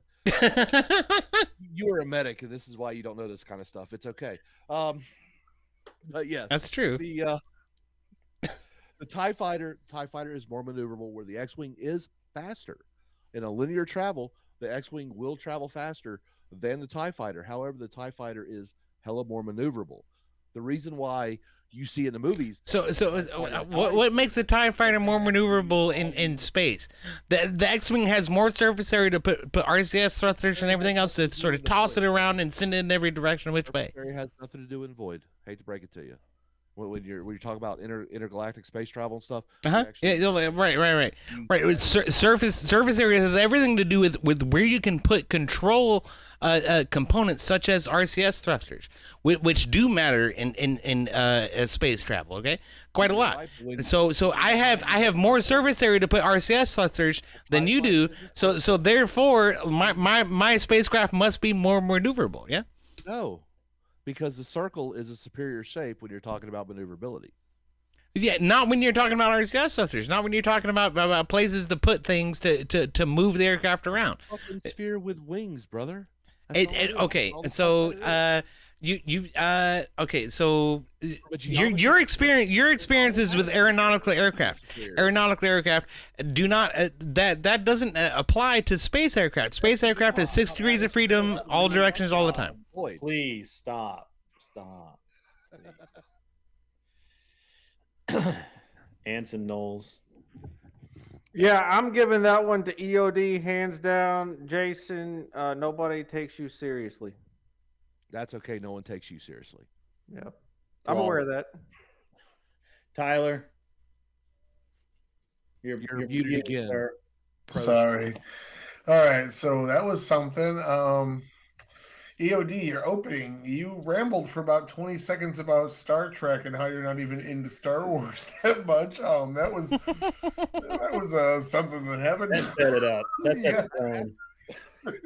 I'm thinking about a lot of things at once. Okay, I'm sorry. Yeah, apparently one of them was Star Trek.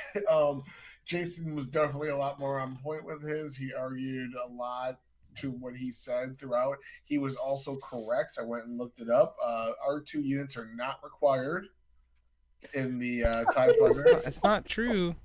I looked it up, man. That's what you asked an AI, and an AI told you what some Reddit post said. Like an AI told me that this ship does not need AI. Why would AI lie about itself? Because R2 is just AI as well. So you know what?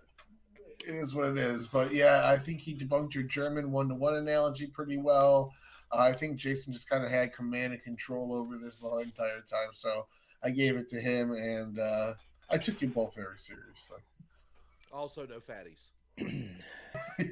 Okay. All right. Go ahead. All tied up. Cleaner. Yeah, I think EOD really shot himself in the foot when he diatribed off in his opening statement.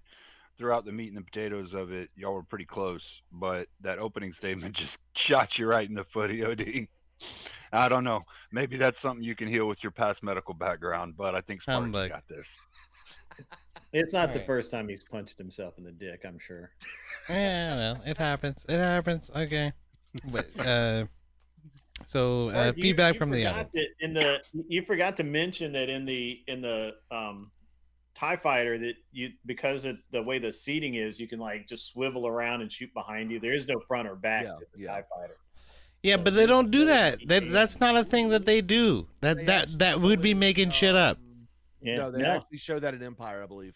Yeah. No, they did not show that in Empire. The pilot's sitting here going like this, and the they're flying straight, and he's like swinging around and to move in a conical trajectory in front of him. Yes.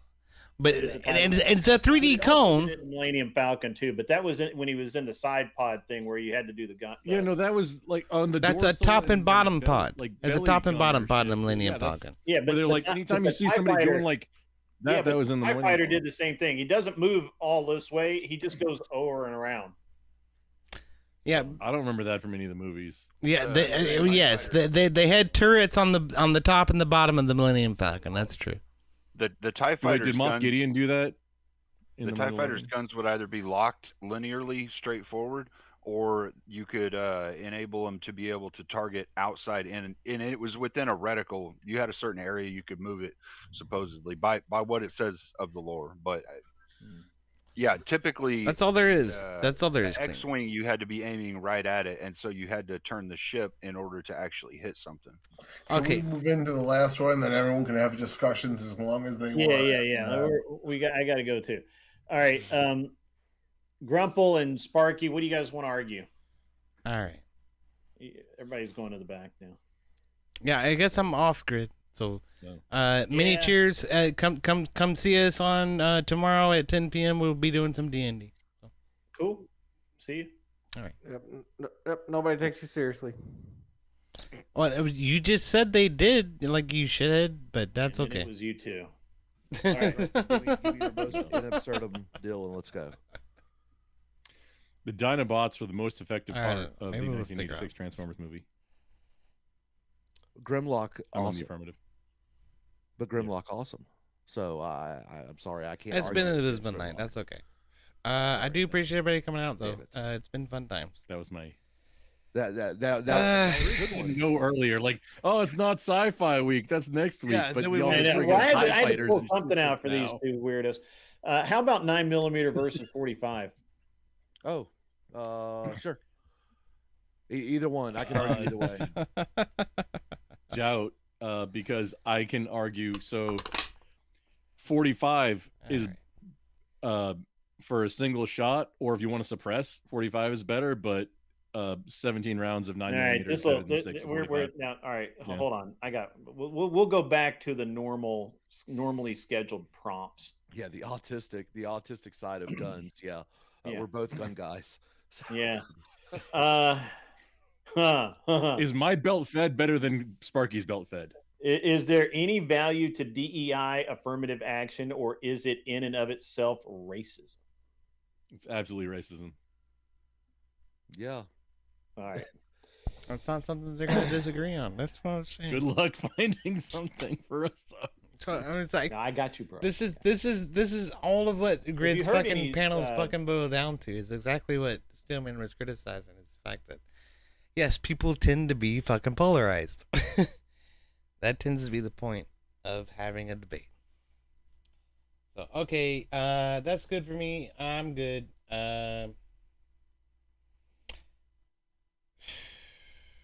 I don't have anything to keep you here.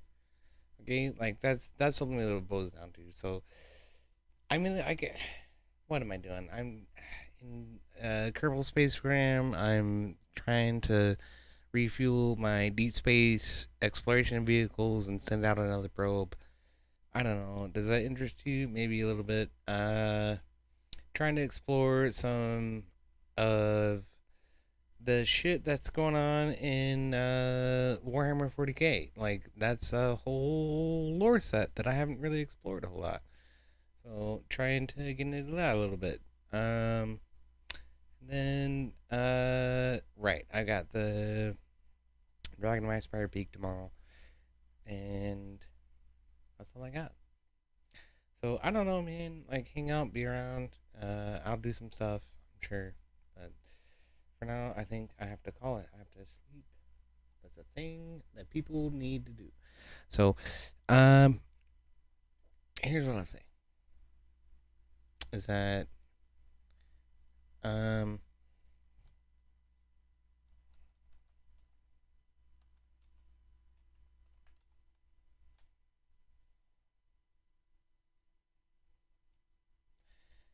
think of your fellow man as your brother until they give you a reason not to.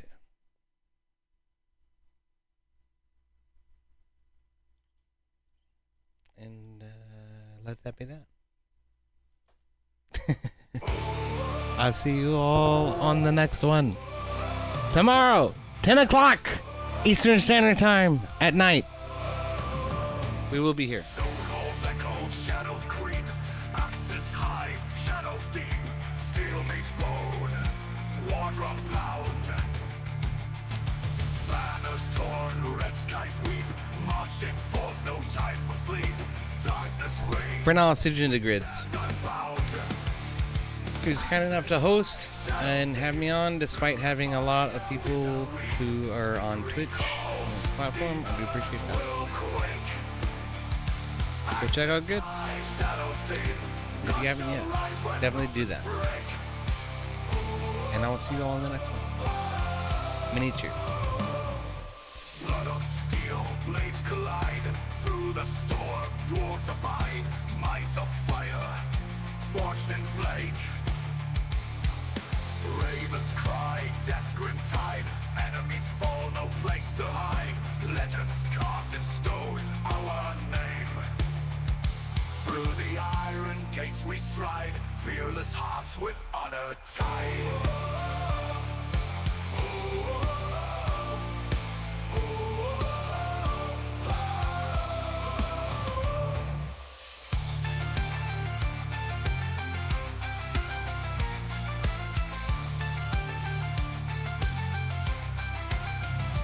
Axis high, shadows deep, through the fire we shall reap.